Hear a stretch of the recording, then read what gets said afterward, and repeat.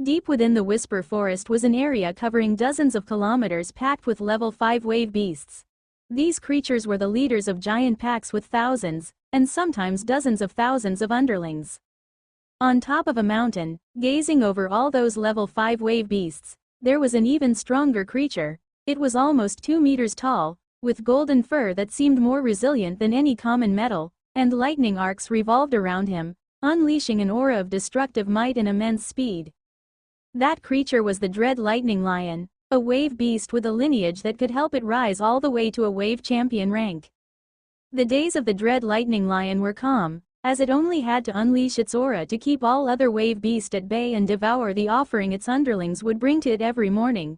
It would only face danger when facing other wave beasts that wanted to take its domain, but thanks to its strength, it never lost.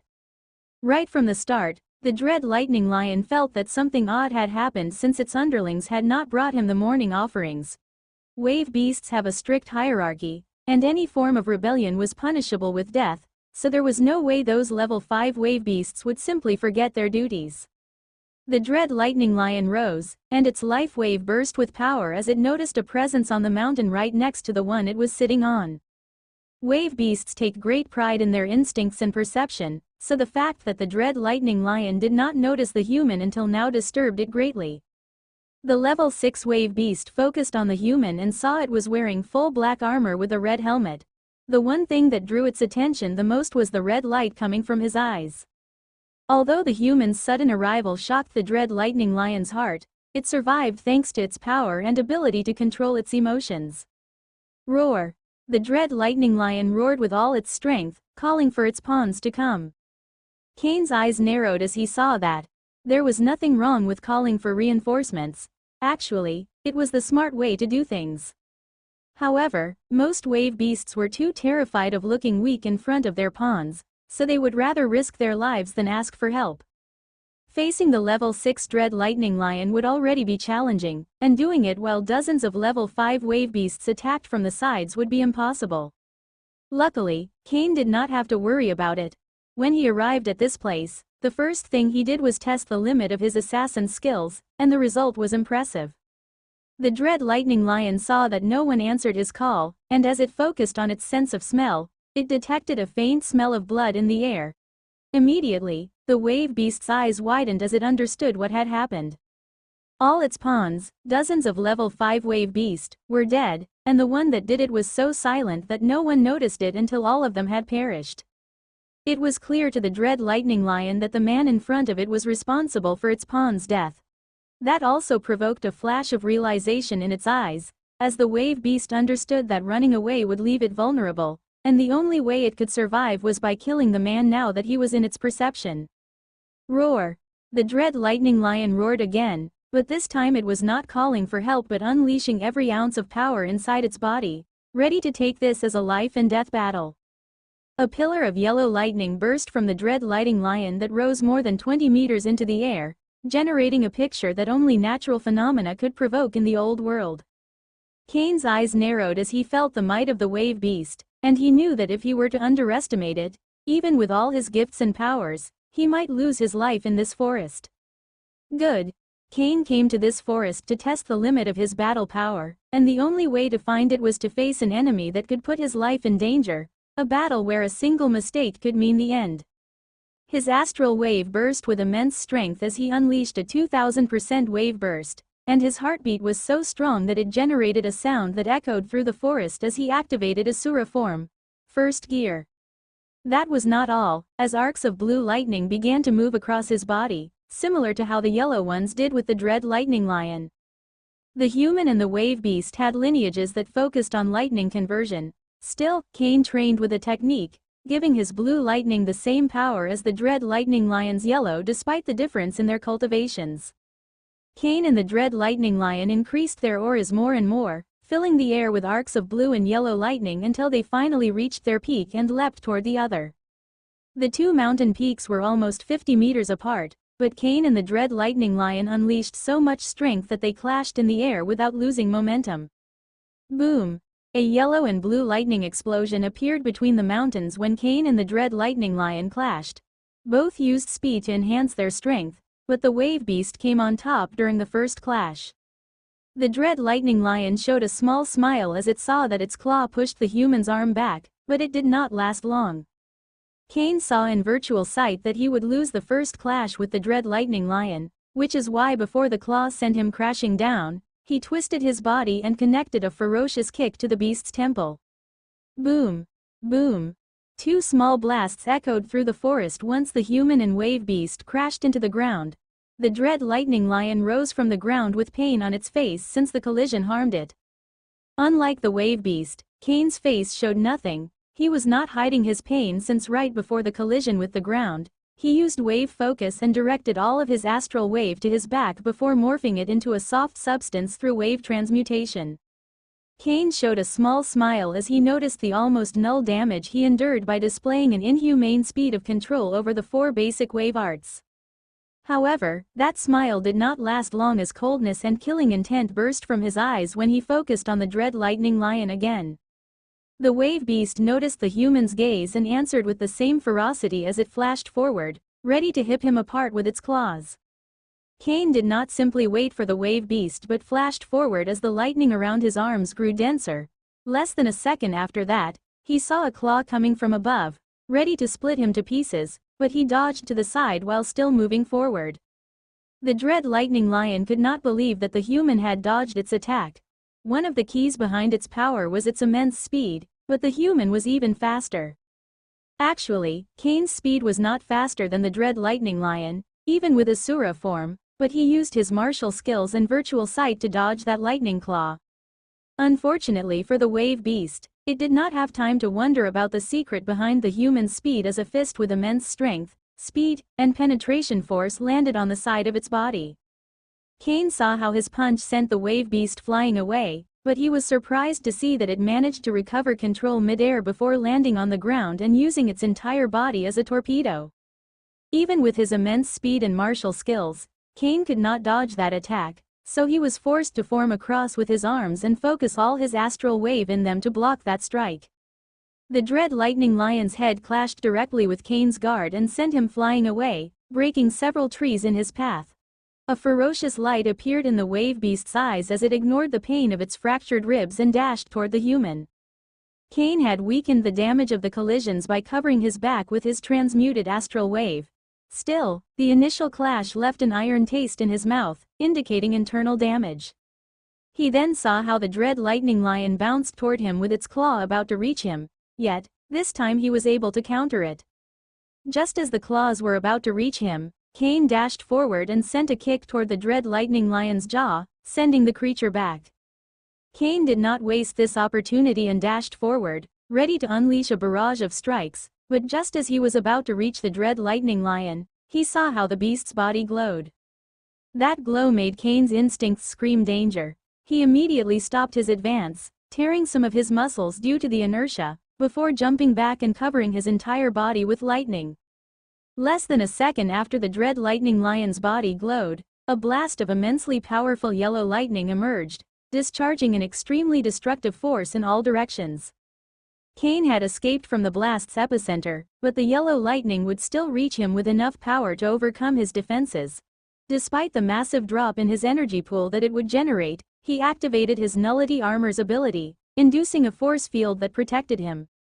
The yellow lightning's blast made Cain feel his entire body would melt, but thanks to all his protection, he escaped without receiving a lethal wound.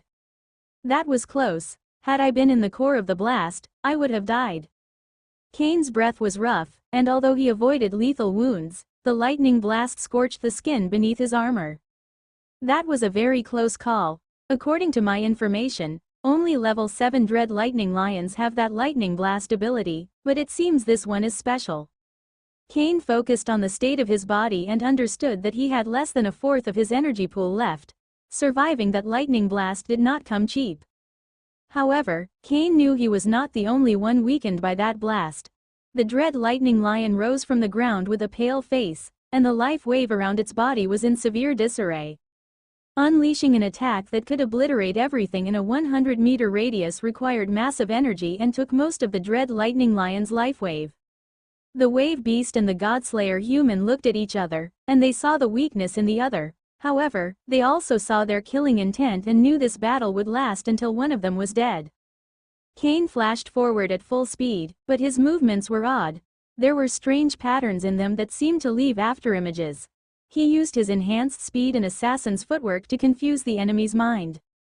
The dread lightning lion's eyes widened with shock as its eyes could not show it the real one.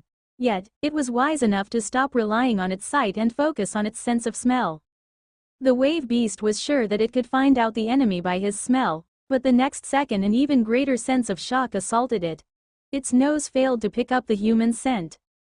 Cain showed a cold smile as he noticed that void breath was an extremely advanced assassin technique that could hide someone's scent. Before the dread lightning lion could get over the shock, Cain tackled it. He used all of his strength and momentum to bring the massive body of the wave beast against large boulders on his path, making deep wounds appear on its back. Cain was about to make the final clash against a small mountain when he noticed how the dread lightning lion opened its maws and attempted to bite his shoulder. He let go of the beast and jumped back to save himself from that deadly bite but ended up in an unstable position, leaving him open for an attack. The dread lightning lion did not lose that chance, and its right claw burst with yellow lightning as it struck Cain's left arm, sending the human flying away. Boom!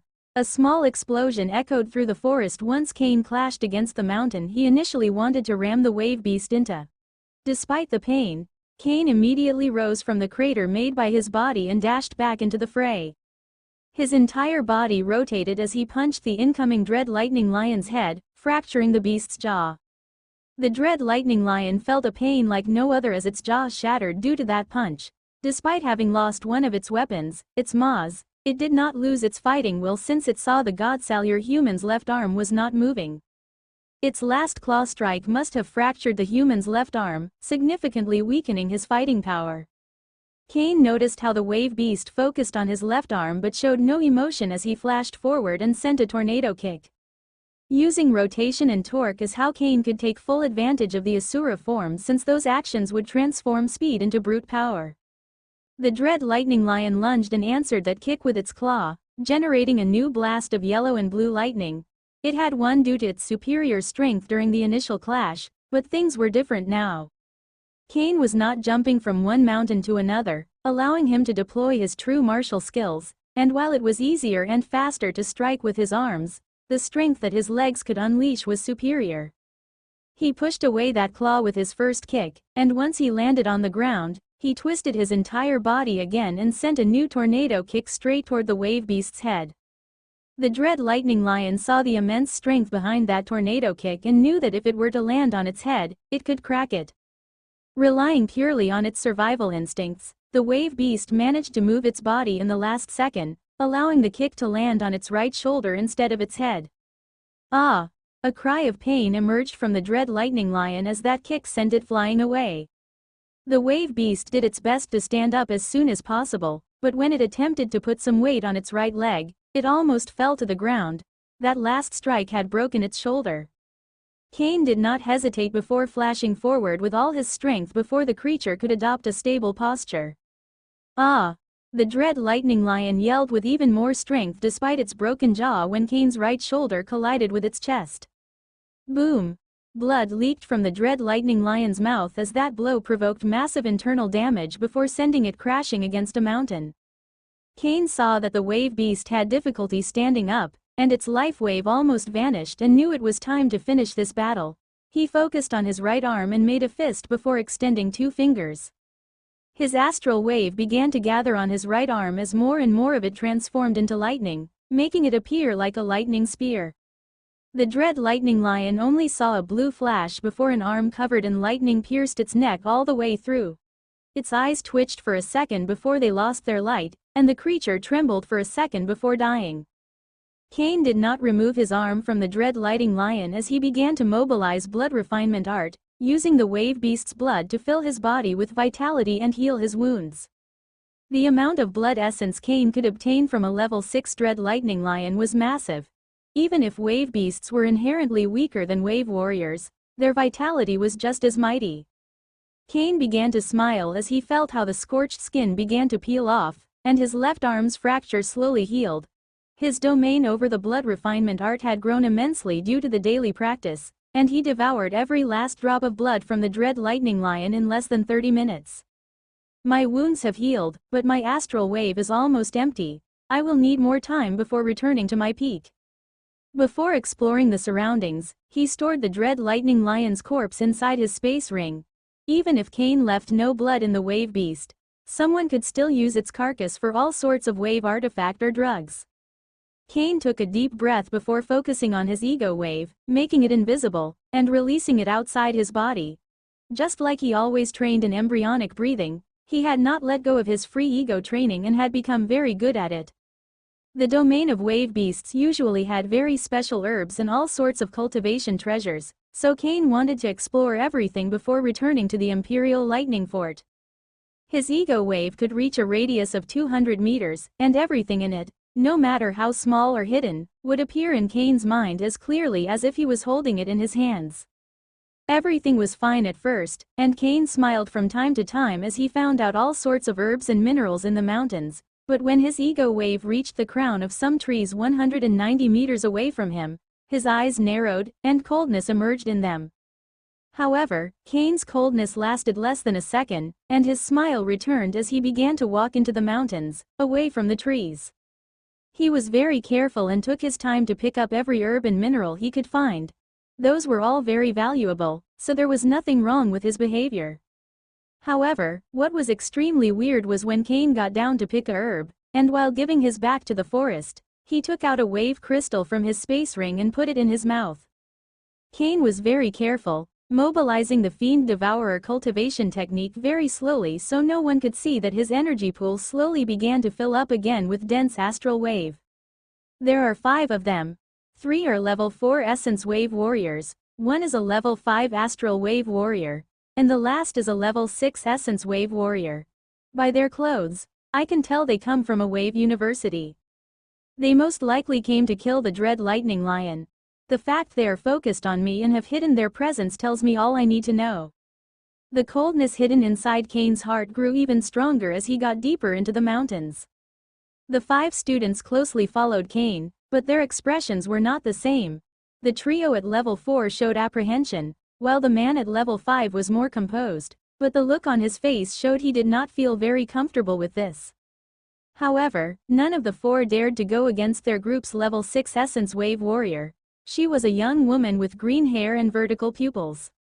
When the level 6 Essence Wave Warrior arrived at this zone, she was surprised to hear those explosions. As she guided the group to move forward quietly, shock appeared when she saw such a young man fighting her mission's target. At first, she was just surprised, but greed appeared in her eyes after seeing how the young man killed the dread lightning lion before using the creature's blood to heal himself. The student knew that getting that technique would be almost impossible, but who knew what kinds of treasures were inside his space ring? If the young man were another student at her Wave University, she would not have been so bold, but that was not the case, and who could say he did not die at the hands of the dread lightning lion? The level 6 Essence Wave Warrior was ready to deploy her jamming device once they were close enough to the young man. Even if this one was strong, the battle with the dread lightning lion should have exhausted him, and she had 4 more people by her side. Once the girl saw the young man getting deeper into the mountain, she pushed her group to move faster since that was a perfect place for them to rain spells at him from high ground. The greed in the girl's eyes almost exploded as she activated her jamming device and reached the other side of the small mountain. Nevertheless, a sense of shock and confusion replaced those emotions. The level 6 Essence Wave Warrior had just seen the young man move to this location, but no one was there. She was not alone in her confusion since the other 4 also thought that they would see the man and had already charged their attacks. Suddenly, the girl's eyes grew sharp as she made her wave cloak burst with all her might, generating powerful winds to cover her body. Watch out! The only reason for the young man to vanish like that was if he already knew they were following him, so the girl immediately entered a battle state thinking that danger was imminent. When the other 4 heard the girl's words, they grew tense, thinking that the young man that single-handedly killed the dread lightning lion knew their intentions and would attack them. The wave cloak of the 4 exploded with immense strength as they pushed their perception to the peak, ready to answer any incoming attack. Despite their young age, the 5 students adopted a tight battle formation that would allow them to enhance each other's strong points while covering their weaknesses. The 5 students remained like that for several minutes, but nothing came. Still, they did not lower their guard, as they knew that an attack could come at any time, and the fact it had yet to happen only proved the enemy's patience. None of them knew that the man they were guarding against had already left those small mountains and headed to the Whisper Forest's exit. Cain could monitor the movements of those 5 with his ego wave, so it was very easy to vanish using void breath once he was out of their perception. At first, Cain had considered killing all of them after figuring out their intentions. Even if the one that drove them in that direction were the level 6 Essence Wave Warrior, when push came to shove, the other 4 would have still attacked him and taken his belongings after killing him. He even came up with a plan. First, Cain would have hidden his presence and secretly hypnotized the 3 level 4 Essence Wave Warriors.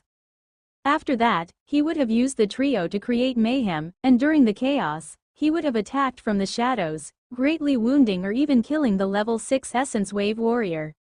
As for the level 5 Astral Wave Warrior, someone like that was no longer any threat to Cain. The only path for that man would have been dying under his might. Of course, things could always go south, but even in that scenario, he was confident enough in his skills and speed to at least run away with his life. Ultimately, the only reason Cain did not kill that group was that he did not need to do it. Not every interaction with a hostile force required him to obliterate them. The number of people that had shown animosity or even killing intent toward him was not small and would continue growing as he advanced on his path of power. Maybe killing that group would have filled him with vigor and some sense of justice since they dared to think of killing him, but a wave of problems would come next. Investigating forces would surely come from that group's university, and since Cain did not hide the fact he came to this place, it would only be a matter of time before they figured out what happened.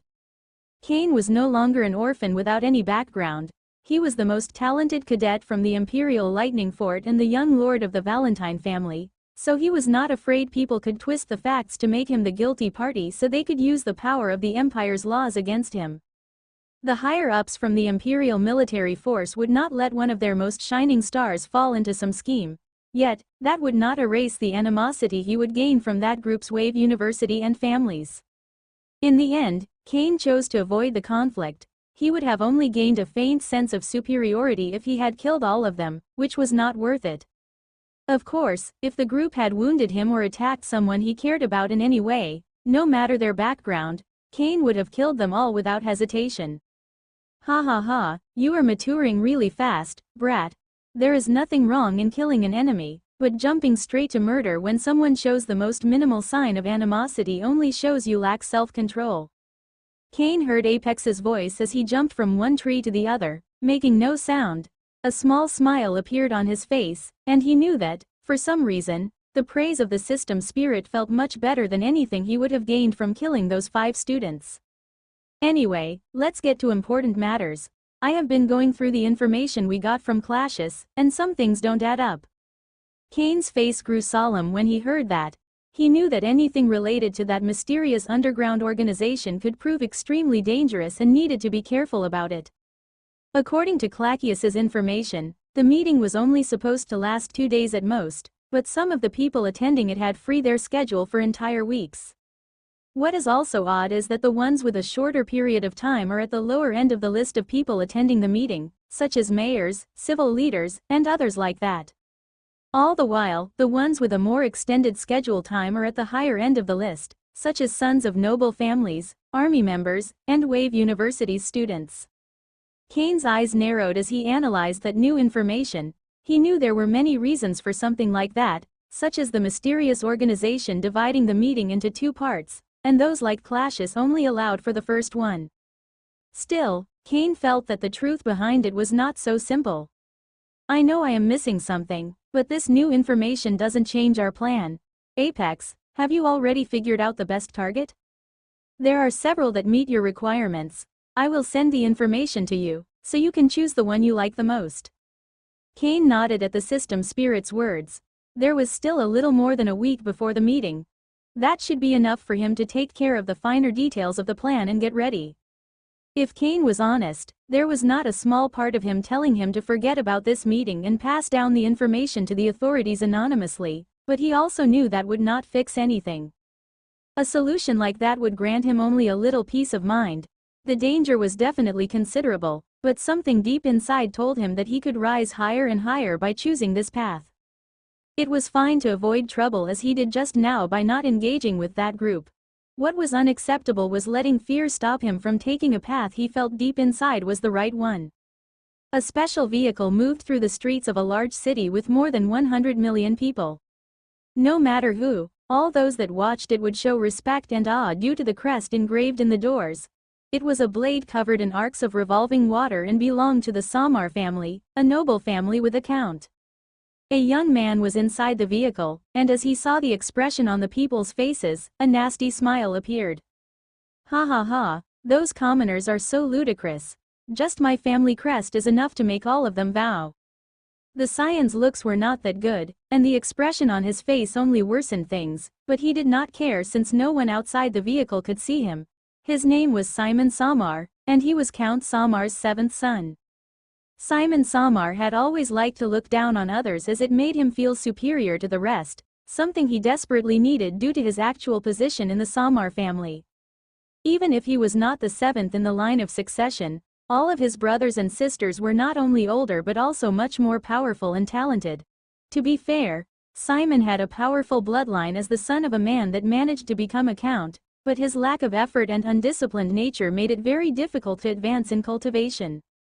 Despite Simon's lineage and resources, he barely reached level 3 at 17 years old, and it seemed that he would fail to surpass the first cultivation bottleneck, preventing him from reaching level 4. Although not all were the same, there was a lot of fighting in noble families, not just between the old generation that wanted to rise higher but also among the young scions that sought to hoard the best resources for them. Someone like Simon, who did nothing but waste time and showed little to no commitment, was considered trash and left with the most basic resources. Of course, in Simon's mind, the disparity between the treatment of him and his sibling had nothing to do with him and everything with jealousy and envy of others. Luckily for him, a mysterious organization contacted him less than a year ago. They promised to provide him with all sorts of unique cultivation treasures and wave viruses in exchange for his loyalty and sharing his family's secrets. Simon did not hesitate to accept their offer. The fact he was essentially betraying his family did not bother him because, in his mind, they betrayed him first. The mysterious organization kept its word, and the resources they sent were so powerful that even though Simon barely trained a couple of hours a week, he managed to advance to level 4 and was already on his way to level 5. A few weeks ago, the mysterious organization commanded Simon to come to a special meeting in a small city. They told him that he needed to free his schedule for a few weeks and that he would return to his family like a new man and get the respect he deserved. The mysterious organization had never lied to Simon, so he was sure they were telling the truth, and his blood burned with excitement and anticipation. As the vehicle left the city's gates and headed forward, Simeon's smile grew wider. The time for everybody to recognize just how amazing I am has finally arrived. Simon uttered those words inside the vehicle as he looked at the only other person inside it. He was a middle-aged man with golden hair, a bulky body, and a large scar on his face. That middle-aged man was a level 5 astral wave warrior that the Samar family assigned as Simon's bodyguard, something very common in noble families. Simon had no worries about revealing things in front of the man since the mysterious organization already took care of it. Although the bodyguard acted as always, there was a command implanted in the deepest part of his mind that stopped him from betraying Simon. Or at least that is what the mysterious organization told the Scion. When Simon looked at the servile expression on the bodyguard, he showed an expression full of contempt. HMPH, Loris, you always acted so high and mighty despite being a mere bodyguard, and now I can do whatever I want with you. The bodyguard only nodded at Simon's words, showing no resistance or other emotions. Having a level 5 astral wave warrior as a slave made Simon feel amazing, and just as he was about to continue tormenting the man, it happened. Boom! The vehicle carrying Simon and Loris was dozens of kilometers away from the city when someone descended from the sky and crashed on the ground before them. Simon was shocked, and his mind froze for a moment as he did not know what to do. He had never faced any real danger in his life, so he was not able to react when he saw a man with black armor and a red helmet appearing in front of his vehicle. The first thing that Simon thought to do once his mind began to work again was to call for help and send Loris toward the enemy, but suddenly he felt two red eyes focusing on him and throwing everything else into darkness. A vehicle with Samar's family crest reached Sarajevo City. That was a small city surrounded by a scorching desert. There were not many resources growing in a place like this, but there were also almost no wave beasts in the surroundings, so it was very peaceful. Due to the current technology of the Godslayer humankind empire, an inhospitable environment like a desert could not make people's life difficult. Still, it was odd to have tourism, but hundreds of people have arrived over the last couple of days, and all of them were special in some way. Of course, the news that hundreds of civil officers and scions from noble families arrived simultaneously in Sarajevo City would have alerted someone, but 99% of them hid their true identities. Simon got down from his vehicle alongside a middle-aged man with black hair and a large scar on his face. He looked at the surroundings, and as he saw the commoners looking in his direction with awe, a contemptuous smile appeared on his face. After having enough of the people's gazes, Simon and the middle-aged man enter the finest hotel in the city. The scion had already made a reservation, and several beautiful women escorted him to one of the finest suites. "Loris, you have one of the cheapest rooms. Wait there until it is time to leave." Simon spoke those words as he laughed with the women by his side. The middle-aged man nodded before focusing on the receptionist, who handed him a key. He then went to his room, and he adopted a meditative position once he reached it. A wave cloak covered his body, and the density and power of this one corresponded to that of a level 5 astral wave warrior. As he trained, parts of his wave would morph into streams of water from time to time, matching the cultivation technique that the Samar family gave to the bodyguard. Simon's debauchery and Loris' training were transmitted to a secret location in Sarajevo City by special cameras that were imperceptible to the naked eyes of wave warriors. It was not just their behavior, the one that was recorded, but the one of everyone in the entire city. Sarajevo City might seem normal on the outside, but it was much more than that. There was not a single corner of it that was not under absolute surveillance. A group of 15 people was in front of screens showing the movements of the hundreds that came to the special meeting. They recorded every single action they took in detail. An old man with golden hair and a stern look was supervising those 15 special investigators. From time to time, special reports would arrive, and he would decide whether they were worth follow-up or should be dismissed. Suddenly, the old man's eyes grew sharp as he focused on a report and waved his hand, making a virtual screen appear in front of him. The more he saw, the colder the look in his eyes grew before a small smile appeared. "So we finally got our first rat. He is pretty good, and if it were anyone else, he might have gotten away, but for someone like me with decades of experience, it is as if you were holding a sign telling me your real identity." The old man wrote some words, ensuring special focus was on that specific individual before carrying on with his work. It would have been easy for him to arrest that person or even straight away go for the kill, but he did not do it. There were more efficient ways of handling people like that. Simon continued his days as expected, not giving any thought to his cultivation. Meanwhile, his bodyguard did what he was supposed to do, training and waiting for his master's command. Only 2 days after their arrival, Simon finally received further instructions on how he and his bodyguard should proceed. The duo gathered in the lobby, and both wore strange helmets that seemed to hide their identities. Simon might not be that smartest, but he knew that the meeting would involve not just the mysterious organization but also others like him that were working for it. The mysterious organization was extremely powerful, and Simon knew he had already sold their soul to them. Still, he did not want others to know his identity since that could prove dangerous. After all, if his family were to find out about his betrayal, they would kill him on the spot. Simon and Loris got into the elevator as instructed, but before they could touch one of the buttons, it began to move on its own and dashed down with a speed that even a level 4 wave warrior would find shocking. It stopped after a few seconds, but Simon was sure they were hundreds of meters underground. Even with the current technological advancements of the Godslayer humankind, building an underground city was a logistical nightmare, so Simon did not expect much. However, a sense of absolute shock assaulted Simon once the elevator doors opened. As the son of a count, he had seen a lot throughout his life, but that sight was incredible. It was a city, not any smaller than the one owned and controlled by the Samar family. Despite being deep underground, natural light came from the ceiling, and the buildings were hundreds of meters tall. The one thing in which this city could be considered different from those above ground was that it had very few people living in it.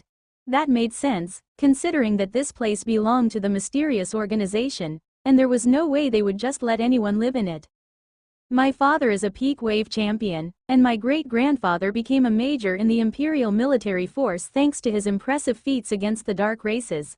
It took all their effort, blood, and wealth to build our home, yet the mysterious organization did something even more impressive. Simon clenched his fist as excitement began to run through his veins. I am sure this is just one of the many underground cities they have across the empire, and their hands might even reach all the way to the capital. The idea of working for such a powerful organization made Simon's body tremble. He was sure that with their help, he could become the next family head of the Samar family. The sound of doors opening, not too far away from him, woke Simon of his thoughts of grandeur, and he saw a couple coming from another elevator. It was a man and a woman, but both wore cloaking helmets, hiding their true appearance. Still, it was not enough to cover the woman's impressive figure. Simon could not stop looking at the woman, and his helmet did not hide the lust emerging from his entire body. The woman noticed it but only sneered before walking away with her guard, not paying any more attention to Simon. That bitch. Simon grew furious as he saw the way that woman treated him. He had such a twisted mentality that he thought the woman should be grateful for his lust. Although the Scion would have wanted to teach the woman a lesson, he did not dare to break the rules of this place. Small criminal groups might be unorganized and act like savages. Nevertheless, any underground organization that managed to prosper to this level must have regulations, and they would enforce them with even more brutality than the Empire itself. Let's go. Simon suppressed his wrath and spoke to Loris as the duo advanced to their final destination, a large building at the center of the underground city. They came across many people on their way, but none interacted with the duo. There was no fear in the citizens, but they kept away from anyone new. Simon attempted to remain calm, but the closer he got to the large building in the center, the more nervous he got. He had no idea what would happen next, and although the mysterious organization had provided him with many lucky chances, things could go south very fast. The path toward the building was long, and Simon could not take any vehicle toward it, having to walk. Anyone smart enough would have figured out that it was done intentionally by the mysterious organization since they could instill a sense of might in the people that came to this place. After almost an hour of walking, Simon and Loris finally reached the building, and it was even more impressive when they were right in front of it. The entire structure was built with what seemed like an obsidian metal, and special surveillance systems monitored every corner of it. Simon took a deep breath as he walked across the gates into the building. The interior was just as amazing as the outside, and when he entered, a young blonde woman with a large smile walked toward him. Welcome. It is a pleasure to meet you, young lord. If you follow me, I will escort you to the 10th floor, where the meeting will soon occur. Simon was taken aback by the woman's beauty and charm, and his body and mind instantly relaxed as they heard her voice. Once again, the mysterious organization's schemes fooled the Scion, and he did not realize the woman's effect on him was due to a technique. There was not much practical gain for the mysterious organization with this type of trick since Simon was already completely under its grasp. The reason was to test the Scion's mental fortitude and adjust their assessment of him. Simon did not even think of asking her name and was about to nod when his eyes lost focus for a second. It was very fast, and no one noticed it since he was wearing a helmet, but after it happened, an urge affected his mind. Before that, could you please guide me to the nearest bathroom? The blonde woman was a little surprised by that request, but while it was odd to ask something like that at this point, there was nothing wrong with it. Sure. The man's bathroom is located on the hall to your left. Simon nodded toward the woman and glanced at Loris before both went toward the bathroom. The blonde woman's eyes narrowed as he saw the duo vanishing into the bathroom. The next second, a virtual screen appeared in front of her, showing both Simon and Loris using the urinals. There were several angles, so there was no way Simon and Dolores could do anything inside the bathroom without her noticing it. She did not find anything suspicious in Simon and Dolores' behavior, but even so, she did not let the duo out of her sight. That level of dedication and responsibility was something the mysterious organization honed in the woman's personality since birth. If that was the indoctrination they employed even in their lowest members, one could only imagine what those at the higher ranks went through. The woman saw Simon and Dolores leave the bathroom, and she shut down the virtual screen when they were back in her sight. "Sorry for the delay." "No problem at all, young lord. Please follow me." The blonde woman kept smiling at Simon as she guided the duo toward a teleportation matrix. Simon was surprised when he saw the transportation method used in this building. Not even the home of his family had teleportation matrices. When it came to efficiency, they were not much better than a simple elevator, but they provided incredible security. You could shut it down, stopping invaders from going to the upper floors, or do it once they were already there, trapping them. Creating a teleportation matrix, even the most basic, required expertise that even Grand Wave crafters did not have.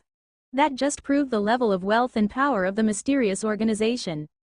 The blonde woman guided Simon and Dolores toward the matrix and saw the duo vanish before going back to the entrance of the building. Simon and Dolores saw an intense flash before appearing in a massive black room. There were no windows or any other physical exit, and the only light source was shining spheres floating on top of them. There were already dozens of people inside the room, and many were using cloaking helmets. The rest also covered their faces, but they did it with robes or other devices that could only trick the human eye. Simon was curious about the people's real identity, but soon all his focus concentrated on the old man at the head of the room. It was not just Simon that focused on the blonde-haired old man. Everybody in the room soon turned to him, since not only was he accompanied by a dozen warriors wearing the same golden armor, but his own aura was shockingly powerful. The old man did not say a word and kept looking at the people present with eyes that seemed capable of figuring out their deepest secrets. More and more people were reaching the 10th floor of the building, and one way to split them would be the quality of hiding devices. It was clear that the ones with cloaking helmets possessed greater wealth. Everybody kept their distance from each other, since even if they were working for the same organization, they were all criminals to a certain point. The blonde old man remained silent until the final person arrived. Only then did he unleash a wisp of his aura, drawing the attention of the entire room. "Since everybody has arrived, let me welcome all of you to Sahara City, the true Sahara City. My name is Orlando. I know all of you have questions about why we summoned you, and I will answer them in time, but before that, let me show you just a glance at the true nature of our mighty organization."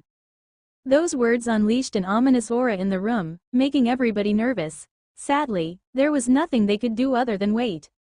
Orlando took a blood crystal sphere of his space ring and then crushed it, unleashing a red shock wave that spread across the room at supersonic speed. Simon was shocked by that red shock wave, and even if he was a level 4 wave warrior, there was no way he could have dodged something that moved faster than the speed of sound. Luckily for Simon, the red shock wave did not harm him. Other than some slight discomfort, there was nothing wrong. Was he just showing off? That thought crossed Simon's mind when he heard it. "Ah, help me, it hurts." Simon's eyes widened as he saw people falling to the ground with an expression of utter agony. They were suffocating, and their skin turned red as they bled from every single orifice in their bodies. It was the first time Simon had seen something like that in his entire life, and his body could not stop trembling. Those people were enduring agony so immense that some were bashing their heads against the ground, hoping to end their lives faster. The idea that it could happen to him was more than Simon could endure, and he almost ran toward the magic matrix to get out of this building, but he saw that it was no longer active. "I am trapped." It was not just Simon who thought that, but many others.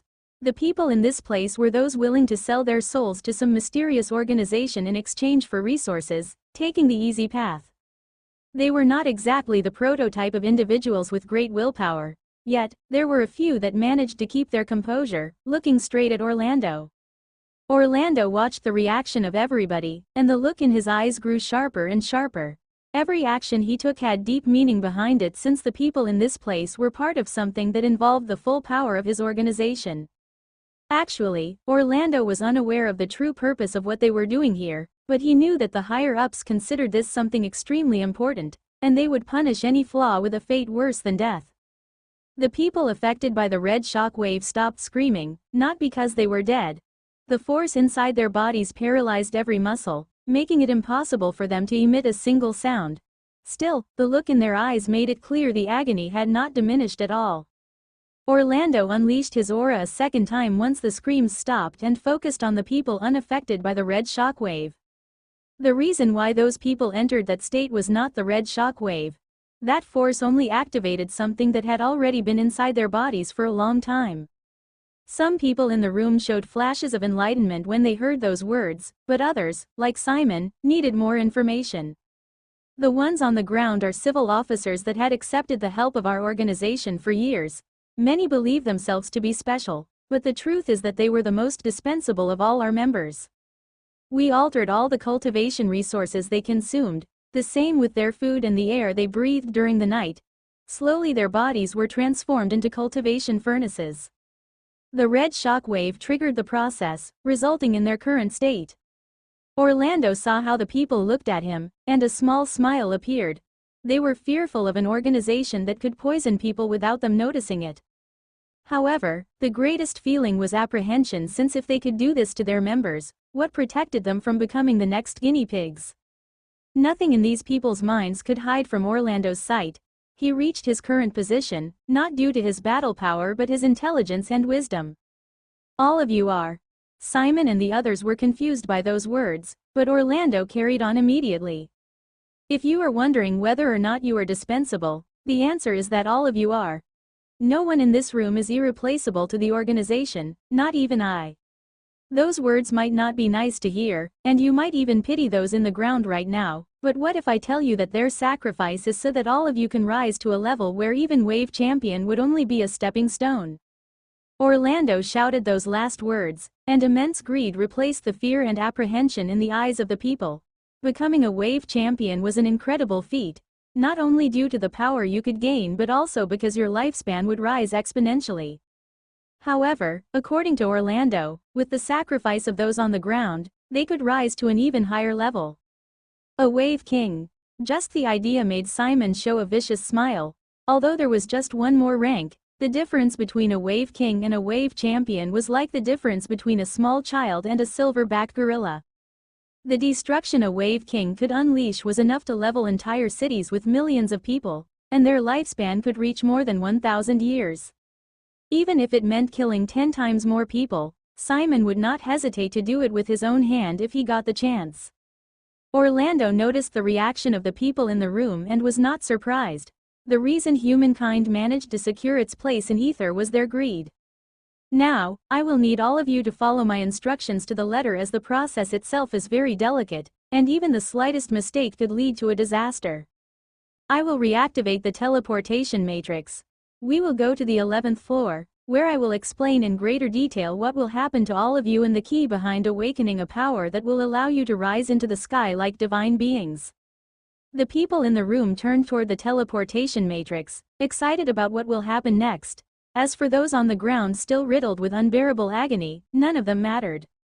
Orlando was about to activate the teleportation matrix when his hand froze in the air. Oh, right. Before we go to the 11th floor, we should take care of some pests. Those words alerted Simon, and when he focused on the old man, he saw this one looking in his direction, and his entire body froze with fear. He did not know what was happening, but if Orlando saw something wrong, it could lead to him sharing the fate of those on the ground. Luckily for Simon, as he got a better look, he saw that Orlando was not focusing on him but on the duo behind him. It was the duo that he saw when he arrived in this room. The young woman looked back at Orlando, and unlike Simon, she was able to remain calm under the old man's gaze. I don't know what you are referring to, sir. I received an invitation to this meeting just like everybody else. She did not just use those words but also took out her cloaking helmet, showing her real appearance, hinting there was nothing to hide. Orlando showed an even greater smile when he saw how calm the woman was. Your disguise is flawless, and you even find a way to simulate the density and style of your target's essence wave. Just looking at you, And even if I were to scan your body, there would be no difference between the two, but you made a critical mistake. Your behavior, temperament, and aura are those of a seasoned warrior, not a pampered child that never worked a day in her life. Your behavior, temperament, and aura are those of a seasoned warrior, not a pampered child that never worked a day in her life. The people in the room were already moving away from the young woman after Orlando spoke those words. None of them had any connection with her, and they would not risk enraging such a powerful organization just for a pretty face. The young woman and her bodyguard were alone, but despite the overwhelming pressure, neither lost control. I am sure such a powerful organization like this kept an eye on all its future members and should have known that I spent the last 6 months in reclusive training. Solitude can change a person, especially if they rediscover themselves during that journey. Orlando kept smiling as he heard that, and after a moment, he softly nodded. It is true that solitude can change humans. After all, we are sociable creatures. The woman's eyes narrowed as she heard that. Orlando agreed with her, but the look on his face made it clear he still considered her a spy. The man by my side is my bodyguard, who you have hypnotized, so he would follow my command without hesitation and never reveal sensitive information about me. However, I am sure that the primary directive in his mind is to be loyal to the organization. Since he kept following my orders, should not that be enough to prove I am who I say I am? After that, many people in the room began to look between Orlando and the young woman and were not sure that she was really a spy. Now that she mentioned it, they all turned toward their guards and understood she was most likely right. In that case, there was no way her bodyguard would still be by her side if she were a spy. The reasoning and wisdom in the young woman's words only made Orlando's smile grow wilder. You are impressive. How disappointing that you already sealed your fate by coming to this place. First of all, we hypnotize the guards so that they obey whom we told them, and if one of you had attempted to betray us, they would have killed you. However, if you trick them into thinking you are the person you supplanted, they will obey you. Hypnosis is powerful but is not omnipotent, and mistakes can happen. At the end of the day, it is like I say, everything falls into your behavior. Habits that you don't even know you have. Orlando waved his hand, and a virtual screen appeared on top of him, showing the young woman entering her room. There was one segment that repeated over and over again. It was the moment she closed the door and immediately took a step to the side. Every time you enter a room, you move your body outside the door, positioning yourself behind the frame, the most solid point in the structure. That would save your life if an attack came from behind the moment you closed the door. You did it with speed too fast to be a movement you recently learned and must have been ingrained in your behavior to the point that it became an instinct. Now, how could a pampered child that spent the last 6 months in reclusive training could have learned that? The moment Orlando finished with his words, the guard beside the young woman unleashed his wave cloak and pushed his wave burst to the limit before punching forward. That attack was ferocious, and gales around the guard's body enhanced his speed, but they did not end there. A sharp wind revolved around his arm, transforming this one into a drill that flashed toward the young woman's head. Simon was the closest to the young woman and could feel the might of the guard's astral wave. His astral wave is much denser than mine or Loris. He is a level 6 astral wave warrior. Simon was shocked as he realized the man's strength, making him wonder just what type of noble family would give a guard with such power to some low-level scion. That only made Simon even more curious about the spy's identity and that of the person she was supplanting. Even if he saw her face, that did not mean he would know who she was. After all, the collapsing lightning sector was gigantic, with hundreds if not thousands of noble families. Everybody expected that the guard's tornado fist attack would kill the young woman since her aura was average, and she did not seem particularly strong. However, just as the fist was about to land, her eyes grew cold, and her true aura exploded. An essence wave that sent the entire room into chaos burst from the woman's body, and gales even more potent than those of the bodyguard covered her body. She skillfully took a step back, dodging the tornado punch and putting some distance before raising her fist. It happened extremely fast, and the only thing the scions in the room saw was the young woman raising her fist before opening her palm and unleashing an invisible force that projected the bodyguard toward a wall at shocking speed. There was a massive indentation in the bodyguard's chest, and he was bleeding from his eyes and ears. Whether or not he was alive was hard to tell, but that mattered little to this point for the Saiyans. They only cared that the young woman neutralized the level 6 astral wave warrior in a single attack. Simon saw that, and before he could figure out what was happening, Loris grabbed him and jumped back toward the teleportation matrix. Loris' behavior was not odd as the bodyguards of everybody else did the same, protecting their masters.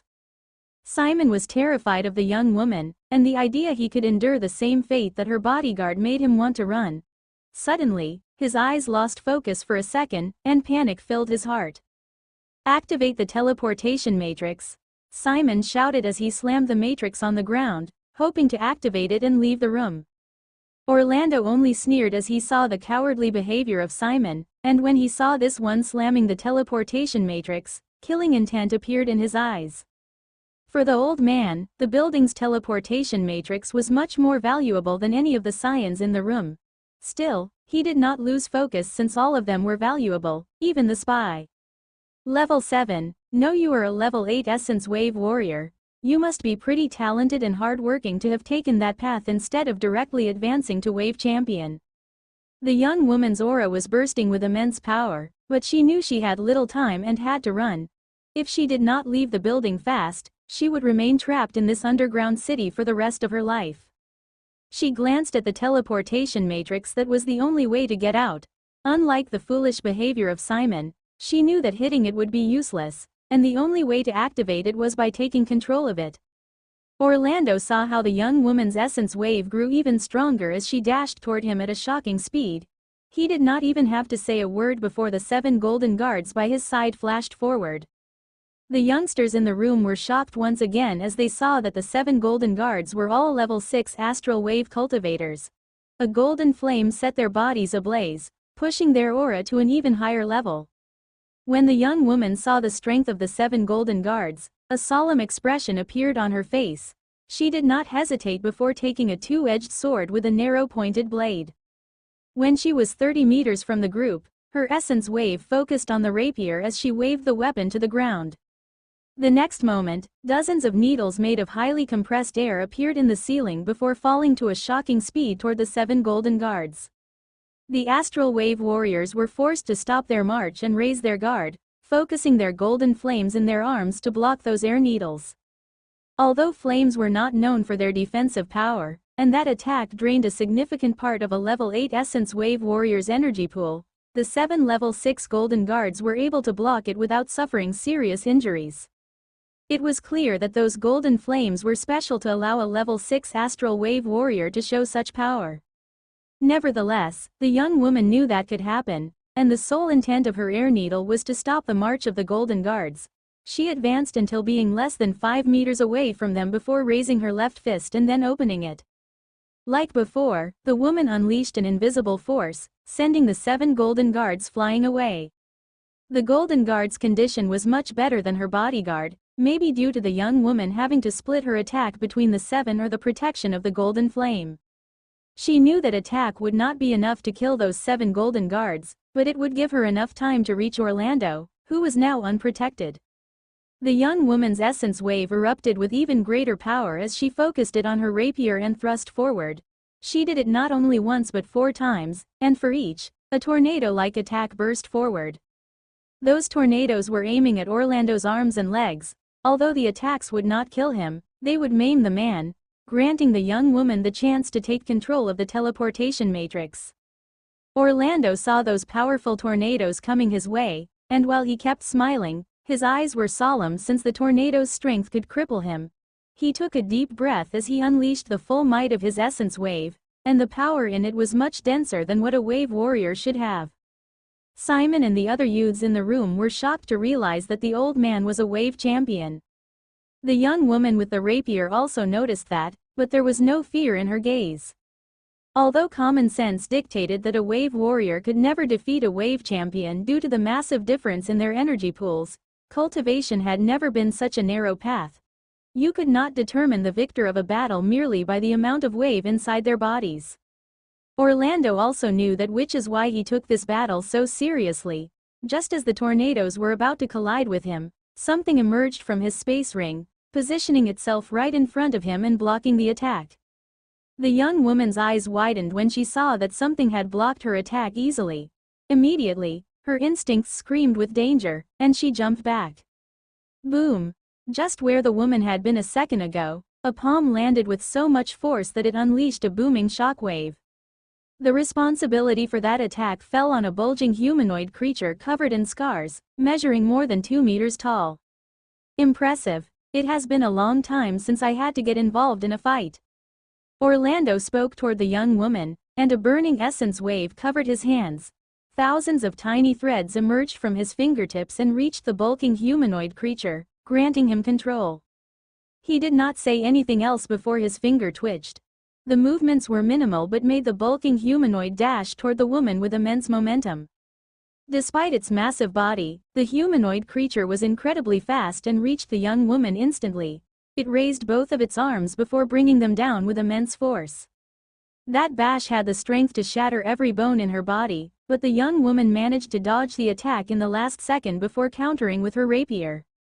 The winds around her body gave her impressive speed, but her rapier failed to surpass the defenses of the bulging humanoid.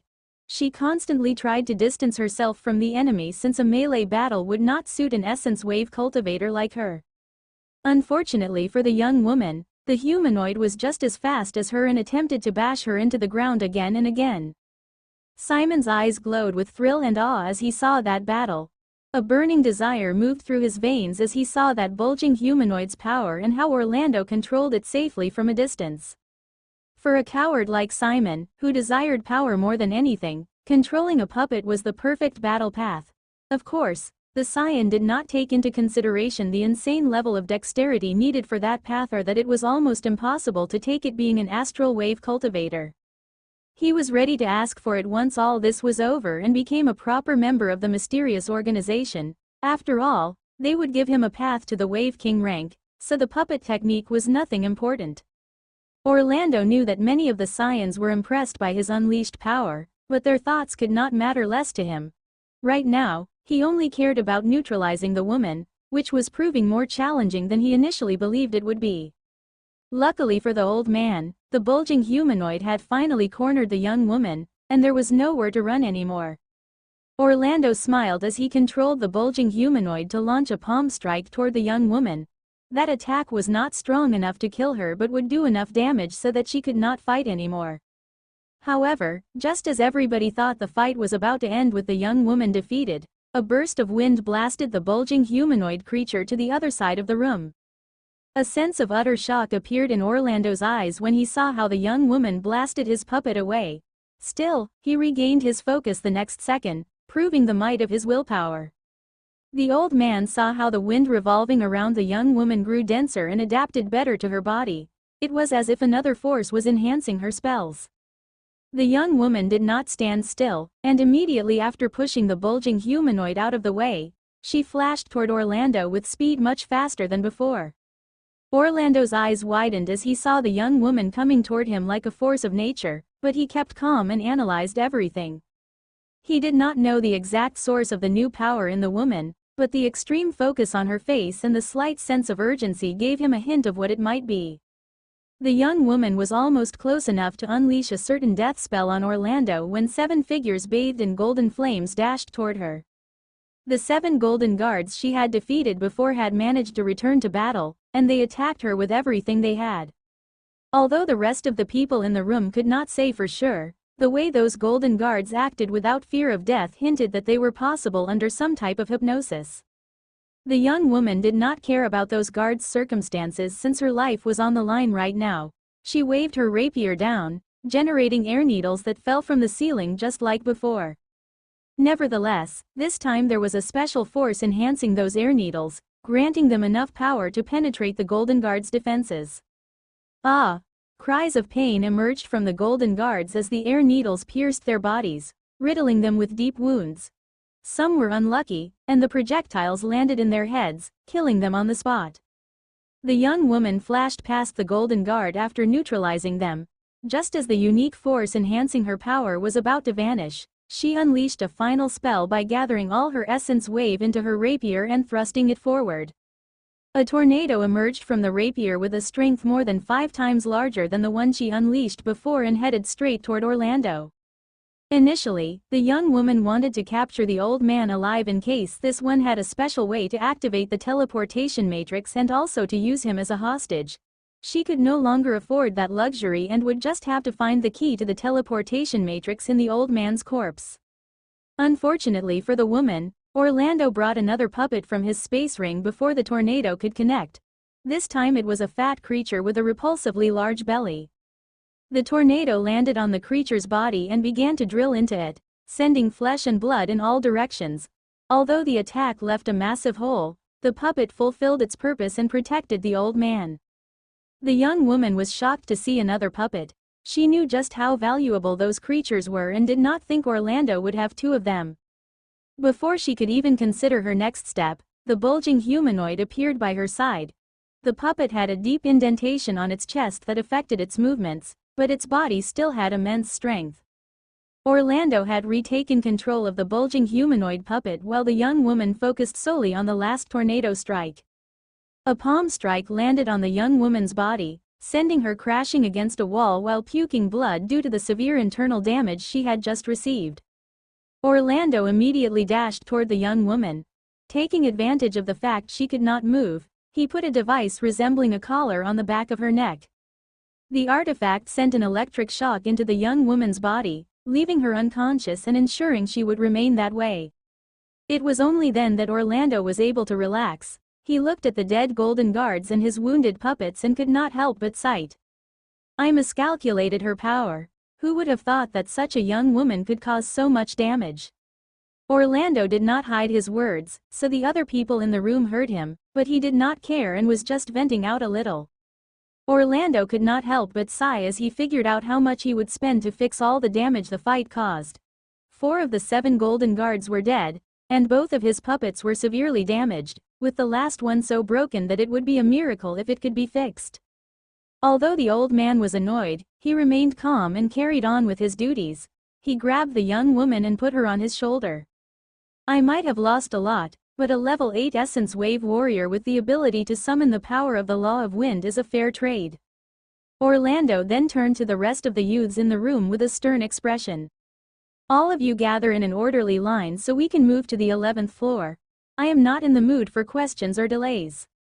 None of the youths dared to question Orlando and immediately did as he told them to. The old man was a wave champion with powerful puppets under his control, and none of them could face him. Once the youths were ready to advance to the 11th floor, Orlando waved his hand and reactivated the teleportation matrix. Immediately after that, the teleportation matrix began to glow, and people with lab coats emerged. They did not say a word before moving toward the people bleeding from their eyes on the ground.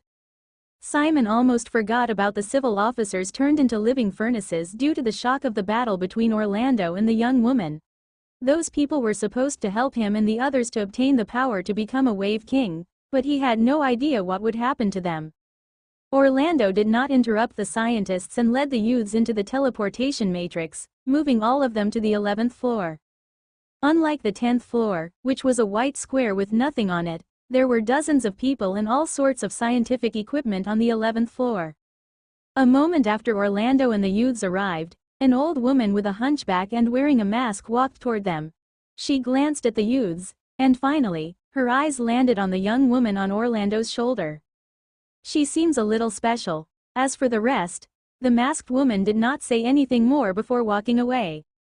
The youths could feel the disdain in the masked woman's voice, but there was no way out at this point. If they were to try to fight back or run, Orlando would not have to do anything, as their own guards would take care of them. Orlando glanced at the youths, and they all followed the masked woman to another room on the 11th floor. There were no people in the new room, but there were 18 recovery capsules, one for each. However, what truly drew the youths' interest was the giant cauldron behind the capsules. The cauldron was not a fairy tale artifact, old and full of cracks, but a metallic construct with all sorts of intricated matrices. As for the reason why the wave crafter chose to give it that form, no one knew. Listen up, and listen carefully. I am not fond of explaining my experiments, especially to a bunch of children who cannot understand their magnificence, but your chances of success will improve if I do it." Although the words of the masked woman were humiliating, all the youths focused their attention on her since this could determine whether they lived or died. "You will enter the recovery capsules. After that, a refined bloodline will fill the capsules before coursing through your body. Your genes will enter a state of accelerated mutation, trying to adapt to the new bloodline. If you succeed, you will awaken a new lineage, one with the power to raise your talent to the Wave King level." The masked woman paused at this point and turned toward the youths, who were full of excitement and thrill. "There were many ways to improve your talent, but the most basic one was obtaining a powerful lineage. Unlike the enhanced talent granted by forming a solid foundation during your cultivation, you did not need to work for a lineage, something really in tune with these youths' personalities. They would only need to let their bloodline enhance their bodies and energy pool by eating and sleeping." Orlando saw the exhilaration in the youths, and he almost shook his head. If obtaining such a powerful lineage were so easy, why would the mysterious organization give it to a couple of brats that lacked discipline and not to its own members? Of course, the blonde old man did not say a word, and if these youths wanted to live in fantasy land, he would let them. "I will warn you, the process can become extremely painful, but you must do your best to remain conscious and guide your genes to adapt to the new bloodline instinctively. If you fall unconscious, the chances of success will drop significantly." That was the last thing the masked woman said before waving her hand and opening the recovery capsules. Some youths knew the woman must be hiding something from them, but there was little they could do at this point, and it was clear she would not be answering questions. "Take out your clothes and get into the capsules. The men first and then the women. The crystal of the recovery capsules will turn opaque once closed, so all of you don't have to worry about people looking at your naked bodies." The masked woman did not really care about the sense of purity of these youths, but things would go better if they were relaxed. She did not waste time and made all men undress and get into the recovery capsules. Once the men were inside the capsules, they scanned their bodies and sent the information to the masked woman's AI chip. Their information appeared immediately in front of her, except for one that had a delay of 1 second. The masked woman frowned when she saw that and turned toward the youth whose information had a delay. Simon began to tremble when he saw the masked woman focusing on him, and he attempted to cover his body awkwardly. When the masked woman saw Simon's cowardly behavior, she relaxed since there was no way someone like that could be tricking them. She waved her hand, and the capsules closed before the crystal turned opaque. It was then the turn of the women. They removed their clothes as fast as possible before getting into the recovery capsules. Orlando undressed the young level 8 Essence Wave warrior before putting her into a capsule. He looked at her for a moment, but there was no lust in his eyes, only a contemplative light. In the end, the old man only shook his head and decided against taking out the paralyzing collar in the back of her neck. Although her probabilities of success were almost null if she was unconscious, Orlando knew she would try to get free the moment she woke up, and her power might grant her a chance. The recovery capsules with the women closed down, and the moment that happened, scientists began to enter the room with stretchers carrying the living furnaces. One of the scientists, a young man with 2 vertical scars above his eyes, walked toward the masked woman and bowed before speaking. "Lady Morgana, there are a total of 172 living furnaces. Should we process?" As soon as the masked woman nodded, the scientists began to throw the naked living furnaces into the giant cauldron before connecting this one to the recovery capsules. The giant cauldron began to glow as its magic matrices got into effect, and its interior began to reach an immense heat. It was impossible to say what was happening to the people inside the artifact, but it did not take long for a potent smell of blood to inundate the room. All those people that the mysterious organization had transformed into living furnaces were in unbearable agony, so no matter how scorching the heat was, surely they were all happy the pain finally ended. The scientist with the scars and 2 more remained in the room, watching the giant cauldron while the rest grabbed the stretchers and left. Minutes passed, and the scent of blood became more and more intense. Before long, a red liquid emerged from the cauldron and began to fill the 18 recovery capsules. None of the youths knew that the new bloodline circulating inside their bodies came from the living furnaces. Although it was not the same, they were consuming the blood of other humans, technically making them cannibals. Less than a minute after the capsules were full, groans of pain emerged from them, and they grew stronger. Come on, my little guinea pigs. The more you endure, the more useful data I will get. The masked woman smiled as she stared at the recovery capsules and the data reaching her AI chip. Morgana, I am curious. Just what type of chance do they have of success? Orlando spoke as he looked at the giant cauldron sending more and more blood into the recovery capsules. Ha ha ha, success? There is none. The masked old woman could not help but laugh as she heard Orlando's question. That answer surprised Orlando. He knew that they were experimenting on these youths, and they were all disposable assets, but the fact there was no chance for them to succeed surprised and confused him. Morgana saw the curiosity in the blonde old man's eyes, and since she was in a good mood, she chose to share a little. This is just the first clinical trial of the first phase of the Olympus project. The sole goal of this experiment is to gather as much information as possible from them so we can use it in the second clinical trial, and so on. Orlando's eyes widened a little as he heard that, and the curiosity in his gaze only increased. Whatever the Olympus project was, it involved massive resources and manpower.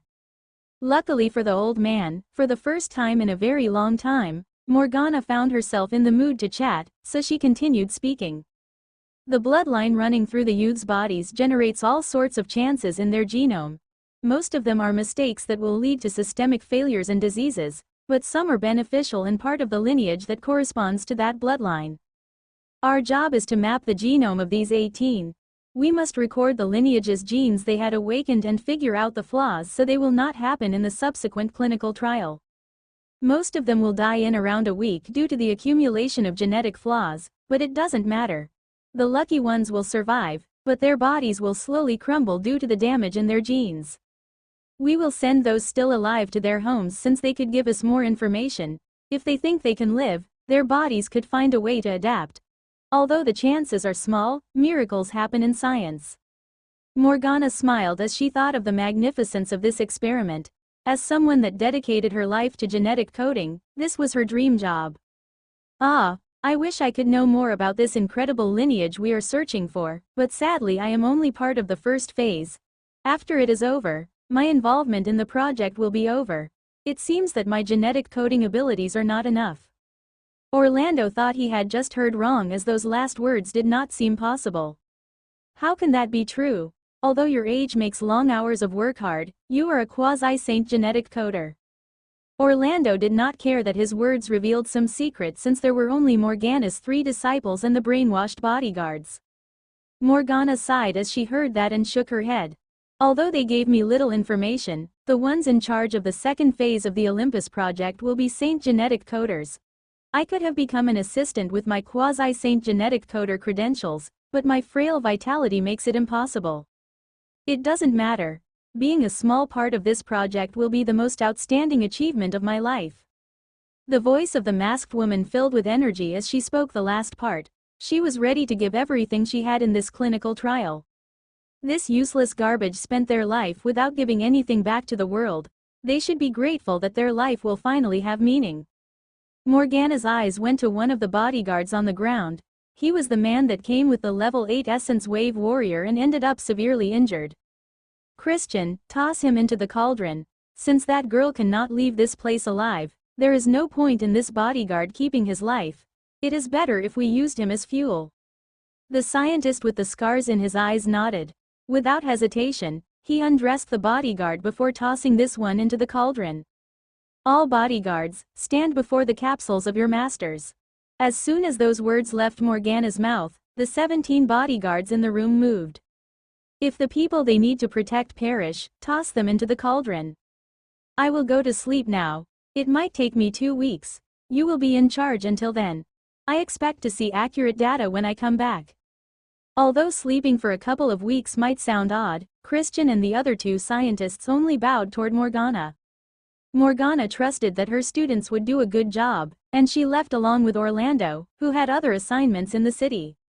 Christian and the other 2 scientists were extremely diligent with their work, analyzing every piece of information that reached their AI chips and discussing it among themselves. The way the trio discussed genetic coding was unlike what one could find in a class administered by the Imperial Military Force. They described procedures that broke any ethics code and were truly cruel. Although the concept of ethics in the Godslayer humankind empire was unlike the one spread across the old world, where the idea of a divine being looking over us affected our decision-making, there was still a consensus around it. Using human lives to figure out genetic chains was a clearly unethical use of genetic coding. Yet, the mysterious organization for which the trio worked did not have a problem with it.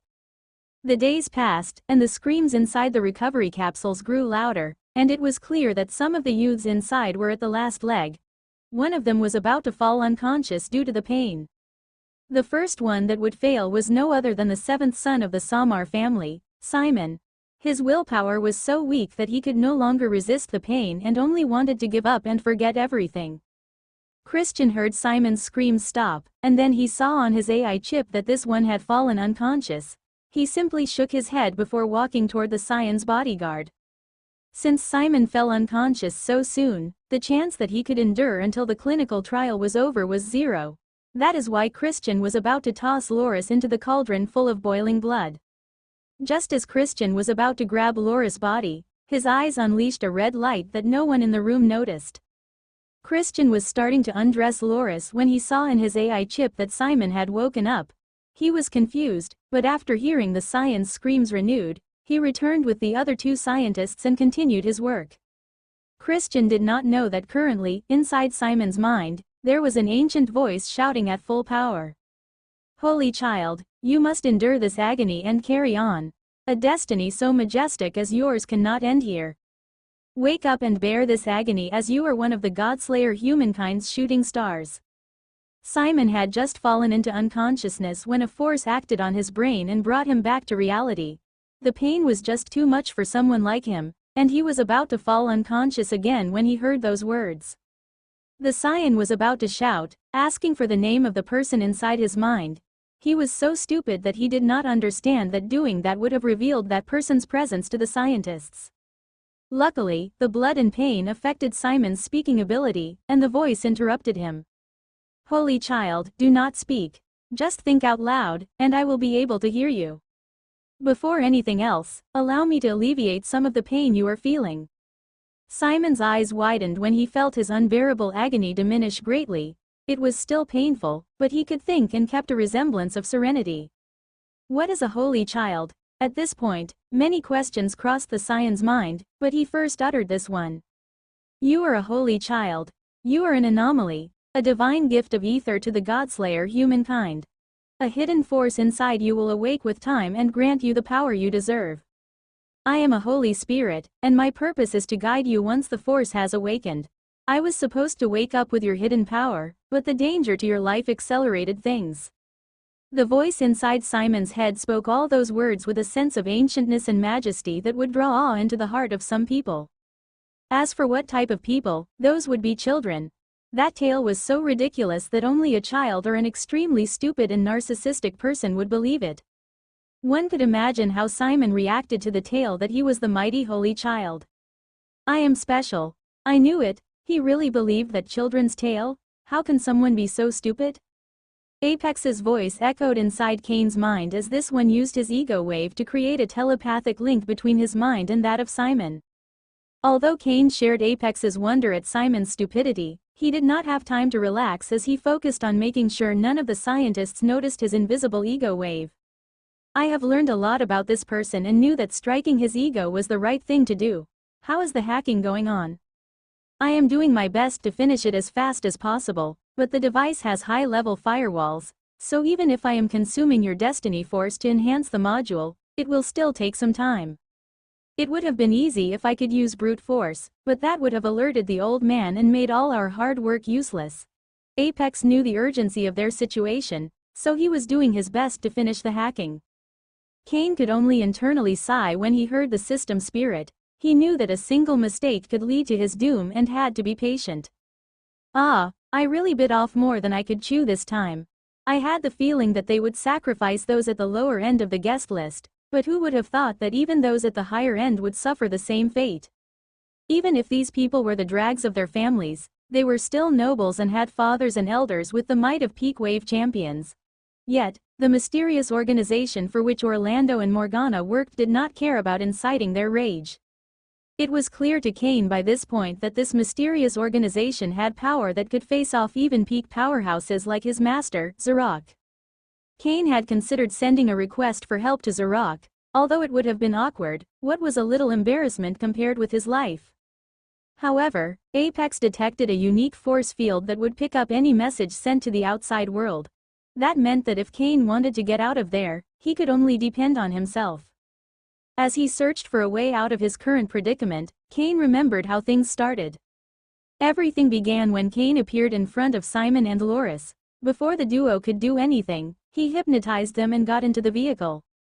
The vehicle moved on its own towards Sahara City while Cain interrogated both Simon and Loris until he knew every secret of the duo.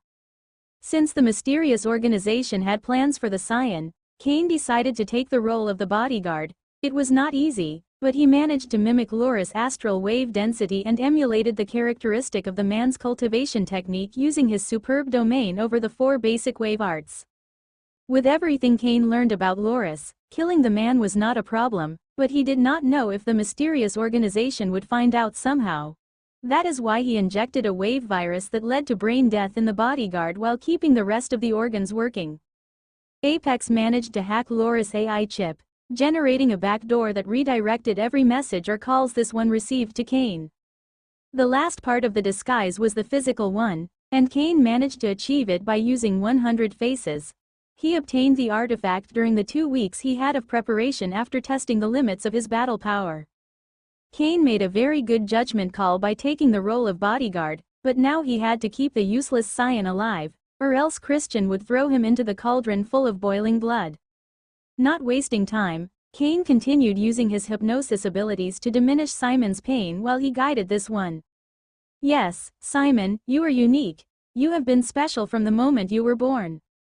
Although you are facing a calamity, there is good news. If you surpass it, the hidden power inside you will finally awake. Simon could not stop his body from trembling as the idea of awakening his dormant power filled him with an immense thrill. Cain noticed the state of the Scion and carried on.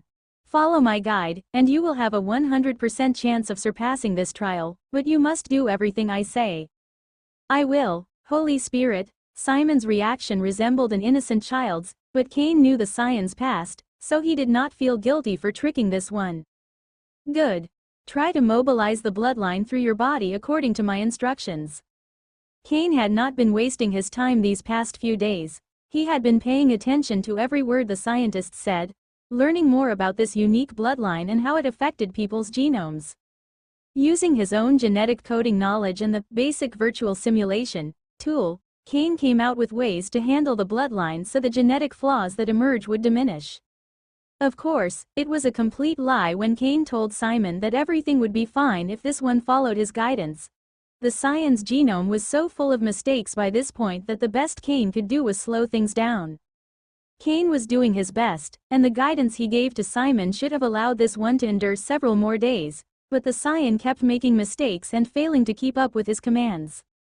Holy child, that is not what I told you to do. I know, but I thought this could work better. It was as if the hidden force inside me was telling me to do it. When Cain heard Simon's thoughts, he almost went berserker. It took everything inside him to keep calm and carry on. I see, don't trust your instincts too much, holy child, as the hidden force inside you is still dormant and could make mistakes.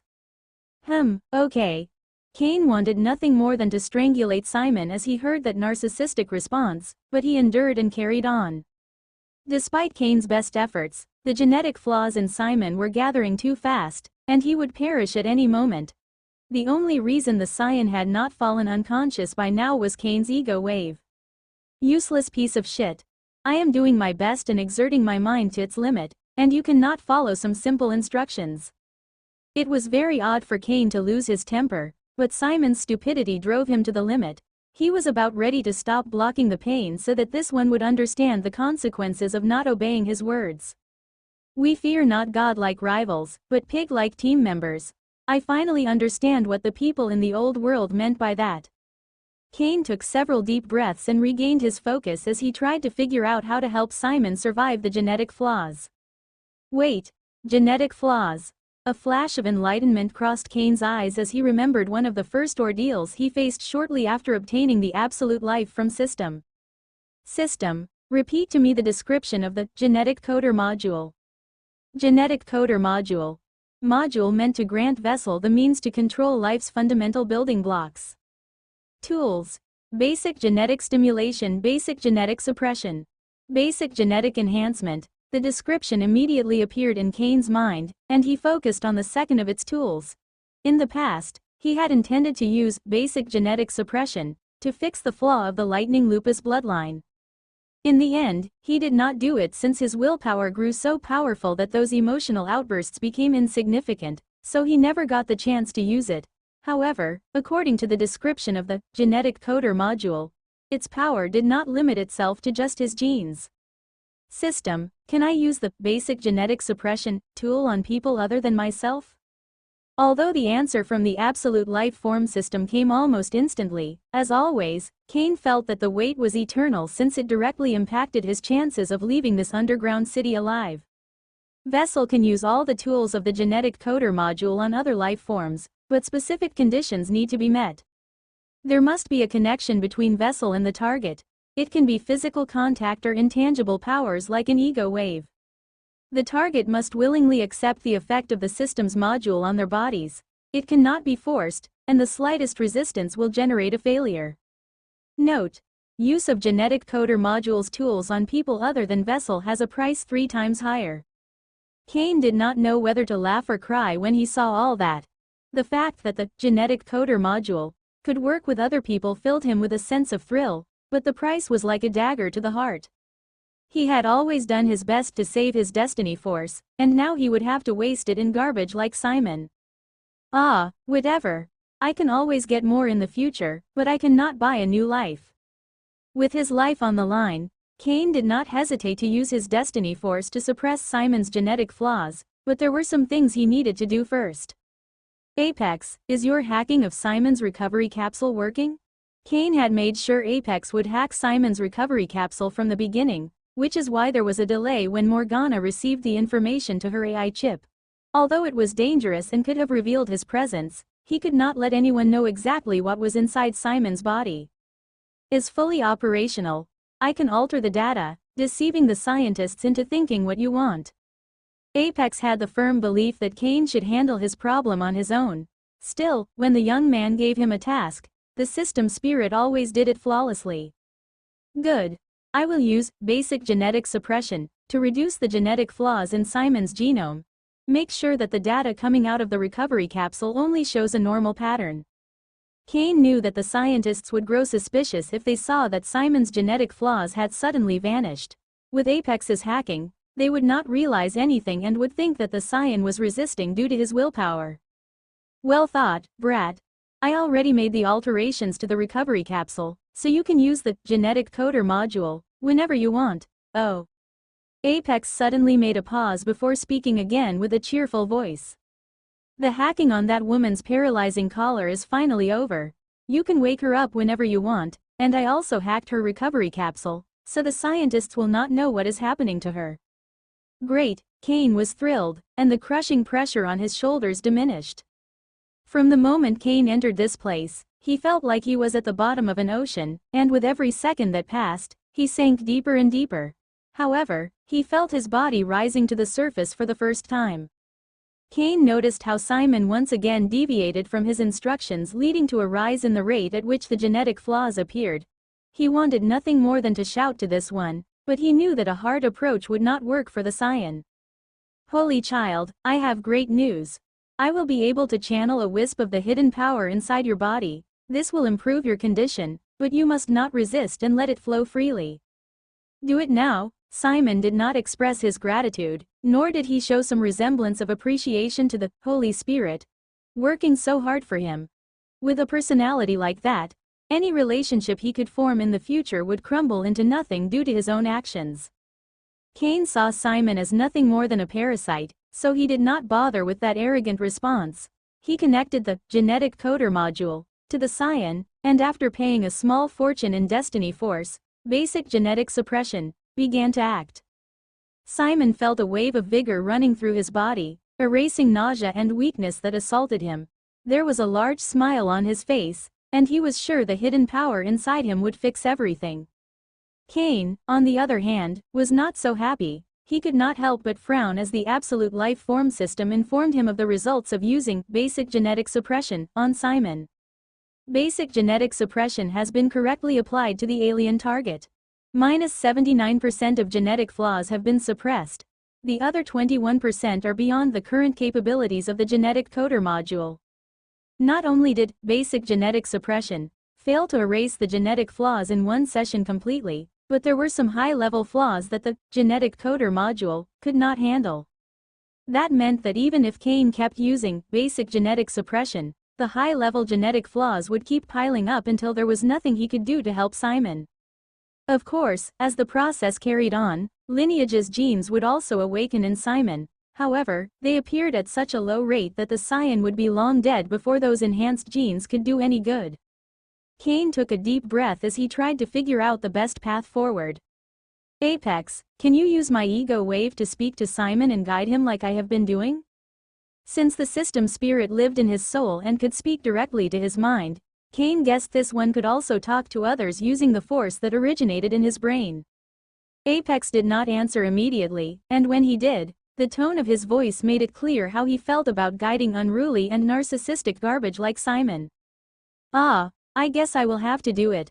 Cain only inwardly smiled as he heard the system spirit's downcast voice. Next, he focused and split his ego wave into two branches. One of Cain's ego wave's branches remained with Simon, and the other went to the young woman that almost managed to defeat a wave champion alone. The name of the young woman that had fought Orlando was Iris. She knew her mission would not be easy, but she had prepared and was confident in her capabilities. Unfortunately for Iris, she underestimated the mysterious organization's might and how dedicated the people working for it were. A simple mistake led to Orlando figuring out her identity, and the moment the old man put the paralyzing collar on the back of her neck, she knew her life was over. However, to Iris' shock, she opened her eyes and was surrounded by waves of blood as a feeling of weakness and nausea assaulted her. Even if Iris was a seasoned warrior, facing such a surreal scene just after waking up threw her mind into chaos. Luckily, a voice echoed inside her mind before she could do anything drastic that would reveal her state to the scientists. Relax, little girl, you are in a recovery capsule. Do not use your essence wave or attack the capsule, as that would alert them and throw all my hard work to waste. Iris' eyes widened when she heard a voice that had a sense of ancientness she had only found in great powerhouses that had lived for hundreds of years, if not thousands of years. Of course, the voice inside Iris' mind belonged to Cain. He managed to generate that ancient aura by replicating the state of mind of his past life, where he looked down on the entire world and left rivers of blood in his path. Cain did not really like his past life, and his ancient tone could have been better, but he managed to trick Iris. I have hacked the recovery capsule in which you are, so there is no reason to fear the scientists discovering you are awake unless you reveal yourself by attacking the capsule. I am speaking to you through my ego wave, but I am very far away, so don't try to fight it, or else the connection could break. Iris was suspicious of the voice since there was no way she would just trust someone she had never met before and appear out of nowhere when she was in extreme danger. However, the fact the man was speaking to her through ego wave meant he most likely was a powerhouse. She knew of the ego eternal path of power and the force known as ego wave.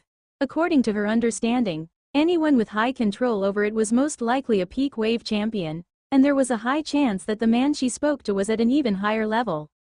Nevertheless, the strength of that man did not put Iris at ease. It could be someone from the mysterious organization trying to trick her or some sadistic powerhouses that just wanted to play on her hopes. Could Senior tell me why you are helping me? Iris expressed her concern and confusion, but she did it with a respectful tone. She did not want to alienate the man in case this one had good intentions. Cain knew he could not answer that question as he did with Simon by appealing to the Scion's ego. Still, he was not worried since he had already planned everything. The reason is simple, little girl, luck. Iris was confused by those words, but she remained silent and kept listening. You were lucky I was flying past Sahara City as you battled that puppet master. Usually, I will not get involved in matters at your level, as that would be like a grown man getting between children's arguments. However, your use of the law of wind surprised me. I knew there was no way you could endure the experiment while unconscious, so I sent my ego wave in here to wake you up and give you a fighting chance. Iris' suspicions diminished after hearing that since it made sense. She knew that some powerhouses would do things on a whim, and it was not odd to hear that some were helping young geniuses. Iris knew that her domain over the law of wind, no matter how minuscule, was an impressive feat considering she had yet to become a wave champion. So, it made sense that a powerhouse would want to help her. Iris was about to continue questioning the ancient powerhouse when a sense of pain, weakness, and nausea assaulted her. She felt incredibly sick, as if her entire body was malfunctioning. Before the young woman could even ask what was happening, she heard the ancient voice again. What a cruel method. Although I must admit, whoever came up with it is very ingenious, and his talent in genetic coding is impressive. Girl, right now, a bloodline is flowing through your body, trying to change it into a hospitable host. It's doing that by generating changes to your genome. The problem is the genetic flaws left behind, which are the reason for your health problems. You have been unconscious all this time and unable to guide the bloodline, leading to many genetic flaws. Luckily, since you are a level 8 essence wave warrior, your genes are resilient, and the damage has yet to reach catastrophic levels. Iris clenched her fist when she heard that, but along with the rage, there was a sense of hopelessness. Other than soul injuries, genetic damage is the worst type of impairment you could suffer. Even if Iris could find a way out of this place, she had no idea how to fix those genetic flaws, and spending the rest of her life in a state of perpetual sickness was not life at all. There was no fate worse for a warrior than to see their bodies crumble, and they could do nothing to stop it. Just as despair was about to set on Iris' heart, she heard something that shocked her entire body. Little girl, I will proceed to suppress the genetic flaws to the best of my capabilities. Refrain from resisting, since I have to do this without my tools and only using my ego wave. Iris could not believe what she had just heard, but the next second she felt a strange power reaching into the core of her cells. If she resisted, she was sure the force could not affect her, but there was no way she would fight back against the power that could save her warrior path. A sense of awe and wonder appeared in Iris's eyes as she felt all the pain and nausea vanishing and her vitality rising again, even stronger than before. Incredible! Iris could not believe what was happening. The genetic flaws she was certain would cripple her seemed to be vanishing, and things did not end there. Although it might be an illusion due to the sudden improvement in her condition, Iris felt even stronger than before. Senior, you are amazing. Might I know your name? Iris wanted to know the name of the man to whom she owed her health, but no answer came. For a moment, the young woman started to think she had made a mistake by asking for that sort of personal information. The reason for Kane's silence was not Iris' question but the surprise he felt when he saw the data that the Absolute Life Form system gave him. Basic genetic suppression has been correctly applied to the alien target. -94% of genetic flaws have been suppressed. The other 6% are beyond the current capabilities of the genetic coder module. The number of genetic flaws that emerged in Iris' genome was not small, but very few of them were able to reach such an outlandish level that the genetic coder module could not fix. Amazing, her genome is showing remarkable resilience. It makes sense for her DNA to be more stable than others due to her being a level 8 essence wave warrior, but even then, it should not be this impressive. Kane was not blindly guessing since his genetic coder's knowledge allowed him to reach that conclusion. It might be that strange power that Orlando referred to as the Law of Wind. Kane was very interested in that strange power that allowed Iris' battle strength to skyrocket, but he kept focus and carried on with the main task. Just as Iris was about to apologize for her question, the ancient voice returned. People call me King. Kane did not want to let the young woman wait, so he just uttered the first name that came to his mind. He had never been good with names, so why waste his time with them? When she heard how the powerhouse referred to himself, Iris showed a strange expression. Ah, Sir King. Just King. King, I am extremely grateful for your help, and although it might be shameless of me even to ask, could you rescue me? Iris was sure that King was incredibly powerful and could take her out of this underground city without any danger to his life. Ah, sorry little girl, but although I am fond of talent, I am not willing to offend the organization for someone I don't know. I am powerful enough to enter the underground city, kill everybody, and take you and the others out. Yet, as I told you before, that would be like adults interfering in a children's game. None of the people in the city could do anything to me, but when the organization finds out about my involvement, they will hunt me until the world ends. Iris grew downcast after hearing that response, but she did not lose her composure and began to shout insults. King owed nothing to her and had already helped her by suppressing the defective genes on her genome. I understand. I am very grateful for King's help, and no matter what, I will never forget it. Iris spoke with a voice full of gratitude before her eyes reached an incredible focus, and a spark appeared in them for an instant. Since no one could come to rescue her, Iris was ready to break out of the recovery capsule and do her best to leave this underground city. She knew her chances of success were next to zero, but she refused to wait inside this capsule while new genetic flaws arose in her genome. A will powerful enough not to lose composure and show gratitude and sufficient resolve to bet your life instead of waiting for someone to come and rescue you. I like your personality, girl, but there is no reason to be so hasty while you are in the midst of obtaining a massive lucky chance. Iris was about to make her essence wave burst with all her power when she heard King's voice again. Lucky chance? She did not understand what the ancient powerhouse was talking about. No matter how one looks at it, her situation could not be worse. Girl, the bloodline running through your body is also generating lineage's genes, which belong to an extremely powerful one. The problem is that genetic flaws appear at a much higher rate, but that doesn't need to be the case. Although I cannot directly help you, I can guide you while you find a path to survival on your own. But wouldn't that make the organization target you? Girl, there are unspoken rules among people of my power. While I cannot save you, there is no problem with me showing a path for you as long as you are the one that forges it. The organization will know that someone helped you, but since I did not involve myself directly, they might not even bother to find out my identity. Everything made sense for Iris, and she nodded, pushing her focus to the limit so as not to lose a single word King spoke. I will guide you on how to revolve the bloodline inside your body to diminish the genetic flaws this one will cause and enhance the rate at which the lineage's genes appear. Iris nodded, and she followed Kane's guidance to the letter. They were the same instructions he had given to Simon, but the young woman not only followed his words as if they were a divine creed, but she also showed a granular control over the bloodline. Kane was delighted with Iris' attitude and continued guiding her while improving his understanding of the bloodline by hearing the discussion of the scientists. Apex was also doing his best to guide Simon, but the dumb scion kept making mistakes, not listening to the system spirit's advice and choosing paths that only led to more genetic flaws. Kane was aware of Simon's circumstances and was sure it would not be long before he had to spend more destiny force just to keep this one alive. The next day, something happened. One of the youths in the recovery capsules could no longer endure it and fell unconscious. Moments later, his heart stopped beating, and he had no brain activity.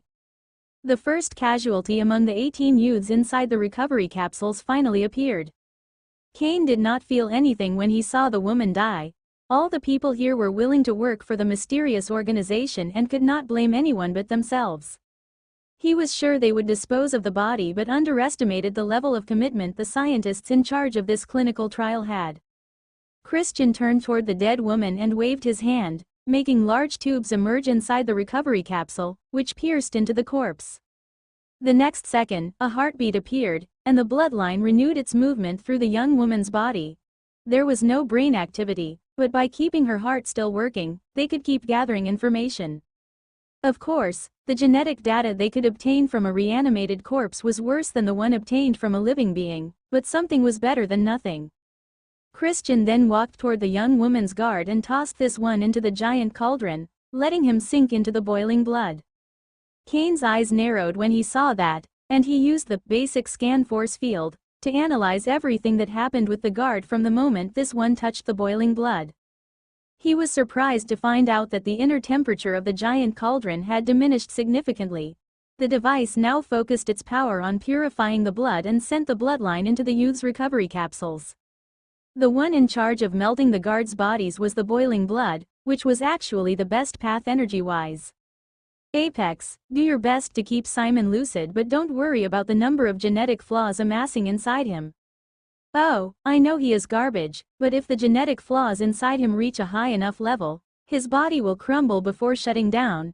If that happens, you will be thrown into the giant cauldron.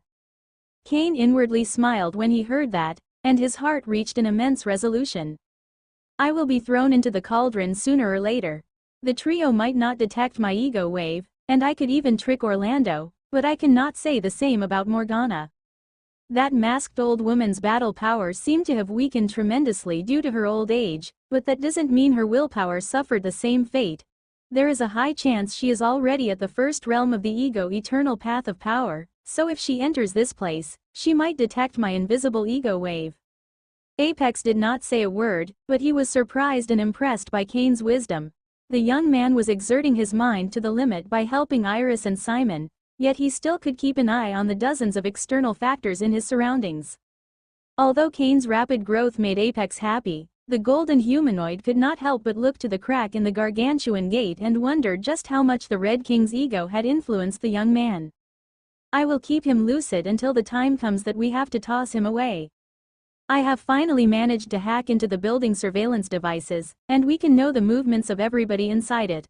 Luckily, other than the first and 11th floors, all the others are empty. I do have bad news, and that is the AI chip module, even with the Destiny Force's reinforcement, lacks the power to take control of the teleportation matrix. However, there is a silver lining. As long as someone uses the teleportation matrix on any other floor, I can hijack the energy source to activate the matrix on the 11th floor. That is better than I expected. Cain was thrilled with Apex's accomplishments. Although it would have been better to obtain complete control over the teleportation matrix, he knew that not everything could go according to plan. Not wasting time, Cain carried on with his work, making sure to help Iris to the best of his abilities. Thanks to his hard work, plus the use of the basic data gathering and analysis, and basic virtual simulation tools, he figured out a way to match the ratio at which the lineage's genes and the flaw genes appeared. If Morgana were to find out that, she would have been shocked since it was something she only expected to obtain on the third clinical trial. Still, it would not have been enough to properly awaken the lineage since the genetic flaws would have been too much, but that is where the miraculous powers of the basic genetic suppression tool enter. Cain had already used the powers of the genetic coder module for a second time on Iris to reduce the number of genetic flaws in her genome. The flaws in Iris' genome were far from reaching a catastrophic level. Still, Cain wanted to prevent the apparition of those so disastrous the current genetic coder module could not suppress. Although the cost of Destiny Force was reaching a very high number, Cain had given Iris a crucial role in his plan to leave this place. He needed to ensure the young woman grew as strong as possible, with nothing hindering her battle power. Everything was going great, but after 2.5 weeks, Morgana had woken up. Through the surveillance cameras, Cain saw how the masked old woman immediately headed to the room with the capsules. Iris was following King's instructions when this one suddenly stopped speaking. Her instincts began to act, and she felt that something was wrong. Little girl, you have done great, but I will have to leave you for a moment since there is a little problem I need to face. Although I can no longer communicate with you, rest assured that I am still watching over you. Do not lose patience. Keep revolving the bloodline inside your body, as I taught you. According to my calculations, it will not be long before the lineage's genes inside you reach a high enough number that will allow you to awaken this mighty lineage. The next time I speak to you, it will be the time you have to use all your power to escape this place. I have already hacked most surveillance elements and am currently working on the teleportation matrix.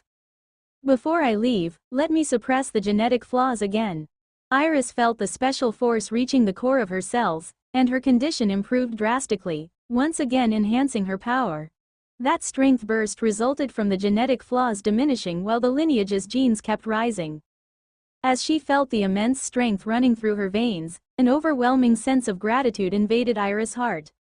King, allow me to tell you my name before you leave. I am Iris Sarong. The fact that Iris revealed her name proved her deep trust in the mighty powerhouse. Good luck, Iris Sarong. Holy Spirit, I am feeling dizzy again. Extract some of the hidden power inside my body. Simon's voice was full of arrogance, and the way he treated the Holy Spirit was not better than a dog. Apex already had more than enough from the stupid and narcissistic Scion, so while Cain kindly said goodbye to Iris, he chose to repay Simon's manners. Oh, that is no longer possible. When Simon heard that, he grew furious. In his mind, the Holy Spirit was nothing more than a servant that needed to obey the command of the Holy Child. How can you refuse my command? Do you understand how special I am? About that, it turns out I was wrong. You are not a Holy Child. You are just an asshole. Good luck or whatever. I don't care. Simon's eyes widened as he heard that before the force that had helped him endure the torment vanished. Absolute terror invaded his heart, and he was about to shout loudly when a wave of unbearable pain assaulted him. Without Cain's ego wave helping him reduce the pain, Simon had to face all that alone. Ah! Christian and the other two scientists were surprised to hear that scream of pain coming from Simon's capsule. Up to now, the Scion had been able to endure the pain just fine, so they were a little surprised by the sudden change. Nevertheless, Simon was acting like most youths were doing by this point, so they did not bother. Besides, the screams did not last long, as the Scion's heartbeat and brainwaves soon stopped sending signals. Christian saw that and waved his hand, making tubes impale Simon's corpse to reignite this one's heartbeat, just as Morgana entered the room. The masked old woman saw how Simon's corpse was reanimated but did not say a word since all that was part of the clinical trial. Lady Morgana. Christian and the other scientists bowed the moment Morgana entered the room. Morgana nodded to the trio before her eyes went through the recovery capsules and saw the condition of the youths. She was a little surprised that Iris was still alive but attributed it to her high cultivation and the law of wind's support. Christian, give me a summary of your analysis. Yes, my lady. Morgana and Christian began to speak while another of the scientists undressed Simon's bodyguard and threw this one into the giant cauldron full of boiling blood. Well done, Orin. Your use of void breath has improved greatly over the last few weeks. You are able to hide your presence to a level even peak wave warriors might have a hard time detecting it. Orin nodded to Jonathan's words as she continued moving from one corner of the room to the other, applying footwork that could disorient most people as her vital signs became undetectable. Void breath no longer drew all of her energy, and she could easily use it on a battlefield. Jonathan nodded as he saw the cadet's dedication, but as he looked around the room, he could not help but frown as he noticed that someone was missing. Cain had informed Jonathan that he would miss a few classes, which the teacher accepted. Jonathan already had taught them the essence of assassination to Cain and Orin, and the purpose of these last few classes was to polish their techniques. Jonathan did not question Cain's decision to skip the last classes since he knew the young man took the art of assassination seriously. There must be a really important reason why he chose to leave the fort. Ah, I hope that brat is fine. He could only sigh as he imagined the dangers Cain should be facing before turning toward Orin and focusing on the girl. The next day in the genetic coder class, Camille was helping the cadets to create silver vectors, and she looked at the spot where Cain used to sit. Cain had also informed the woman that he would not be attending the last classes, and there was even less problem with him missing these than those from Jonathan.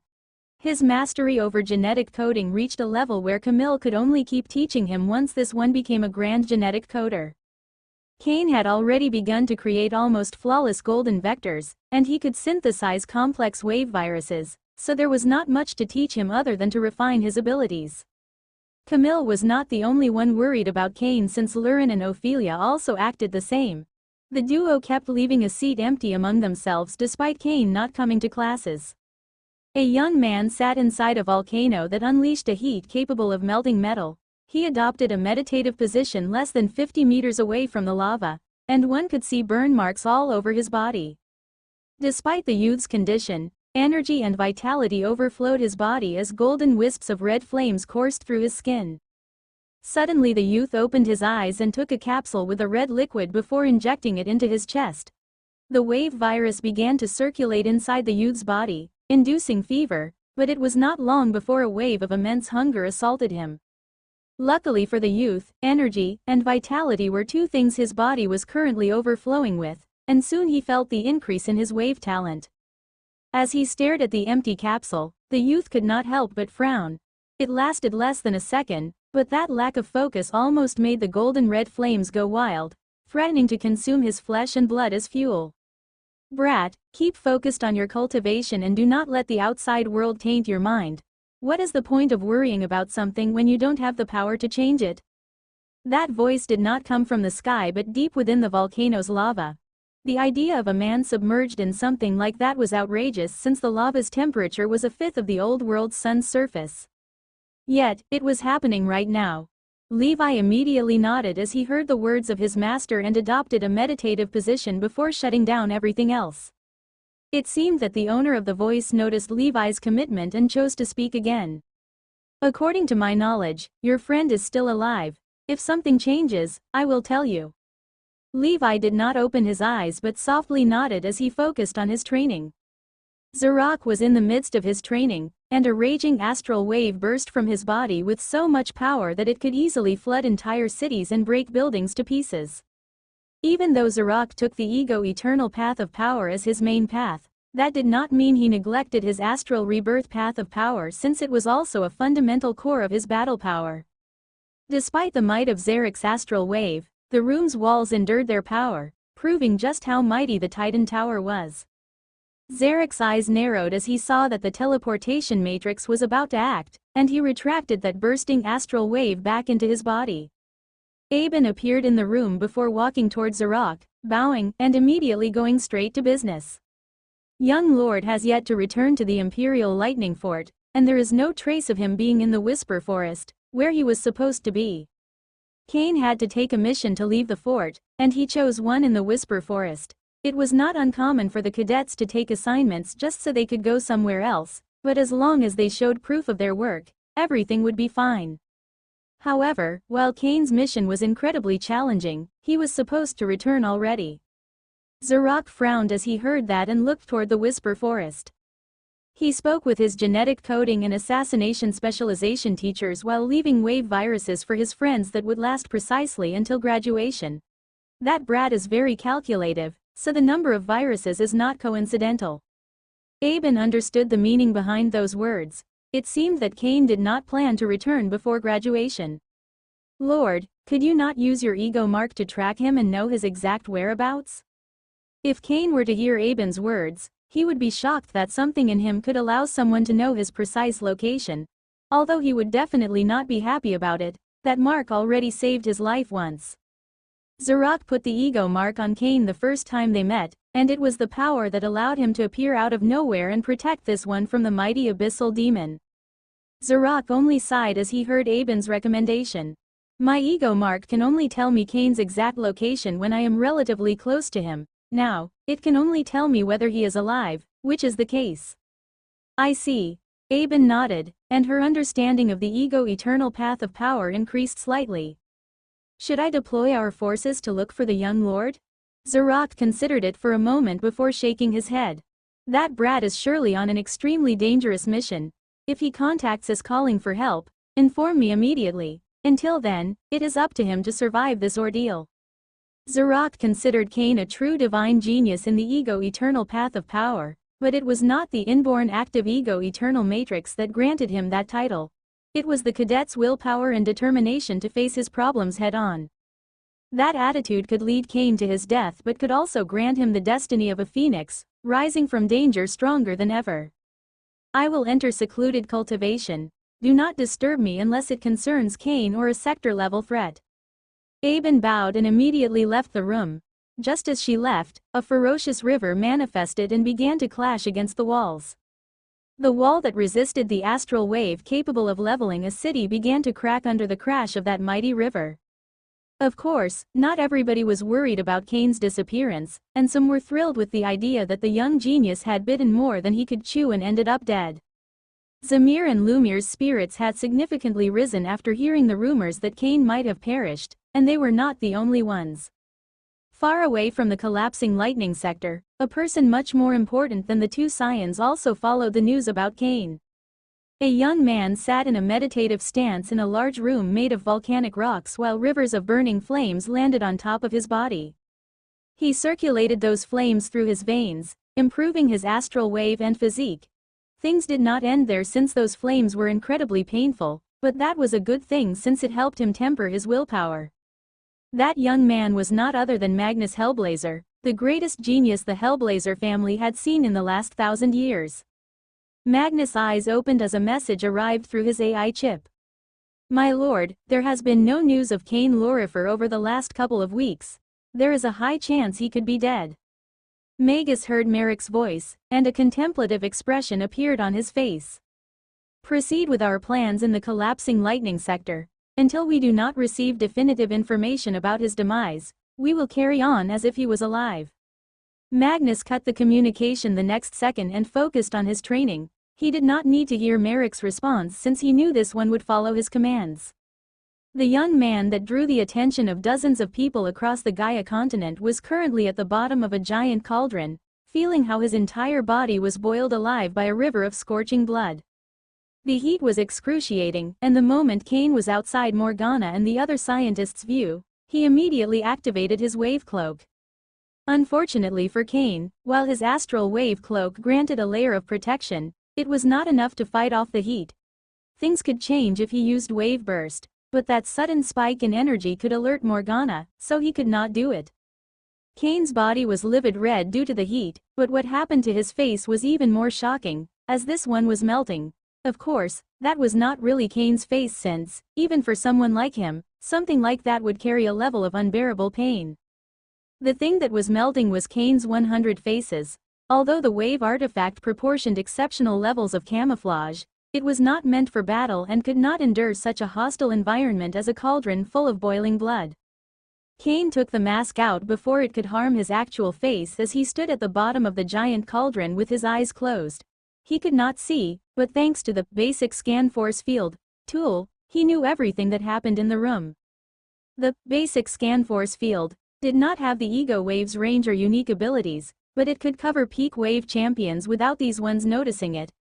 Cain came to that conclusion when Jonathan entered the scope of the force field and did not realize it. Of course, things were different if Cain used the basic scan force field tool to do any sort of invasive maneuvers. Right now, Cain's whole focus was on Morgana, and every second the old masked woman passed inside the room, he came closer to his death. The exchange between Morgana and the other 3 scientists was impressive and involved a high level of genetic coding knowledge. Yet, Cain did not have the luxury of enjoying it. Due to his mastery over Wave Cloak, Cain could keep it active for days, if not weeks. It was his body that would crumble before his energy pool drained. If Morgana left, Cain was ready to activate his wave burst to a very low percentage, enough to provide proper protection for his body but not so high that the 3 scientists would notice. Unfortunately for Cain, the masked old woman seemed energized as she spoke about genetic coding, and it did not look like she would leave anytime soon. Cain's willpower was at the first realm, allowing him to keep calm even in some of the most extreme conditions, but even he could not help but grow anxious when he felt that his eyelids began to burn. They would not last long, and the next thing to be scorched by the heat would be his eyes. Just as things were about to escalate to the point of no return, Cain's mind and heart filled with determination as he opened his mouth and swallowed a mouthful of blood. It was like drinking fire.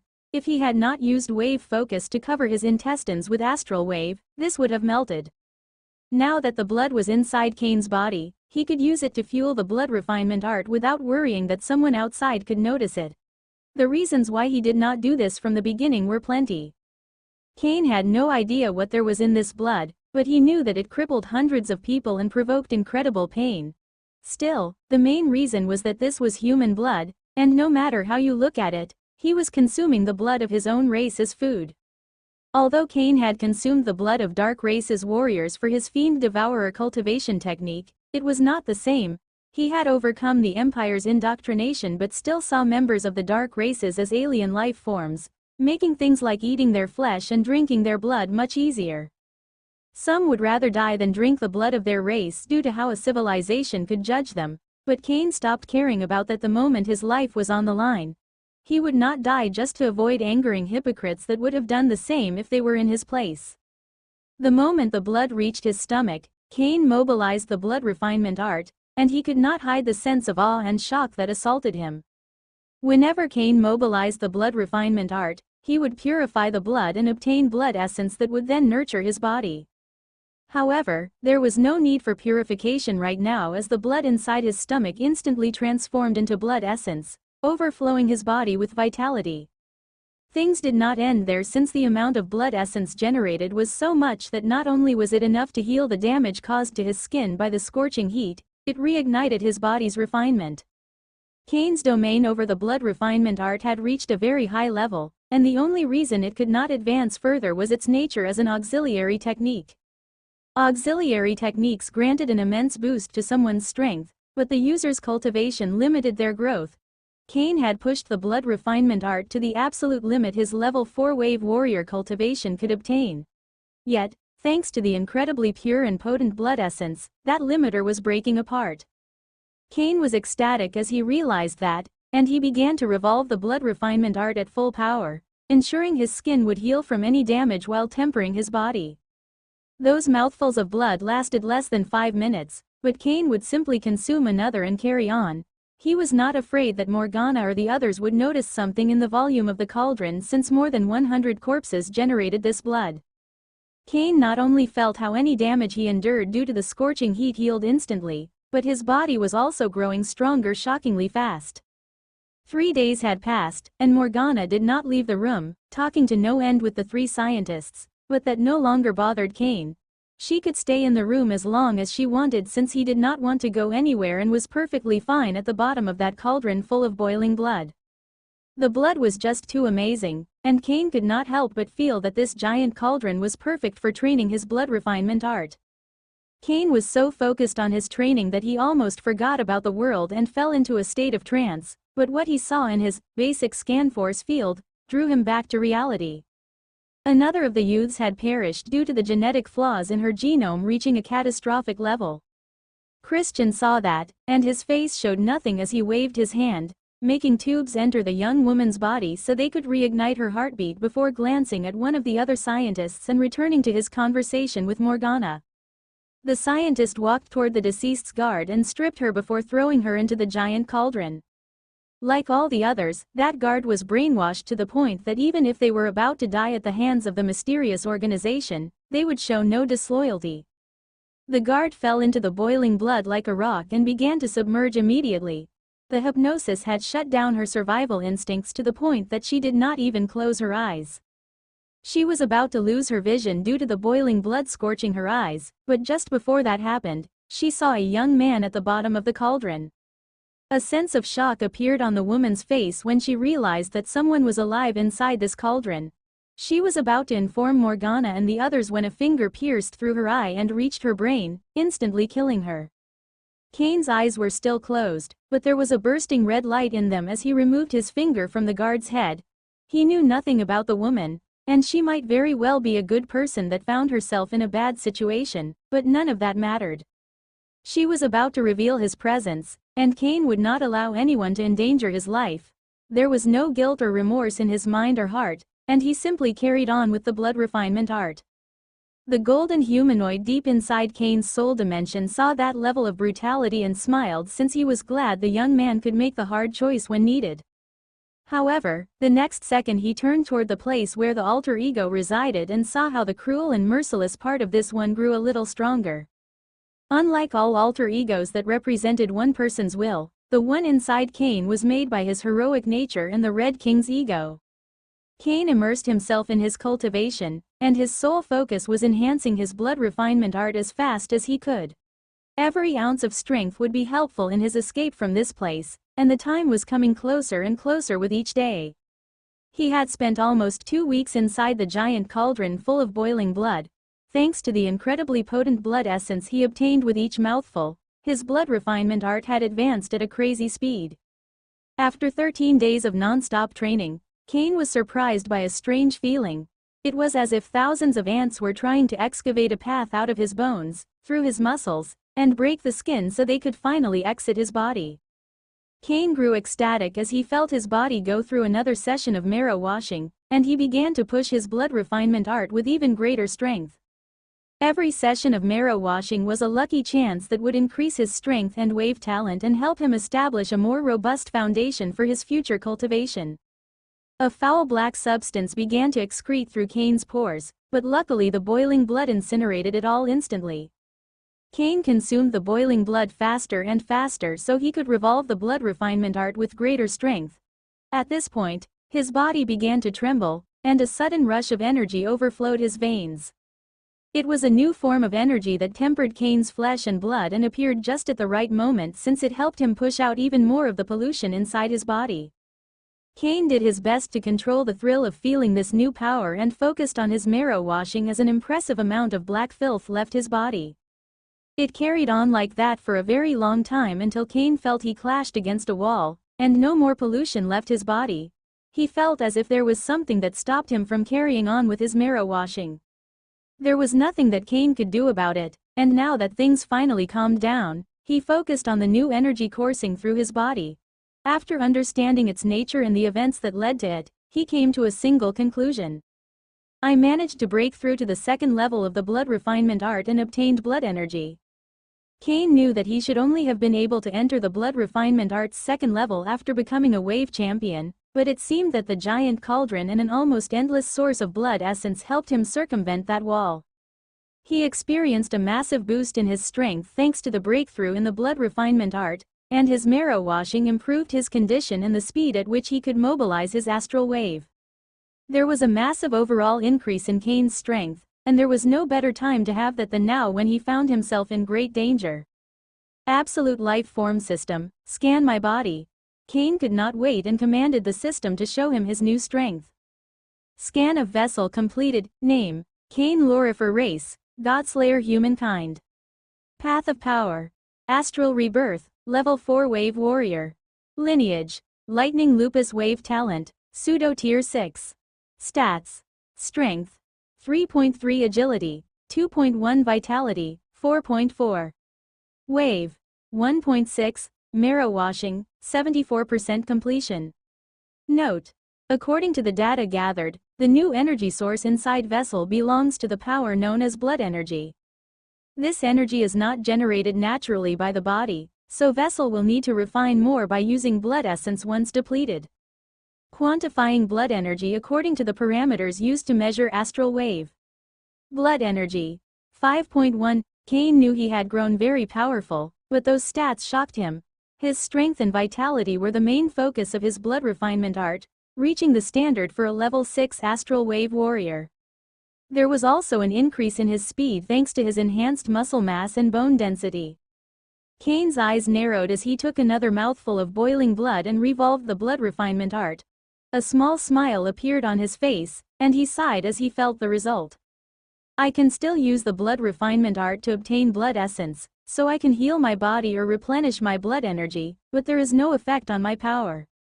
It seems that even with high-level resources, I will not be able to advance in the art without first increasing my cultivation. Kane was not surprised since he knew that no matter how great your auxiliary technique could be, your main source of strength would always be your cultivation base. It is fine. This new power should grant me a good enough chance to leave this place, and it seems that the time is about to arrive. Kane used his basic scan force field to see the situation around the room and knew the first clinical trial was about to end. The giant cauldron had a tenth of its original volume occupied, and only 3 youths were left alive by this point. As for what happened with the guard, they all found their end inside the rivers of boiling blood. Morgana had left, and only Christian and the other 2 scientists were in the room. Kane was sure that the masked old woman would return to see the end of the clinical trial, and he needed to act the moment that happened. Since Morgana was absent, Kane was not afraid of the trio detecting his ego wave, so he sent it toward Iris. "Little girl, I am back." Iris could not help but smile when she heard King's voice again inside her mind. Still, she did not lose composure and kept her mind focused. "I am delighted to hear your voice again, King. I have followed your instructions to the letter, but I am afraid I have yet to awaken the new lineage." Iris had done her best and could not help but feel disappointed. King had told her that the lineage was close to awakening, but she did not manage to do it. "Don't worry. Actually, the number of lineages genes inside you is more than high enough, but the genetic flaws are preventing the evolution of your genome. I will fix that immediately." Iris was shocked to hear the ease with which King spoke of a problem she could not even comprehend. However, she did not have time to be absent-minded as the familiar force began acting on her genome. As the genetic flaws in Iris were suppressed, she felt like a new force inside her genes was finally set free and began to fill her body with immense power. Cain waited until Iris' power reached its peak before speaking to her again. Use this time to get used to your new power. The moment the gate to this room opens, I will activate something that will raise mayhem, and you will need to push your wave cloak to its maximum power to protect yourself. King did not give her details about the mayhem source, but Iris trusted this one so much she did not question him and was ready to follow his command. After that, make sure you rush to the teleportation matrix as fast as possible. The moment someone on the first floor activates it, it will also activate here on the 11th floor, and you will use it to leave this building. Cain carried on, giving more and more instructions to Iris, giving her an exact path from this place all the way to the surface. Iris nodded and made sure to engrave every single word in her mind, making sure she would remember all of it. Once King finished, she began to adapt to the enhanced strength, speed, and vitality that the lineage granted her. Cain lay flat on the giant cauldron, making sure what remained of the boiling blood still covered his body. His eyes grew sharp when he saw that Morgana had woken up and was coming to the room. He focused on Simon's corpse, specifically the contents of this one's stomach. He did not allow the recovery capsule to scan the cyan because of the trump care he left inside.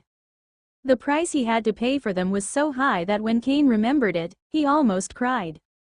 Everything happened extremely fast. The moment the gate opened, and before it could close, Cain activated the thing inside Simon's corpse. Now, Iris heard that voice in her mind, and without hesitation, she pushed her essence wave to the limit, making her wave cloak burst with immense strength while generating a protective whirlwind around her body. The burst in the wave from the recovery capsule that held Iris shocked Christian, the other two scientists, and Morgana, who was just entering the room. Boom! Before they could get over the shock of Iris still conscious and full of power, the recovery capsule with Simon exploded, unleashing mighty flames that destroyed everything. Morgana and the three scientists acted immediately, unleashing their wave cloaks. Christian and the masked old woman could resist the flames, but the other two scientists in the room were not so strong and instantly incinerated. That duo was the only one harmed since the open door allowed direct access to the rest of the floor, allowing the flames to kill or maim almost everybody in it. Morgana and Christian jumped out of the room, and both of them had severe burn wounds all over their bodies. The masked old woman was pale and could barely keep her wave cloak bursting. Before the duo could even take a breath, Iris, wearing full armor and wielding her rapier, flashed toward them while dark winds moved around her body. Orlando had left Iris' space ring with her belongings to one of the now dead scientists, and since they did not bother to brand them, it was easy for the young woman to take back possession of it. Christian immediately put himself in front of Morgana as his astral wave exploded, and his skin turned metallic bronze. He knew that Iris was a powerful level 8 wave warrior but was sure that the genetic flaws should have hindered her power and that he should be able to contend with her with his level 7 cultivation. However, Christian made a grave mistake since not only were the genetic flaws on Iris very few, but the lineage that awakened inside her body granted more than just a rise in her physical strength. Iris waved her rapier, sending large sharp arcs of dark wind toward Christian and Morgana.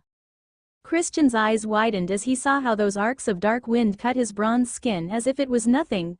Iris' attack split his body into almost a dozen pieces, and he died instantly. Morgana was also shocked by the outrageous power that Iris unleashed, and a flash of enlightenment crossed her eyes since she knew the reason. However, now was not the time to think, and using the precious second that Christian's protection gave her, she flashed toward her room. Iris saw the masked old woman trying to run, and she did not hesitate before sending another wave of dark wind blades. Morgana used all her power and managed to cross the door, but not before having endured several deep cuts on her body that reached all the way to the bone. After entering the room, the door closed, and Iris could do nothing about it. If she attacked with everything she had, the door would break, but it would take too long, and time was something she did not have. The moment Simon exploded, all sorts of alarms began to ring across the building. On the first floor, Orlando had seen Iris's ferocious attack through his AI chip and immediately dashed toward the teleportation matrix. Orlando had already summoned both of his wave puppets. Both the muscular and fat ones were present, but if you look closer at the second, you will notice it was different from the one he used in his last fight with Iris. When the old man reached the 11th floor, he immediately made his essence wave explode and sent both of his wave puppets forward, ready to fight with everything he had. Orlando saw through his AI chip how Iris had dashed toward the teleportation matrix, which is why he was ready for a big battle, but the only thing he saw was wounded scientists and flames. He looked around the room, pushing his focus to the limit, but there was no sign of Iris anywhere. Finally, one wounded scientist looked at the old man and spoke. "She left through the teleportation matrix just as you arrived." The man used all his strength to share that vital piece of information with the Wave Champion. Ornaldo's eyes widened as he could not understand how Iris could have used the teleportation matrix since only he and Morgana could control it. A door opened, showing the wounded Morgana, and she stared right at Orlando. "No matter what, you must capture her. She has awakened the lineage." If before Orlando was surprised, now he was utterly shocked. The fact that someone other than the mysterious organization had that lineage running through their veins was something they could not allow. Despite the turmoil in his heart and mind, Orlando quickly regained focus. "People will come to help you in less than a minute." Orlando only uttered those words before activating the teleportation matrix and returning to the first floor. He saw how the building's main gate busted open and a figure jumping from one house to the other, moving farther and farther away. Iris's speed was impressive, and her momentum increased with every jump. Of course, guards were coming from all over the underground city to stop her. However, those behind her were too slow and could not catch up. Those were the lucky ones since Iris cut to pieces every single person in front of her. Orlando saw everything through the countless cameras positioned across the city. Iris' new power frightened him, but he knew that if she were to escape, then the higher-ups would blame him, and a quick death would be mercy. He returned the fat wave puppet to his space ring before jumping onto the shoulder of the muscular wave puppet and commanding this one to chase after Iris. Iris' eyes narrowed as she felt a powerful presence coming after her and noticed the muscular wave puppet dashing toward her with Orlando on its shoulder. Part of her wanted the rematch, but she knew every second counted and focused on her goal, the elevators. On the 11th floor, jets of water were putting out the flames while the rest of the scientists were doing their best to get up.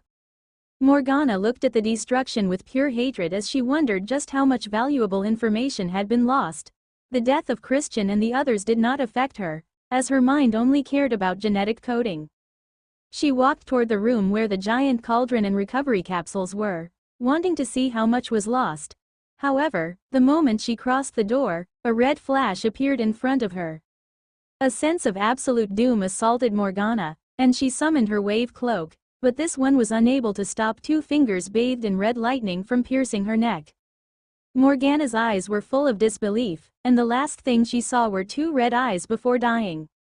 Terror appeared in the hearts of the scientists as they saw Morgana's lifeless body falling to the ground, and then they saw a man with a red helmet walking out of the room. Before any of the scientists could do anything, a mighty ego wave overflowed the floor. "Die." The scientists' eyes lost focus when Kane uttered those words, and their hearts stopped beating the next second. Kane showed nothing as he saw all that death and did not lose time. He stored Morgana's body in his space ring and other corpses belonging to high-level scientists before dashing toward the teleportation matrix. The teleportation matrix activated, and Kane's figure vanished just as a group of 5 people appeared. They were all golden guards, but the one at the lead had a larger build, and there was clear wisdom in his eyes. The group's leader was confused as he saw only corpses in this place. They were supposed to help the wounded and take special care of Morgana, but there was no sign of the old woman in this place. He had no idea that someone could have hacked the teleportation matrix, so the only explanation that came to his mind was that Morgana and the others still alive teleported to the first floor just as they arrived at the 11th. Not willing to waste time, the group leader gave instructions to return to the first floor, and they did it immediately. When they appeared on the first floor, the group leader frowned again since no one was present. However, His confusion did not last for long since a blinding light appeared in the bathroom, and the next second, a blast of mighty flames covered the first floor, killing everybody in it. Boom! Orlando was dashing forward with all his speed when he heard that explosion and turned around, only to see flames coming out of the building's first floor. Panic appeared on his face as he attempted to communicate with Morgana or the squad he sent, but none responded. The old man's mind immediately concluded that Iris had left bombs, just like the one she used to escape, on the first floor and killed Morgana and all the survivors. You dare! Orlando was beyond furious since he understood how valuable Morgana's life was and what would happen to him since he failed to protect her. Iris was just as shocked as Orlando by the explosions, but she did not lose focus and continued her journey toward the elevators. Orlando knew that Iris's goal was the elevators since they were the only path to the surface, so he had sent orders for the guards on the upper Sahara City to come down and make a defensive formation around them. There were dozens of guards in a battle formation in front of the elevators. Iris could feel their strength, and while they were all weaker than her, their number was high enough to make things very difficult. She knew it would not be easy, but she was ready to fight with all she had to reach those elevators. Just as Iris was about to enter battle with those guards, a blinding light appeared in one of the elevators before another explosion occurred, unleashing a sea of fire. Boom! That explosion originated from the elevator that Simon and Kane took to reach the underground city. It was the first place he put his bombs, and they were the last to be activated. The sea of fire struck the back of those dozens of guards, taking them by surprise, killing many, and injuring the rest. King! Iris knew that the only one that could be responsible for that explosion had to be the man that saved her life. Her eyes showed an immense resolution as she seemed to summon the power of the law of wind, transforming herself into a humanoid tornado and advancing with unstoppable might. Orlando's eyes widened as he saw the explosion that broke his men's battle formation just before Iris crushed everybody in her path to pieces and rose to the surface through the elevator shaft.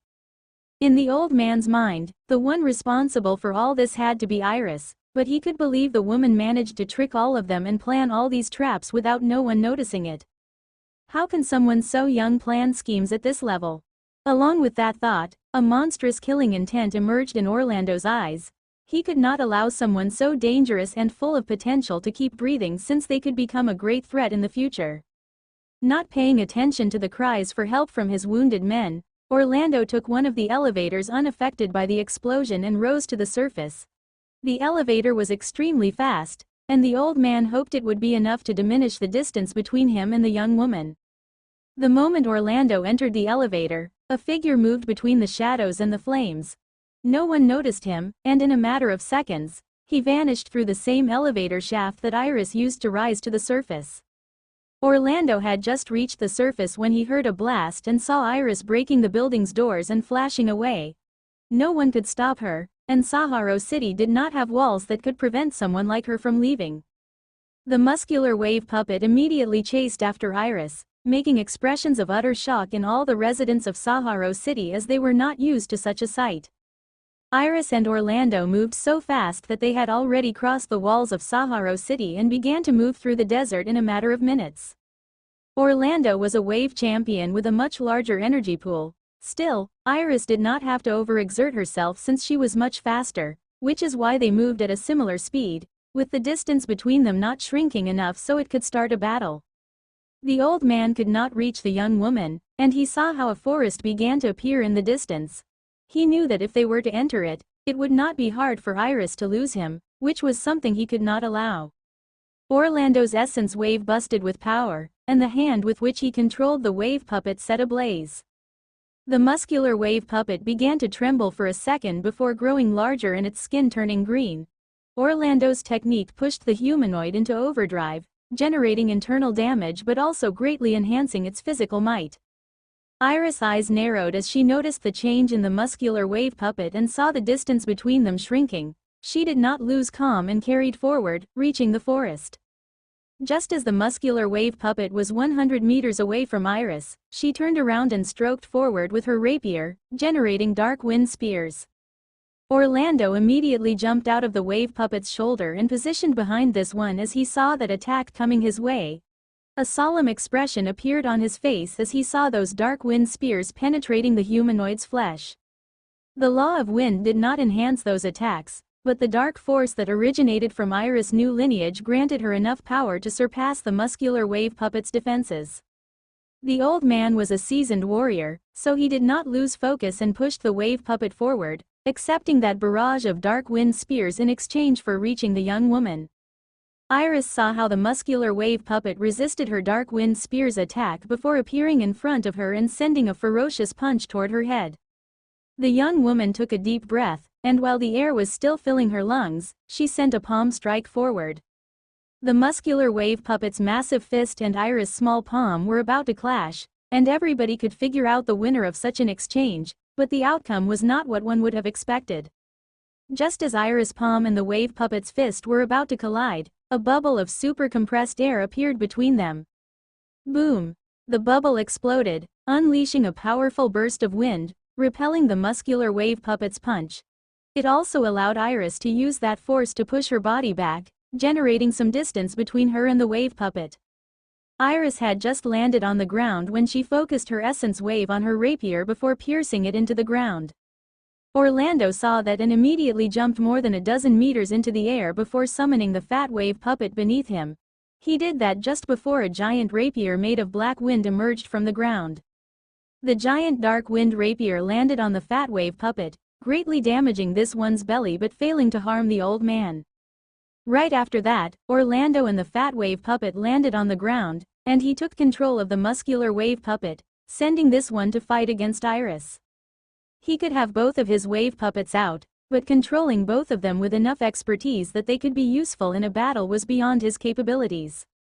Iris had noticed that Orlando could only properly control one wave puppet at a time, but that did not make things much easier for her. She saw the muscular wave puppet coming toward her and waved her rapier into the ground, forging a wall of wind that stopped this one for a moment, allowing her to generate dozens of dark wind needles in the sky. Orlando focused his control over the fat wave puppet, making this one embrace him, generating a layer of protection against the attack. Once the last dark wind needle fell from the sky, Orlando focused on the muscular wave puppet, but he could not give a single command before Iris carried on with her attack. Iris' power skyrocketed as she summoned the force of the law of wind for the second time, generating 4 dark wind tornadoes that clashed with the muscular wave puppet's shoulders and knees. There was nothing Orlando could do but see how those dark wind tornadoes maimed the muscular wave puppet, destroying its extremities. Iris turned toward Orlando with cold eyes full of killing intent. Now that the muscular wave puppet could not act, it was the perfect time to carry on with her onslaught, but instead of doing that, she turned around and vanished into the forest. From the beginning, she did not seek to defeat the old man but cripple the muscular wave puppet, so this one could not chase after her. There was an immense rage in Orlando's heart as he saw Iris leaving, but there was nothing he could do. She was too fast, and even if he could keep up with her, without the muscular wave puppet, there was no way he could defeat the young woman. Ah! Orlando sighed, wondering how he would explain all this to the higher-ups when a sense of utter doom assaulted him. He glanced behind him and saw a red flash coming his way, aiming a ruthless attack directly at his heart. Using every ounce of strength left in his body, Orlando pushed his body to the side. That saved his life, but the red flash still took his right arm off. Orlando clenched his teeth as he jumped back and put the fat wave puppet between him and the attacker. His eyes narrowed as he saw that the one that almost killed him wore a metallic suit and a red mask. The man in the red hood glanced at the right arm that held a space ring in one of its fingers before turning toward the old man, devouring every ounce of blood in the extremity. Orlando's eyes widened with shock as the man in the red hood devoured the blood in his severed arm until there was not even a single drop left. Just when he thought the fight was over, a new threat appeared. As the man in the red hood devoured the blood, the red lightning around his body grew stronger and thicker. There was a solemn expression on Orlando's face as he focused on the astral wave of the man in front of him. Although he could not accurately measure the cultivation of the man in the red hood since he lacked ego wave, judging by the wave's output, he guessed this one was a level 7 astral wave warrior. Normally, someone at that level would not be a threat to a wave champion like him, but he lost his right arm, space ring, and muscular wave puppet. Not to mention that the chase and fight with Iris almost depleted his energy pool, and he was losing blood very fast. Who are you? Do you understand who you are facing? I am part of an organization even Sector Dukes do not dare to antagonize. Orlando hoped that his background would draw fear in the heart of the red-hooded man, but it seemed that would not be the case as the killing intent in the eyes of this one only grew stronger. Thump! A heartbeat echoed through the forest as Cain activated the first gear, and his skin turned red. Asura form had already become a default state for him regarding serious battles, as it exponentially enhanced his speed and the brute strength he could unleash. Things did not end there as Cain took a deep breath and pushed his wave burst, which was already at a shocking 2,000%, to 3,000%. Wave burst put Cain's body under tremendous stress the more it rose. Before 2,000% was his limit, but the breakthrough in the blood refinement art allowed him to reach an even higher level. Of course, a 3,000% wave burst meant that Cain's energy pool would deplete very fast, no matter how talented he was with his wave cloak, but he never intended this fight to be one of attrition. Finally, the last upgrade in his strength came as Cain began to circulate the blood energy through his body and enhance his lightning armament. That gave Cain's blue lightning a blood-like color. Orlando's eyes narrowed as he saw that massive burst in his opponent's strength, and he set ablaze the essence wave in his left hand. Clearly, the man in the red hood would not leave without a fight, and trying to run would only leave his back open to more sneak attacks. The fat wave puppet's body began to tremble as it entered overdrive, growing larger and its skin turning green. Although its primary purpose was as a defensive tool, it did not mean this one could not deploy an impressive battle power. Cain saw the burst in the strength of the wave puppet, and his eyes glowed with resolution. He flashed forward as his blood lightning and astral wave enhanced his right fist. Orlando saw the man flashing toward him at a shocking speed, and he sent the fat wave puppet to attack this one, sending a palm strike that seemed capable of tearing down a small building. The strength in the fat wave puppet's palm strike was impressive, but its speed was subpar, to say the least, making it very easy for Cain to dodge it. However, he did not do it and chose to counter the palm with his fist. Boom! The clash between the fat wave puppet's palm and Cain's blood lightning punch generated a shock wave due to the immense power behind them. Cain moved back 3 steps, and he felt his right arm trembling, but there was a smile on his face since his punch pushed back the fat wave puppet the same amount of steps as him. For the first time in his life, he clashed directly with a wave champion that was able to deploy full power and managed to hold his ground. It would have been easy for Cain to disappear once he left the underground city. No one could perceive him, so it would not have been a problem for him to vanish, but he chose to chase after Orlando. There was a burning desire inside Cain's heart to test just how powerful he had become, and he knew that only a wave champion could push him to unleash all his power. A year ago, wave champions were legendary creatures that Cain could only look at and wonder, but now he had the power to threaten the lives of these. Cain did not wait even a second before flashing back into the fray, charging his arms with blood lightning and astral wave. Orlando could not help but frown as he saw that the red-hooded man did not target him but his wave puppet. He could not believe this one did not know that the best way to fight a puppet master was to go after the puppeteer. However, there was not much for Orlando to do other than carry on with the fight, using everything he had so the fat wave puppet could crush his enemy. Boom! Boom! Boom! More and more shock waves echoed through the forest as palm and fist collided with a power surpassing Wave Warrior's limits. It lasted roughly 30 seconds before Cain jumped back, putting some distance between him and the fat wave puppet. Cain's arms trembled, and his mouth had an iron taste due to the blood in it, but that did not erase his smile since he was able to decipher the fat wave puppet's battle style, and that was not all. System, display the information of the target. Usually, the AI chip module would have problems scanning targets stronger than Wave Warriors due to the energy defenses of these ones. Still, direct physical contact like the one deployed in a melee fight allowed the system to go through with the scan. Target scan successful. Class, Wave Artifact Type, Battle Puppet. Strength, 10.1 Speed, 4.5 Vitality, 17.2. Cain's eyes narrowed as he analyzed that information. Other than its vitality, the rest of its stats fall into the realm of Wave Warrior. Even then, its attacks made my arms tremble. Even with all my upgrades, it would be tough to fight a wave champion and come victorious. Cain focused on the wave puppet and began to walk calmly toward this one. Orlando frowned as he saw the man in the red hood approaching the fat wave puppet. He felt something was wrong, especially with how this one's body moved, waving from one side to the other. Waiting would not help him, so Orlando made his essence wave burst before commanding the fat wave puppet to attack with all it had. Cain smiled as he saw the wave puppet coming at him, full of killing might. Dozens of palm strikes came his way, but he could easily dodge them. Virtual Sight's accuracy improved immensely once the AI chip module was able to scan the target, and Cain could predict every movement of the fat wave puppet seconds before they happened. Orlando saw how none of his attacks managed to land, and terror began to appear in his heart. Boom! The old man heard a blast, but it was not his wave puppet's attack the one that provoked it. It was his opponent's left hook, the one that unleashed that shock wave, and things only grew worse for the old man from that point on. Cain had just connected a left hook, and as his body waved to the other side, he twisted it, not losing any momentum, and carried on with a right hook. His body gained more momentum as he moved from the right to the left, dodging all the fat wave puppet's palm attacks while unleashing hook after hook.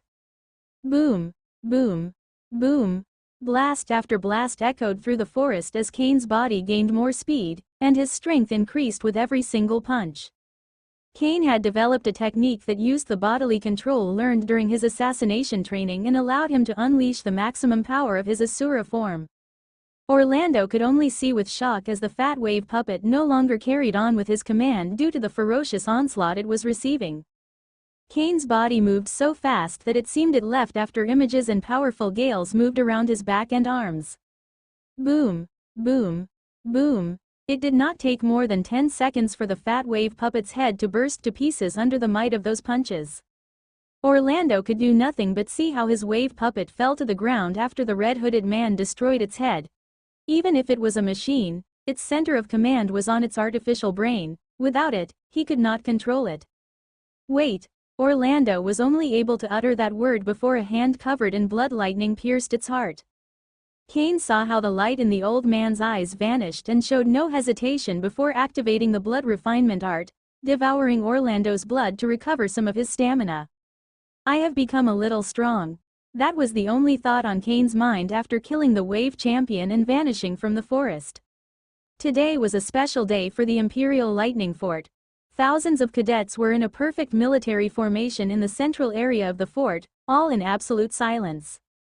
Although everybody was a cadet, the ones at the front row were the stars, and their auras were the greatest.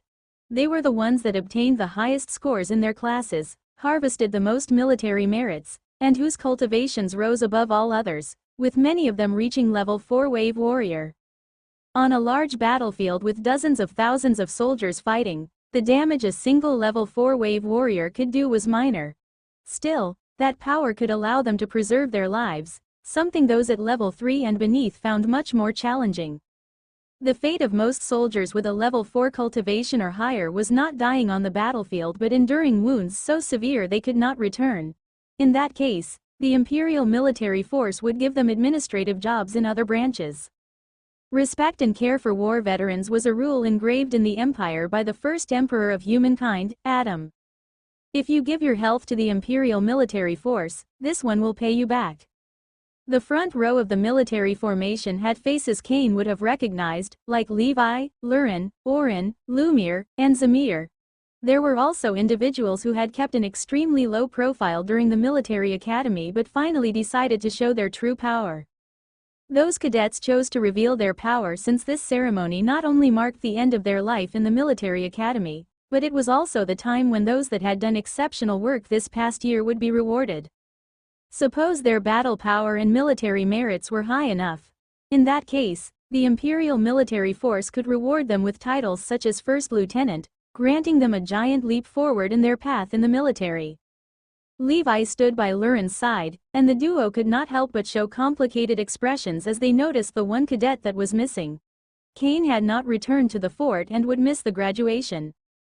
Of course, the fact that Cain was not here did not necessarily mean he was dead, but missing the graduation would mean that all the merits he gained the past year would become null.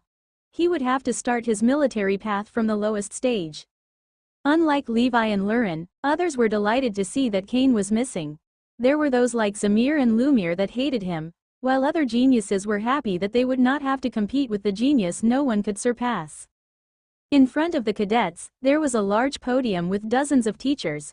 Those were the people that guided these youths during their time in the military academy. And flanking the podium were 20 young men and women.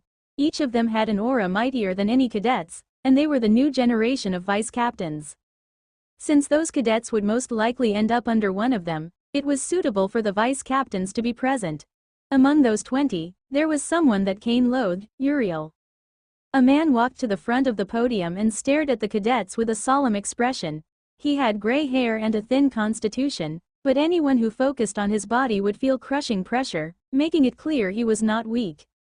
That man's name was Roderick, and while none of the cadets had seen him before, he was the one in charge of the collapsing Lightning Military Academy. All the decisions that affected the cadets had to come through him first.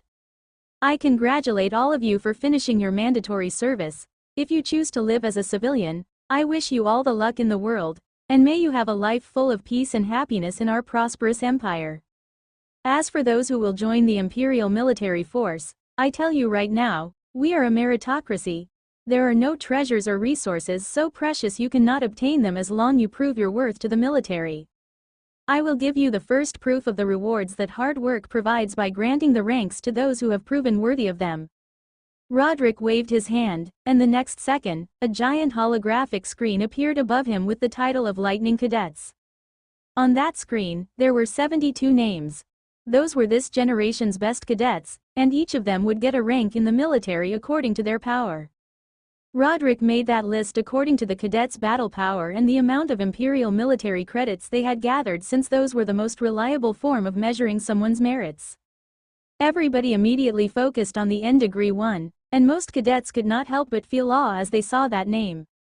N-Degree 1 Cain Lorifer plus 1.5 M Imperial military credits, early level 6 battle power. Despite Cain not having returned to the Imperial military fort for over a month, he still secured first place in the Lightning Cadet ranking, and the second place was not even close. N-Degree 2 Lumir Hurin 679.250 Imperial military credits, pseudo level 5 battle power. Unlike the awe that caused Cain's numbers, when the cadets focused on those of Lumir, many of them sneered. They suspected that Lumir had requested the help of soldiers to carry on with multiple missions at once, so he could inflate the number of Imperial military credits he had gained. That was, of course, against the rules, but none of the cadets could provide evidence of that, and accusing someone of a crime without proof was a grave crime in the Godslayer humankind empire. Lumir did not care about the gazes of the rest of the cadets since he was about to be pushed to first place in the Lightning Cadet ranking. The fact he would be stealing Cain's place filled him with excitement. Roderick gazed at the screen above his face and saw that the N-Degree 1 Lightning Cadet was not present. He was about to erase Cain's name from the ranking when his eyes narrowed as he looked to the distance, and he was not alone since Jonathan did the same. A figure flashed toward the military cadet formation at an incredible speed and appeared beside them before they could even react. He was a young man with black hair, green eyes, and arcs of red lightning moving around his body. Shock, excitement, happiness, awe, anger, rage, and many more emotions appeared on the cadets as they saw that the strongest cadet in the Imperial Lightning Fort had returned. Cain was exhausted since he pushed himself to the limit to arrive in time, but he did his best to hide it, showing no weakness at all since it would not fit the N-Degree 1 Lightning Cadet. Cain would have wanted to arrive before the ceremony, but not everything was possible. He saw the expression of Roderick and knew he was not out of the woods yet. The Imperial military force valued talent, but it also valued discipline and a sense of responsibility. Arriving at the last second was not proof of that.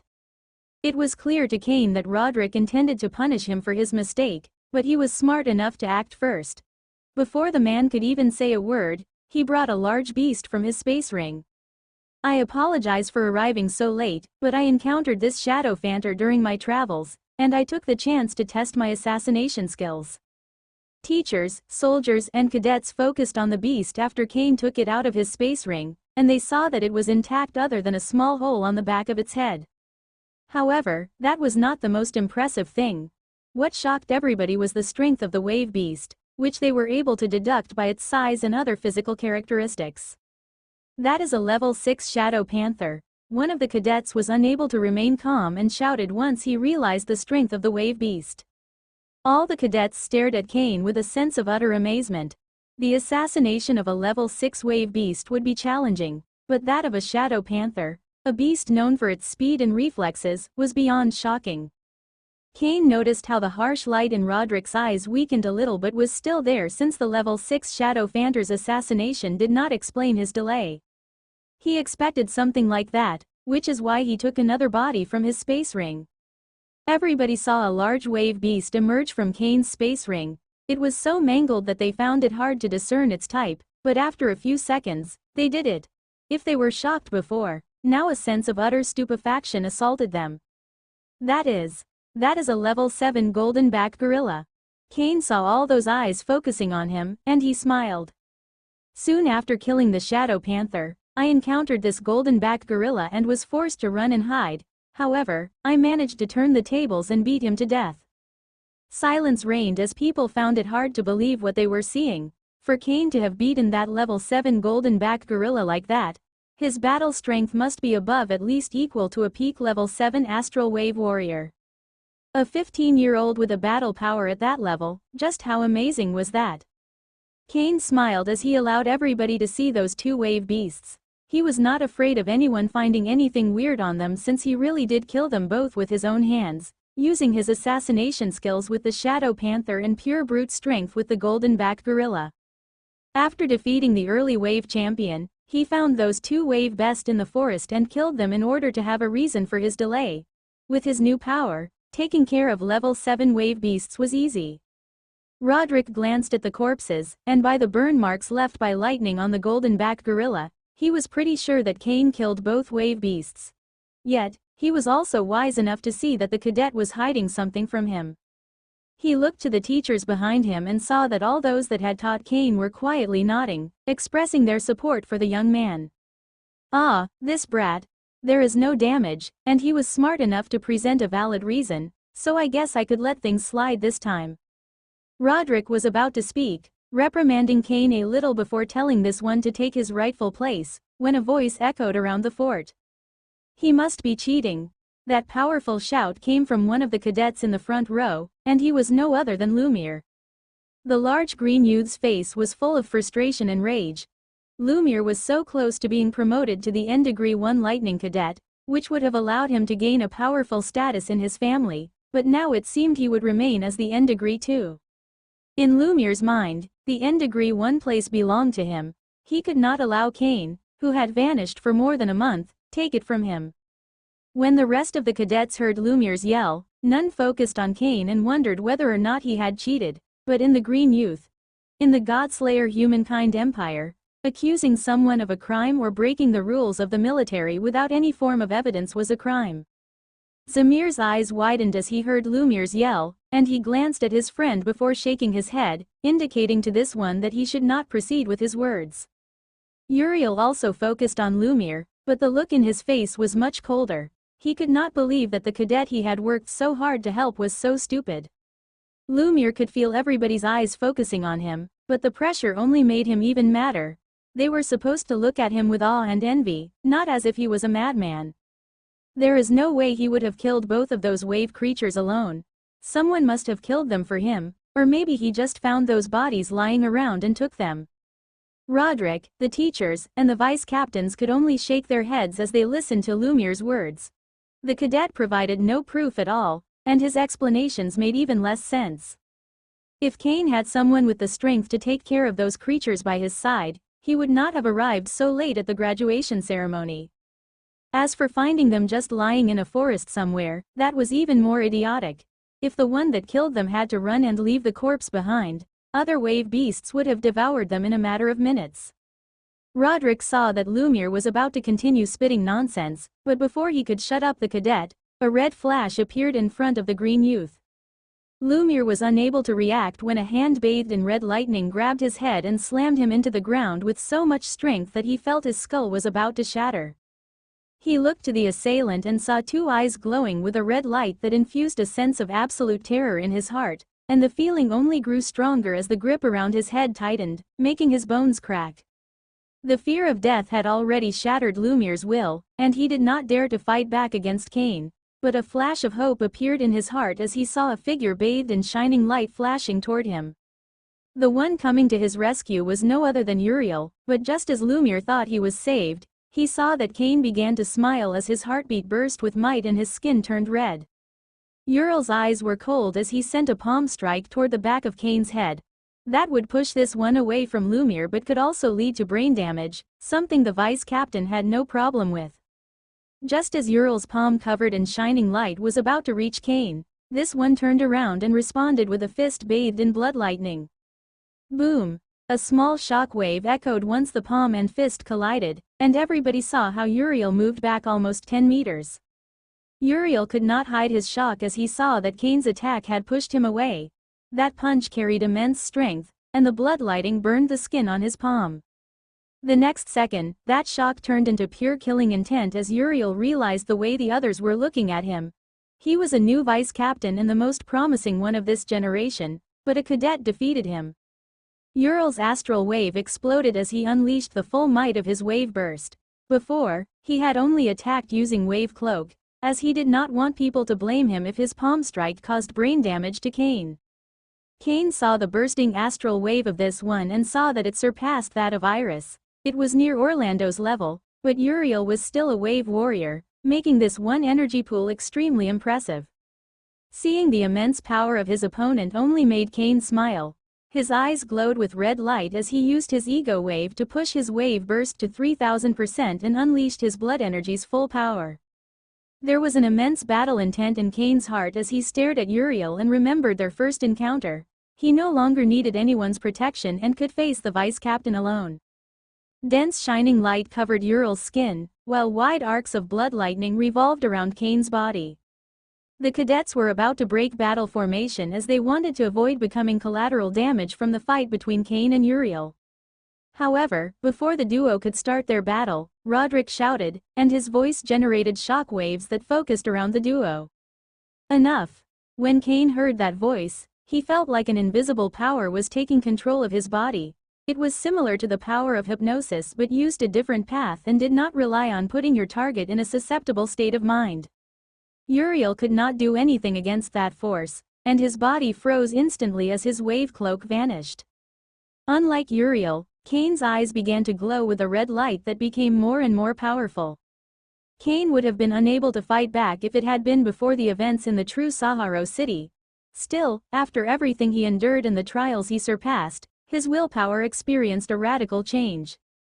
Finally, the red light reached its zenith before the sound of breaking glass appeared inside Cain's mind, and then his ego wave burst like a volcano. Boom! Everybody could see how a giant red force field emerged from Cain's body and raised to the sky like a mighty blood dragon. Roderick showed an expression of pain as blood leaked from the corner of his mouth due to the backlash of having his technique broken. However, he barely registered that as his eyes could not leave the mighty ego wave that emerged from Cain. That mighty red force field drew the attention of everybody in the Imperial Lightning Fort. The weak only saw a majestic sight, and the strong understood the nature of that force and could not help but feel awe as they realized from whom it came. Zarak was in his room in the Titan Tower and turned toward the mighty pillar of ego wave with a smile. He had detected Cain's presence thanks to his ego mark when this one was 100 kilometers away from the fort, but he had not perceived the change in the youth. Ha ha ha, this brat. Whatever happened to you? It must have been truly challenging for your willpower to have evolved beyond Wave Champion's limits and finally enter the realm of Wave Kings. The red force field vanished the next second, and Cain's mind felt a sense of clarity like never before. He felt his brain working much faster, but he could not focus on that for much time due to the sudden headache he felt. Cain grabbed his head as the pain faded, and only then he looked around and saw eyes full of shock and awe focusing on him. Luckily for Cain, just as things were about to go out of control, Roderick shouted, drawing back all the attention. Explain yourselves. Once again, shock waves emerged from Roderick's voice, but this time they spread across all the cadets, not focusing on a single person. Uriel smiled as he heard those words, sure that Cain had gotten into serious trouble, and he was ready to make things even harder for the cadet when he felt Roderick's eyes focusing on him. Uriel turned toward Roderick with confusion, as he did not understand the meaning of this one's gaze. Well, I am waiting for your explanation. Roderick was not only demanding Cain to explain his actions against Lumiere but also for Uriel to give a reason for his sudden attack. Uriel felt an immense sense of shame as he saw that all the vice captains were looking at him as if he was a clown, waiting for him to entertain them. Still, no matter how he felt, the young man did not dare to go against Roderick. Cain attacked one of his fellow cadets without reason, so I sought to apprehend him and bring him to justice. It was clear to everybody that Uriel's true goal was not just to detain Cain, but his words did make sense. That is not your role, nor do you have the authority to act over other cadets or even soldiers that are not under your direct command. It is not the first time you have made a mistake like this. I should not have to say this to you, who is already a vice captain, yet I have to. The Imperial military force is not your family's fiefdom. Roderick's last words unleashed more shockwaves that pressured solely on Uriel, making this one kneel. This mistake will go on your military record. Return to your formation. Uriel's eyes widened as he heard that. The humiliation was bad enough, but a mark so soon on his military record would make it much harder to advance in the ranks. A poisonous hatred emerged in Uriel's heart, but he did not target Roderick since this one was too powerful, choosing instead to blame Cain for all his problems. Cain noticed the hatred in Uriel's eyes but showed no fear and simply turned toward Roderick. According to the rules and regulations of the Imperial Lightning Fort, a cadet can act in self-defense if he is attacked first or feels threatened. Roderick turned toward Lumiere, who was still lying on the ground with an expression of utter terror. He threatened you? Words are dangerous and can induce physiological damage that is much harder to defend against. Lumiere's accusation made me feel in danger, so I acted. Since I did not cause permanent damage, there is nothing wrong with my actions according to the military rules. When the teachers heard Cain's words, many of them silently nodded. Unlike Uriel, who was trying to make excuses, Cain gave an explanation backed by the Imperial Lightning Fort's military codes. Roderick analyzed everything before sighing and shaking his head. Cain had gone overboard, but Lumiere was guilty of throwing accusations without any form of proof. Everybody, return to your place so the ceremony can continue. Ultimately, Roderick chose to ignore both Lumiere and Cain's transgression and carried on. Cain smiled as he took his place in the front row, right at the beginning of the military formation. Roderick stared at the young man, and as he saw that confidence and determination, he could not help but smile. As someone who dedicated his life to the military, he was happy to see that the next generation was full of power. Cadet Cain Lorifer, for your exemplary display of both power and duty, having displayed a battle power above level 7 and amassed Imperial military credits that surpass the 1.5 million, I grant you the rank of Vice Captain. Roderick's voice was loud and seemed to have a special power as it echoed across the entire Imperial Lightning Fort. From now on, you are the Blood Lightning Vice Captain. In a distant location of the collapsing lightning sector, 5 persons were floating in the sky. Each of them had military clothes, and the stripes on their shoulders made it clear that none had ranks beneath Major. Among the group was a face that Cain would have recognized. She was the first astral wave cultivator that he knew used cold weapons. Major Luma stood in the sky looking at the ground, and there was a solemn aura around her. She was not alone since everybody in the group had severe expressions. The only one that had a resemblance of calm was the old woman at the front of the group. She had long white hair and wrinkles all over her face, but despite her appearance, her life force was full of power. All 4 majors looked at the woman with a sense of utter respect and awe as they knew that her power was something none of them could even compare with. The old woman's eyes glowed with golden light as her wave cloak manifested. She then activated Wave Burst, and gales like the ones released by a tornado assaulted the sky. A single person affecting the environment just like a natural disaster was incredible, but Luma and the others knew that was the power of a Wave King. She then raised a finger, and her essence wave began to mutate gradually, generating a massive flaming rock, not unlike a meteorite. The flaming rock grew larger until it became more than 50 times the size of the old woman, and only then did she throw it. Boom, boom, boom, boom. Several shock waves echoed across the sky before the meteorite landed, due to this one breaking the sound barrier and moving faster and faster with each second. Boom mmmmmm. Finally, the meteorite conjured by the old woman landed on the ground and generated a massive explosion, leaving a crater with a radius of over 10 kilometers.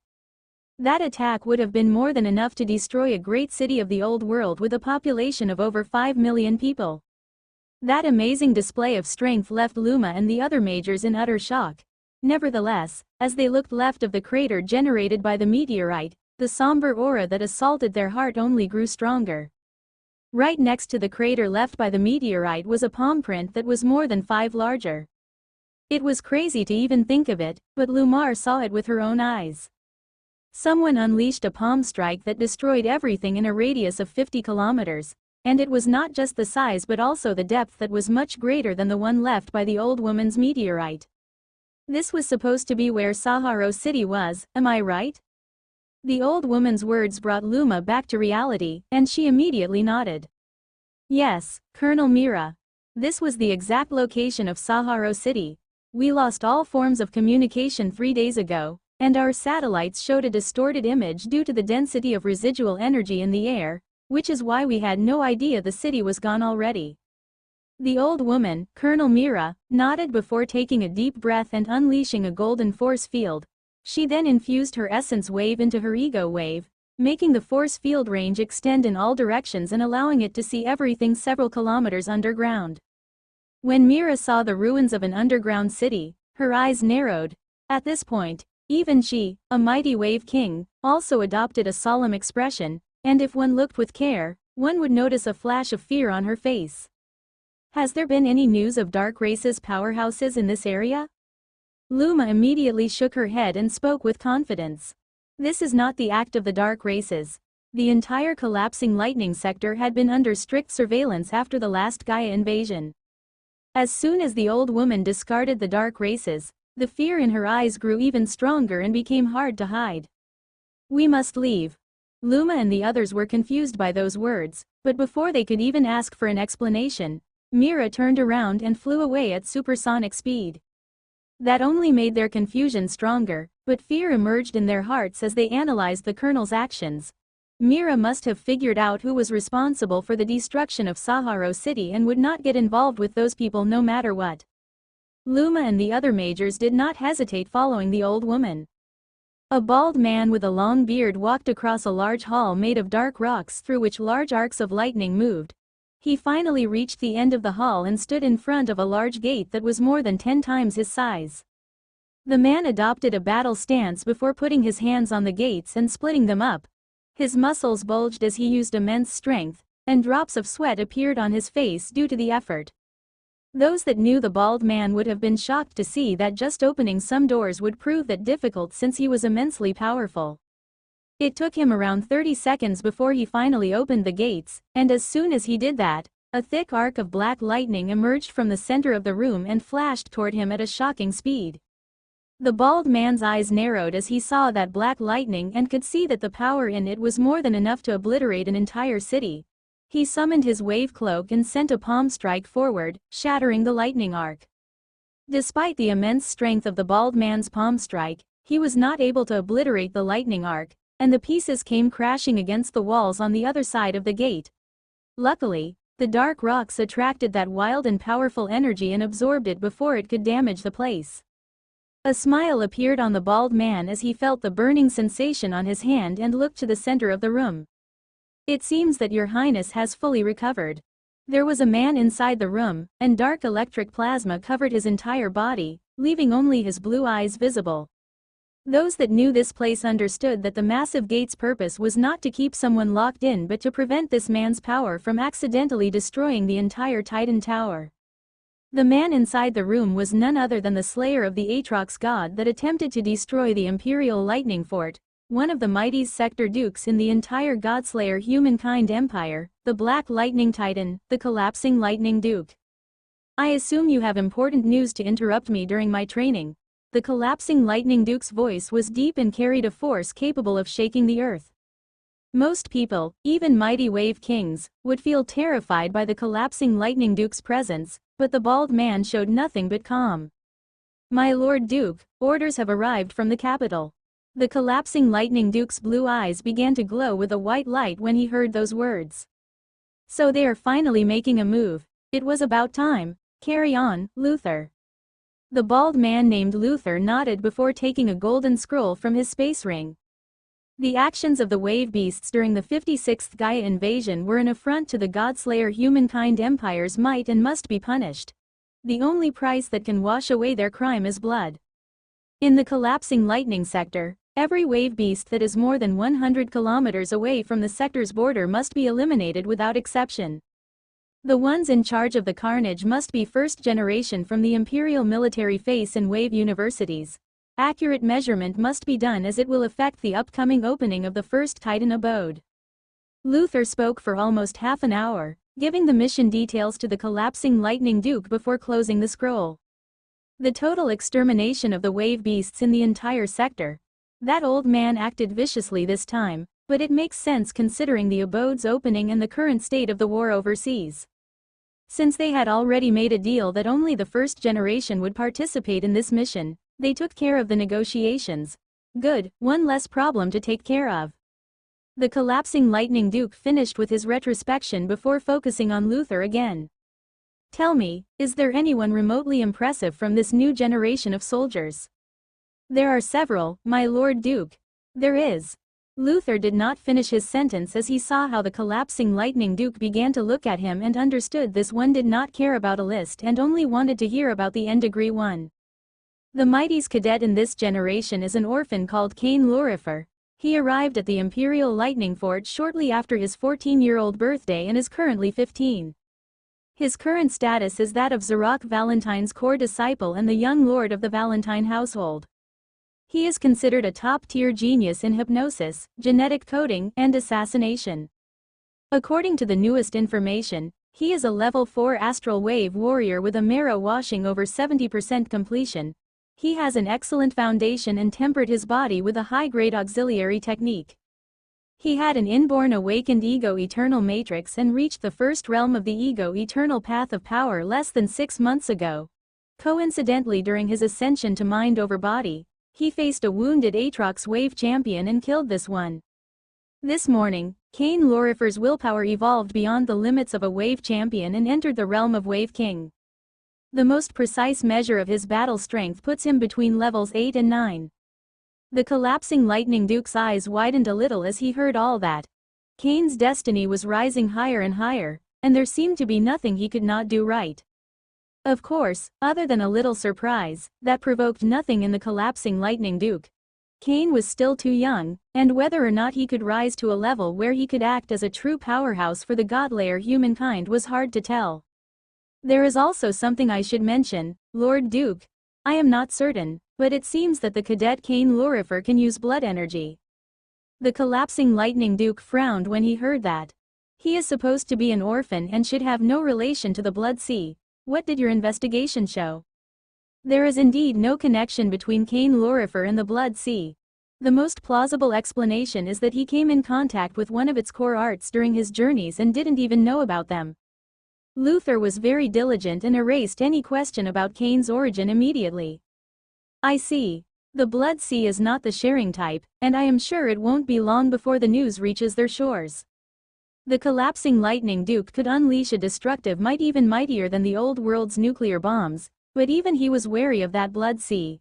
That was enough to tell everybody just how dangerous they were. "Should we act proactively, Lord Duke?" The fact they were careful did not mean they were afraid, and Luther's eyes glowed with a flash of killing intent as he spoke. The collapsing Lightning Duke analyzed everything for a moment before softly shaking his head. "They would not dare to send a Titan to catch a boy. Give Zarok all the information about the Blood Sea so he can protect his disciple. That man is fond of battle, so I am sure he will like this arrangement." Luther nodded, and with a single message sent through his AI chip, he took care of all that. "There is one final point we need to attend, Lord Duke, is about the organization." The collapsing Lightning Duke had shown little concern about the genocide that would soon take place in his sector, and even the Blood Sea only managed to bother him a little. However, the moment Luther mentioned the organization, a solemn expression appeared on his face. "Carry on." He waved his hands, closing the gates Luther had worked so hard to open. Luther was also aware of the danger of speaking about the organization, so he just nodded when he saw the collapsing Lightning Duke closing the gate. Recently, reports of a destroyed city reached us. The name was Sahara City, but the important part was the underground city built beneath this one. The one that destroyed it was not a wave beast or a member of the dark races, and they left no trace of their presence. There are also reports of scions, civil officers, and even soldiers vanishing all across the sector. Many had marked Sahara City or a location nearby as their destinies. By what I could get from my contacts in the capital, it is happening all across the empire. The collapsing Lightning Duke clenched his fist as he heard that. There were very few things he feared in this world, but the organization was one of them. If he could face them head-on, the collapsing Lightning Duke would jump into battle right away, but the organization never left the darkness. That was their power, and no one dared to antagonize it. Make sure the pillars are ready to be mobilized. In case things go out of control, contact me.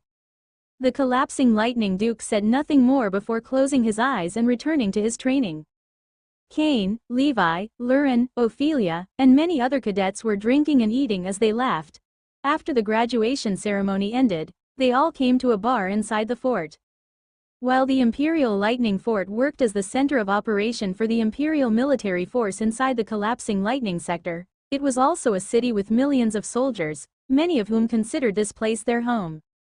Humans were social creatures, so there were bound to be distractions, such as bars inside the fort, where the soldiers could gather and have fun. There were even special areas where the families of high-ranking soldiers lived. Cain was now a vice captain in the Imperial military force, while Levi, Lurin, Ophelia, and the others at the table were first lieutenants. All the people present had already fought side by side during the defense of Khorene City from the Wave Beast's horde. Ha ha ha, when you arrived, the faces of Lumir and Zamir were epic. Those two thought they could accumulate all the attention and fame with their underhanded methods, but you busted their bubble. Lurin laughed as he remembered what happened with the duo when Cain arrived and took his position as the N-Degree 1 Lightning Cadet. It was clear he did not have a good impression of them and enjoyed seeing them fail. Cain only smiled and drank his beer as the group praised his feats. His constitution and mind were so strong that the level of alcohol in the beer could not affect him, and it tasted like mud. Of course, seeing that everybody was having a good time, Cain would not bring it up and just continue drinking. Although I am surprised by the actions of that new vice captain, the one called Uriel, he attacked without saying a word, and even though he was not using wave burst, that palm strike to the back of the head would have crippled any normal level 4 wave warrior. Levi's voice was somber and cold as he remembered the actions of Uriel. There was even a flash of killing intent in his eyes. The events with Uriel made everybody serious, but one person broke the tension. Who cares about that guy? Did not Cain counterattack push him away? As time passes, the difference between their strengths will only diminish. Ophelia's face was red due to the alcohol, but her words were true. Levi, Lurin, and the others remember how Cain managed to easily counter Uriel's palm strike and the ferocious appearance of this one as his entire body was bloody red. Cain saw the awe in the people across the table when they remembered his power, however, he did not let that trick him. Whenever Cain felt he was strong, he just had to remember the attack of the Aatrox god and how he could have done nothing to save himself. That allowed him to always push himself beyond his limits and never settle for his current talent or power. By the way, you really like the color red, don't you? Cain almost spat his drink when he heard Levi's words. The truth was that he indeed liked the color red, but it was just luck that all his techniques would adopt that shade. Asura form pushed his cardiovascular system to the limit, turning his skin red, while the charge of blood energy into his lightning armament also altered the color of this one. As for his ego wave, that was just chance. Ha ha ha, I guess you could say so. The group continued talking and laughing until late in the night when everybody returned to their residences. Back in the cadet section of the fort, it would take a week for their new home to be ready. Once Cain reached his residence, he bowed to his father's altar for a few minutes before taking a shower, eating a small meal, and then going straight to bed. He slept very little over the last few weeks, and even with his mental fortitude and brain power, it still pushed him to the limit. Cain woke up after almost 20 hours of sleep. That was an immense amount of time, considering how high his vitality was. When he finally woke up, he felt refreshed and full of energy. Great. I am in peak physical and mental condition. Cain smiled as he analyzed the state of his body and mind. He filled his stomach before taking a small bag from his waist, and inside it were dozens of space rings. Those belonged to Morgana, Orlando, Christian, the scientists, and the youths and bodyguards that perished during the clinical trial. During the time that Cain traveled from Sahara City back to the Imperial Lightning Fort, Apex hacked into all of them, and his AI chip had already branded them. Cain first analyzed the belonging of the youths, bodyguards, and Orlando. His body almost trembled as he saw the wealth he had gathered. There were all sorts of wave artifacts, wave viruses, drugs, cultivation resources, and more. Although many of those resources did not suit his cultivation path, and none of the wave artifacts were useful, Cain could always rely on Apex to use the black market and change them for something he could use. Apex. I know. I will keep the ones of use and change the others for things you need. Should we look for something other than dragon blood grass to continue tempering your body? Apex was extremely diligent when giving a mission, and Cain was sure it would not take long before all those illicit goods vanished from his possession. Cain's body had grown so powerful and thoroughly tempered by blood essence that it was time to search for something new. Any suggestion? You have improved your constitution to a very high level thanks to the blood refinement art, and tempering it more with auxiliary techniques or resources before rising to the wave champion rank will be almost impossible. Since that is the case, you should focus your energy on your marrow washing. There is something called the Whale Lightning Orb. It contains a massive amount of lightning inside, and it is extremely useful to purify your body and help your marrow washing. When Cain heard that, he used the military network to look for the Whale Lightning Orb. So it is an object found inside Wave Champion Beast, and their price is. Cain's voice froze, and his eyes widened as he saw the price for a single one of the orbs. 70.000 Imperial military credits. That is almost 3 times the price of the dragon blood grass. The price shocked Cain, but after a moment, he sighed and nodded, indicating for Apex to obtain them. Cain was perfectly aware of how important marrow washing was for an astral wave cultivator and had a critical role in how far he could rise. Money meant nothing compared with the brute strength that high cultivation would grant him. Now that he finished with those, Cain began to look into the space ring of the scientists. They were all genetic coders, and a large smile appeared as he saw the resources inside those space rings. There was even a recovery capsule inside Christian's space ring, which would make things much easier for Cain in the future. Finally, it was time for Cain to open Morgana's space ring. He was full of expectations since the woman had lived a long life, and she was supposed to be a quasi-saint genetic coder. What Cain saw inside the space ring left him in utter shock. Not only was there a massive amount of resources meant for grand genetic coders, but there was something even more impressive. No way. Cain could not believe his luck as he saw a series of books inside Morgana's space ring. When he scanned them with his ego wave, he saw that they were all of the woman's genetic coder's experiences. Usually, people would not write things in physical format, as digitalizing the data into your AI chip would make things much more manageable. Cultivators had all sorts of strange habits, and one of Morgana's was to write on a piece of paper. Maybe Morgana's fascination with physical writing was due to her old age and knowing that everything inside her AI chip would be erased once her brain stopped working. Whatever the case, Cain could not be happier with those books. In them was not only a thorough path from the basics all the way to POC grand genetic coders but also hundreds of recipes for wave viruses. Cain took a deep breath and calmed his heart before speaking with the spirit system. Apex, you recorded every word Morgana and the scientists uttered when they spoke about the genetic chain, right? Who do you think I am? Of course. I even hacked into all the recovery capsules so we could have all the data from the other 16 youths, not just Simon and Iris. Great. Cain's smile widened as he heard that. He had not forgotten about the lineage that Morgana was searching for, and since it was so powerful, he wanted it for himself. Kane had just reached his new residence and was ready to continue his experiments in genetic coding when a voice appeared in his head. "Brat, it is me." Zarek's voice echoed inside Kane's mind as this one used his ego wave to communicate. Kane was surprised to hear Zarek's voice and realized that this could stretch the ego wave for such a long distance. He was able to keep calm and wondered whether his master had questions about his actions during the last month. However, Zarek's question had nothing to do with that. "Tell me, where did you get your body refinement auxiliary technique?" Kane was a little confused by the question since Zarak already knew about the blood refinement art, but this was the first time this one asked about it. Although he was not fond of revealing his secret, Zarak had shown him there could be trust between them, so he decided to tell the truth. "I found it in a corpse during a mission. I obtained the information from its AI chip, which failed to self-destruct after the user's death." "Did you kill that person?" "No, he was dead long before I arrived." "Oh, so that is how. In that case, you are good." The confusion on Kane's face only grew. There was clearly something going on with his blood refinement art. "Is there a problem, Master?" Zarak did not answer immediately, and only after a moment did Kane hear his voice again. "Your technique has a problematic origin, but since you did nothing wrong, there is no need to worry. I will take care of things, and if anything changes, I will let you know." After that, Kane felt Zarek's ego wave vanish. He was still full of questions, but it seemed he would not get any more information.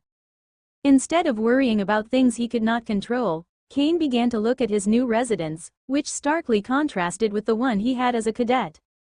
The place was almost 5 times larger, with rooms designed specifically for his training and experiments.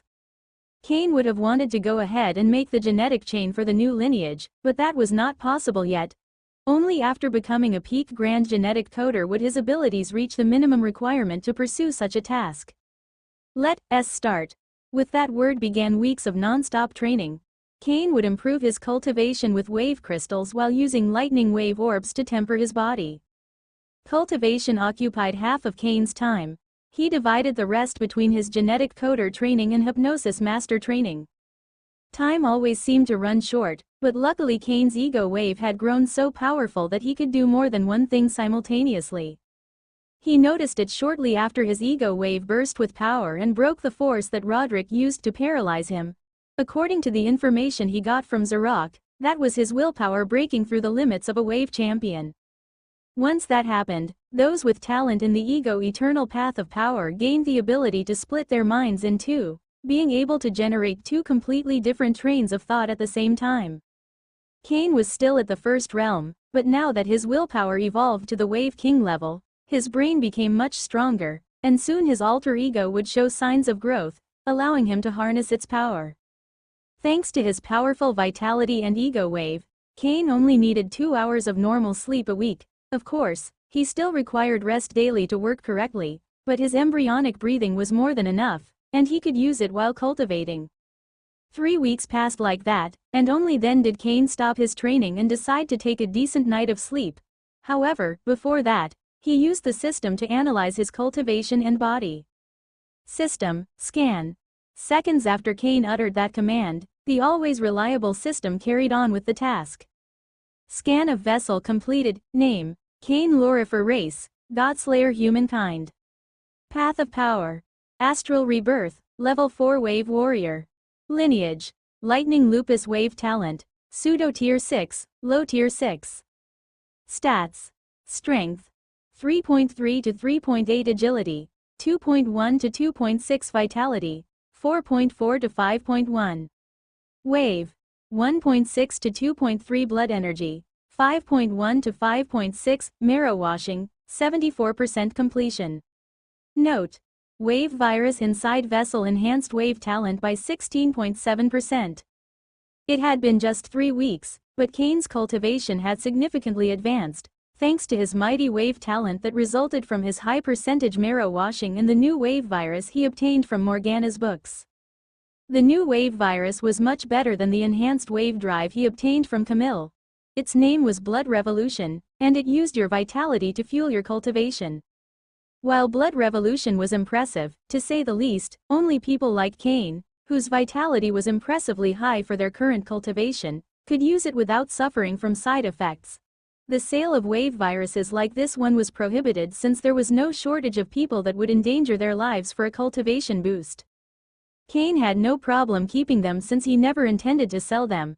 Not only was it very costly, but the difficulty of the Blood Revolution's genetic chain was also at the standard of a grand wave virus. He would gain more by selling enhanced wave drive in bulk than by spending an entire day creating a single blood revolution. I am much stronger than before, and the speed at which I consume life wave and transform it into astral wave is impressive.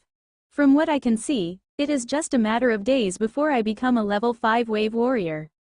Cain adopted a solemn expression as he thought of his next breakthrough and how it would be an extremely important step in his cultivation. There was no way Cain would have forgotten about the power of the laws that Iris had used during her fight in the underground city of Sahara. That was a might that Cain definitely wanted to master. However, there was no mention of the laws in any part of the Fiend Devourer cultivation technique. At first, he thought it was a secret power only a few knew of so early in their cultivation, like the Ego Eternal Path of Power, but he was wrong. Apex had managed to obtain information about the power known as the laws, thanks to his constant hacking of the Empire Science Academy. In a very basic way, the laws were the matrix of the world, the forces that made everything work as it was supposed to, making fire produce warmth and ice generate cold. You can summon their power by gaining some understanding of them, just like Iris did with the law of wind. However, that was a gift reserved for those that follow the essence evolution path of power. The essence wave inside their bodies enhanced their perception and allowed them to study the laws. Technically, someone that follows the astral rebirth path of power could still study the laws, but that would be futile. By the time they gained even a bit of comprehension, the boost it would grant to their battle power would be insignificant. Of course, if the essence evolution path of power had access to such a gift as the laws, while the astral rebirth path of power had nothing to compete with, the second would have vanished long ago. While the astral rebirth path of power did not grant an enhanced perception capable of studying the laws, it allowed its user to go through marrow washing. Once the percentage surpassed 75%, an astral wave cultivator would gain a boost to their strength and talent just as high as an essence wave cultivator that managed to begin their comprehension over the laws. After Apex told Cain that, this one remembered the words that Wink told them at the beginning of the training in wave cultivation. Essence wave focuses on perception, while astral wave focuses on the foundation. Mine reached an impressive level thanks to the blood refinement art breakthrough to level 2. Cain was delighted with his current foundation, but that did not mean he would not push it harder. That is why he spent so much money on high-level cultivation resources. Finally, Cain went to sleep and woke up as the sun rose.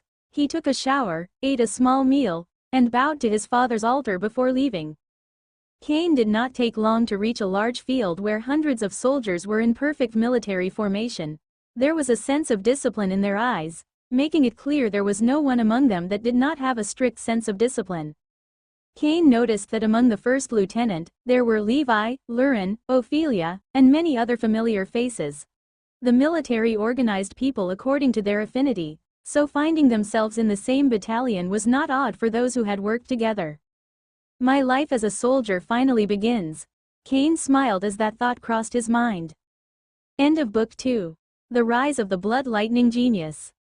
Book 3 Journey Through the Blade Mountain. Cain did not position himself with the soldiers but went ahead and placed with the 4 people in the lead. Those were vice captains, just like him. Suddenly, Cain's eyes narrowed as he felt a presence approaching. Before he could detect the newcomer's exact location, a man descended from the sky and landed in front of the vice captains. He was almost 2 meters tall, with black hair, blue eyes, and a muscular body. A large black halberd behind his back unleashed a powerful blood scent. The man's aura told Cain this one was an astral wave cultivator. It was the second time he saw a user of astral wave using a weapon instead of just relying on their bodies. The first one was Major Luma. Cain knew that using cold weapons had nothing to do with your power. It all depended on your battle style and whether or not a weapon could allow you to unleash a great battle power. Zarok was one of the strongest life forms he had seen, and this one used only his body. What truly drew Cain's attention was the fact the man could fly. Not all wave champions have that power, and he did not quite understand how one could do it. The man that was supposed to be the battalion's captain stared at the vice captains, and his eyes remained on Kane for a few seconds. Kane did not find it odd for the captain to focus on him. After all, he was extremely young and a cadet a month ago.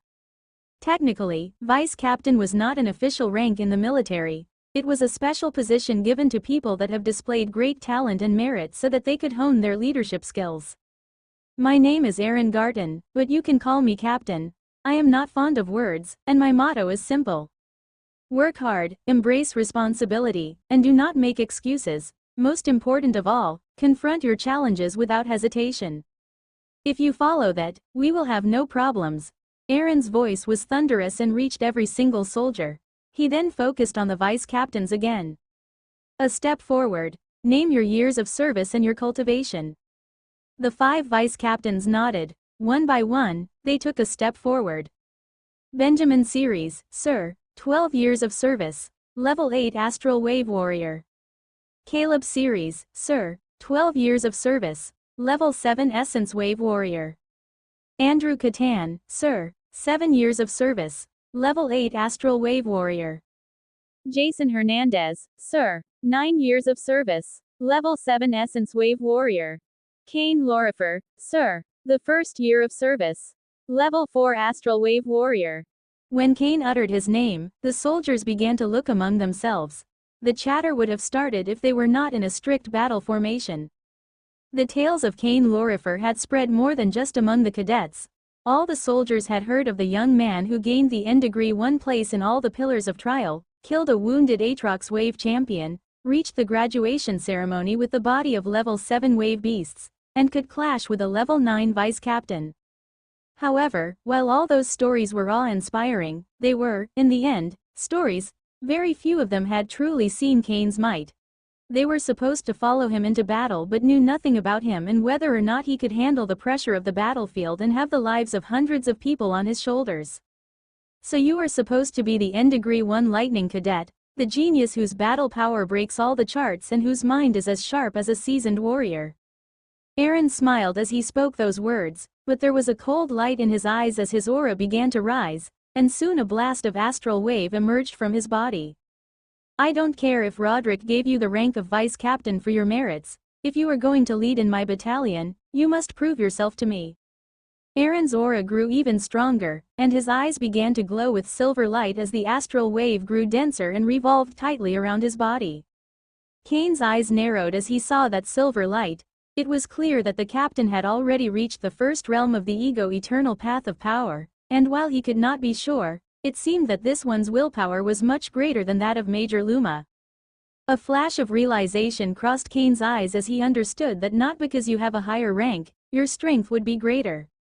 However, Kane did not waste his time with those thoughts, as he had to focus on the challenge in front of him. I cannot test your true leadership skills until we reach the battlefield, but I can test your battle power. Hit me with all you have, and if I find your strength insufficient, you can forget about having a leadership role in my battalion. Aaron's aura seemed to reach its peak as he uttered those words. His skin turned chromatic, with red diagrams covering every corner of his body. Kane knew the man was serious, and if he did not show extraordinary battle power, he would lose the position he had worked so hard to obtain. He took a deep breath, and without hesitation, he unleashed the full power of his astral wave and blood energy. Boom! A small shock wave emerged from Kane's body due to the sudden energy output, shocking the other 4 vice captains. They were all at a higher cultivation level, but Kane's wave output did not fall behind any of them. Kane's energy pool was already greater than an average level 4 wave warrior, and by using a 3000% wave burst, the might he could unleash was terrific. Not to mention he also controlled his blood energy using his ego wave, making sure this one revolved around his body at an extremely fast speed, pushing his physical might to an even higher level. Thump! Things did not end there as Kane's heartbeat became so strong that all the soldiers could hear it, and everybody saw how his entire body became red. Aaron had read Kane's file and knew about his extraordinary gifts. Still, what he saw shocked him. A level 4 wave warrior can really unleash such a powerful aura? He did not look down on Kane, and his eyes glowed with an even stronger silver light as he pushed his wave burst to 800%. Cain walked calmly toward Eren until he was right before this one. He then adopted a battle stance before using wave focus to gather every ounce of power he had into his right fist. Boom! Another shock wave emerged as an outlandish amount of energy gathered on Cain's right fist. Part of the astral wave transformed into red lightning, while the rest focused solely on enhancing that fist's physical power. Eren's eyes narrowed as he saw the level of control that Cain's had with his astral wave, and he understood that the willpower of the young man had already surpassed the limits of a wave champion. Cain could display granular control over his astral wave during levels 2, 3, and the beginning of level 4 without a problem since his willpower was that of a peak wave champion. It was like a large man controlling a small wooden sword. However, thanks to his 3000% wave burst, the amount of astral wave that Cain was manipulating matched that of a level 8 wave warrior. It was clear that while Cain's astral wave was growing, his willpower did it much faster. Eren did not say a word and waited for Cain to attack. If he used wave focus, he could easily endure the punch without much damage, but that would be a low trick and would not sully his reputation like that. Cain clenched his teeth as he channeled more and more of his energy into his right fist. He felt a monstrous pressure on his muscles and circulatory system but kept pushing forward. All the vice captains had already moved away, not wanting to be caught in the blast that punch would generate once it made contact. Cain exhaled, releasing all the air inside him, allowing his muscles to contract even more, making it easier to put his entire body weight on his fist. Just as Cain was about to launch that punch, his entire body began to rotate. The torque started in the soil of his feet, rose to his waist, and grew stronger with his back and shoulders, finally generating a massive force that exponentially increased the strength of the fist. Eren's eyes widened as he saw Cain's superb martial skill. He was shocked that such a young man could display that skill level, but he could only take that blow that landed right on his abdomen. Boom! The sound that originated was not different from the one of a missile landing on a building before shattering it to pieces. Boom! The sound that originated was not different from the one of a missile landing on a building before shattering it to pieces. Eren clenched his teeth as that punch violently pushed his body back. Luckily, his feet were still in contact with the ground, so he was able to use the friction to diminish the momentum and regain control of his body in a matter of seconds. Everybody saw how Eren's body stopped 20 meters away from Cain, with a clear fist imprint in its abdomen. What left everybody shocked was the blood leaking from the corner of his mouth. Even Eren was surprised to see that. His body was incredibly resilient, and the technique he trained not only transmuted his skin but all the flesh and viscera, granting him overwhelming defensive power. The fact that Cain was able to generate internal damage in someone so powerful as Eren left all the soldiers in a state of shock. Cain showed a small smile as he saw the effect of a full power punch that carried every ounce of strength on his body. Of course, he understood that doing something like that in an actual battle was impossible since there was no way the enemy would stay still for over a minute while you charged your attack. Cain's smile did not last long as a wave of pain assaulted him. Hairline fractures were all over his right arm due to the immense stress and the recoil of hitting something as hard as Eren's body. That was not all since he also pushed his circulatory system to the extreme, leaving him in complete exhaustion. It took a moment for Cain to calm his breathing, and as he straightened his body, he saw that Eren was already in front of him. The duo looked at each other before nodding, and then Cain returned to his position in the military formation alongside the rest of the vice captains. A grateful expression appeared on Cain's face as he stared at Eren. Although some might think that this clash was the captain making things hard for him, he knew things were not like that. That display allowed all the soldiers to see Cain's might, appeasing their doubts over having someone so young and inexperienced as a vice captain. Eren waited for a few moments and allowed everybody to get over the shock before speaking again.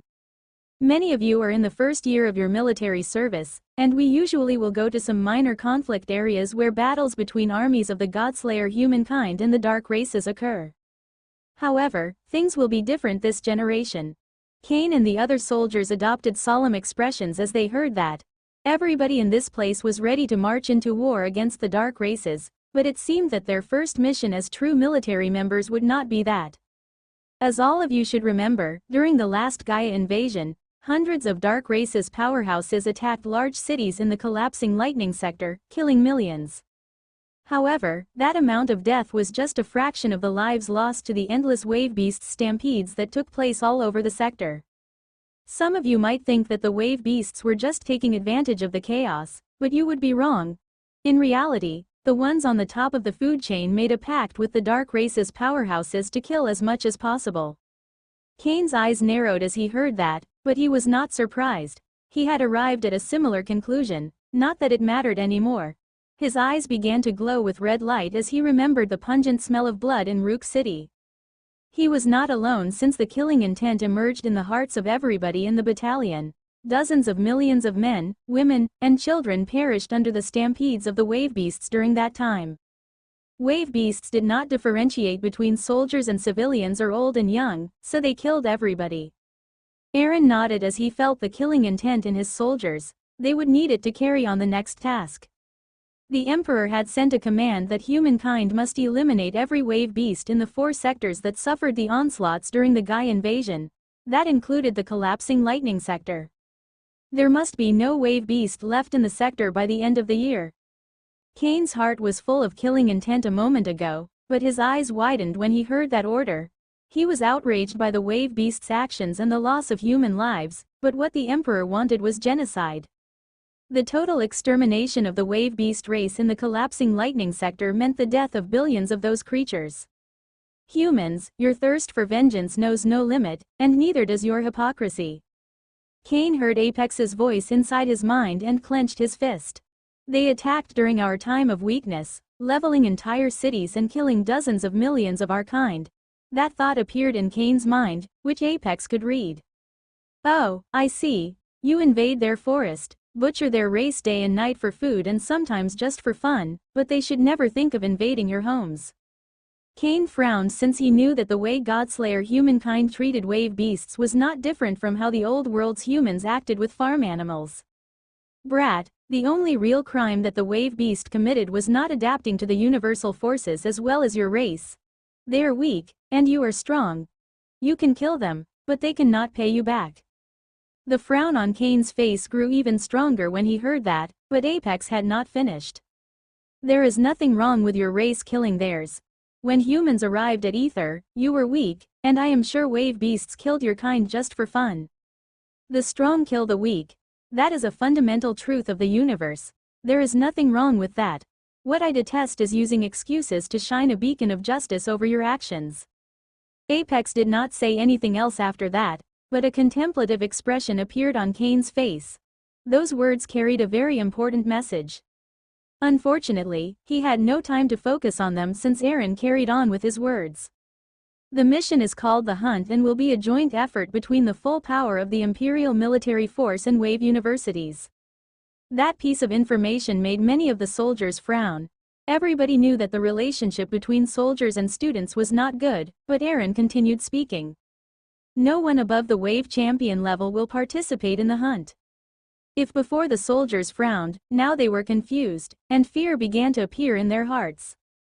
While wave beasts tend to be weaker than wave cultivators at the same level, some creatures earned the title of King Beast. Those creatures reached a cultivation rank equal to Wave Kings, and a single one of them was more than enough to kill dozens of Wave Champions.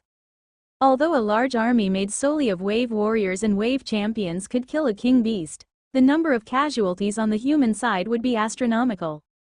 Kane was also worried, but he knew that there was no way they would send them on a suicidal mission, which is why he was not surprised by Aaron's following words. The higher-ups already took care of the King Beast in the sector, so we will not have to worry about them. Our only enemies will be Wave Beasts and Wave Champion Beasts. The soldiers relaxed after hearing that. Killing Wave Champion Beasts would not be easy, but as long as they use their wisdom and formations, they can do it without much problem. After that, Aaron waved his hand, and a file reached the AI chip of every single soldier. It had all they would need to know about the hunt, as well as the reward they could get. Kane wanted to analyze the information immediately but needed to focus on his commanding officer. Are there any questions? Among the first lieutenants, Levi heard that and wanted to ask about what Wave Universities would join forces with the Imperial Lightning Fort, But he knew it was not his place since that question was meant for the vice captains. What wave universities would join us? Luckily for Levi, one of the vice captains made that question, and he was no other than Cain. Cain did not make that question because of Levi. He wanted to know if those people he encountered when he fought the lightning lion would appear. Every wave university in the collapsing lightning sector would participate in the hunt. As for those of other sectors, I cannot say for sure, but people of the Hellblazer University and Endless Shadow University might come since they are the closest to us. Seeing that there were no more questions, Aaron nodded and left. Aaron did not say a word or give Cain and the other instructions. There was no need for that. They were vice captains and should be able to know what to do without the captain telling them. A soldier must know how to follow orders, and a commanding officer must know what to do in their absence.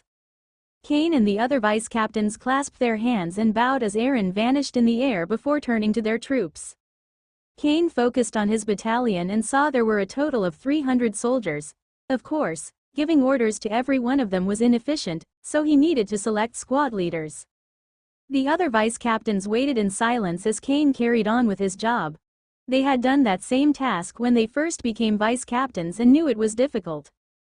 Cain had the personal record of every soldier under his command. Still, even with his cognitive abilities, it would take a long time to analyze everything and decide which were the best for the positions of squad leaders. Luckily, he had something at his disposal with even greater computational power than his own brain.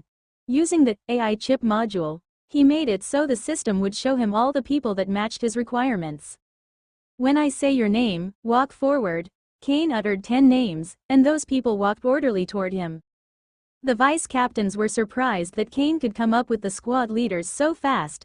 Some of them thought he might be rushing things, but when they saw the people he selected, they were indeed the best for the job. All 10 had great leadership skills, had proven their courage and wisdom on the battlefield, and developed personal relationships with most of their comrades, making it easier for them to harvest their strength. However, when the vice captains saw the last 3 soldiers that Cain named, a complicated expression appeared on their faces. That trio was impressive when it came to leadership skills, but there was one problem: they were too old. Those last 3 soldiers were only level 3 wave warriors and were around 70 years old. The lifespan of a Godslayer human was 150 years old, so they were far from natural death or any cognitive detriment, but their age had already started to affect their strength. The veterans were weak due to not improving their cultivation for so long, which induced atrophy in their meridians. That, plus their age, made them even weaker than a normal level 1 wave warrior. You needed strength to lead people into a battlefield since you were the one they would all follow. If you were too weak and could not fulfill that responsibility, or even worse, end up dying, it would leave your squad in a vulnerable position. Cain knew all that and saw a perfect example of how age could affect someone's battle power with Morgana. If he had to guess, the old woman was a peak wave champion, but he killed her with a single strike. Yet, Cain still chose the trio to become squad leaders. Their minds were perfect for the job, even if their bodies were not. Luckily, he had a way to fix the latter. I chose you to become squad leaders. Do you have any questions or something you would like to share with me? 7 of the squad leaders showed determination as they heard Cain's words and were ready to take the task head-on. However, the 3 veterans looked at each other before softly nodding and raising their hands. Cain turned toward the trio and saw the oldest bowing before speaking. Vice Captain Lorifer, I am First Lieutenant Michel. My brothers and I thank you for this honor, but we believe our abilities would be of greater use in other areas. Michel's words were very crafty. He thanked Cain for selecting them and chose to give the excuse they could work better somewhere else so as not to embarrass this one for making a poor judgment call. Cain smiled as he heard those words. The trio had obtained great merits during their lives in the military, which is why they were all first lieutenants despite their weak cultivation. If Michel and the other 2 sought to retire from active duty and obtain a desk job, it would be extremely easy with their record, but Cain could see that they wanted to remain on the battlefield as long as they could. Cain did not say a word at first, instead taking 3 sets of objects from his space ring. Each set contained a wave virus, wave crystal, and dragon bloodgrass. The wave virus was one of his latest accomplishments, explicitly designed by Cain in case he found people like Michel. As for the dragon bloodgrass, He no longer actively bought it, but there was plenty left in his space ring. These are telomerase regenerators. They are grand wave viruses that revert, in some measure, the effects of aging in your bodies. It will not increase your lifespan, but your constitution will return to the state where it found itself 30 years ago. Michelle and the other two veterans gaze at the wave viruses in Kane's hand as if it was a miracle. Regaining the strength of their middle-aged bodies would be incredible. And that was not all. It will also allow your body to heal all sorts of atrophy. If you use the wave virus with these two, your cultivation could obtain the full power of a level 3 wave warrior. If before the trio was shocked, now they were in utter stupefaction. Regaining their youth and fixing the damage that time did to their meridians would be a dream come true. Utter silence reigned among the soldiers as they heard Kane's words, as the wonder was just too much. "You are a grand genetic coder," one of the vice captains could not help but shout as he saw the wave viruses in Kane's hands and heard its effects. Only grand wave viruses could induce permanent changes in someone, and only grand genetic coders could make them. Kane turned toward Benjamin, the vice captain that shouted those words, and nodded. His abilities were already at the peak of the elementary genetic coders before going to Sahara City.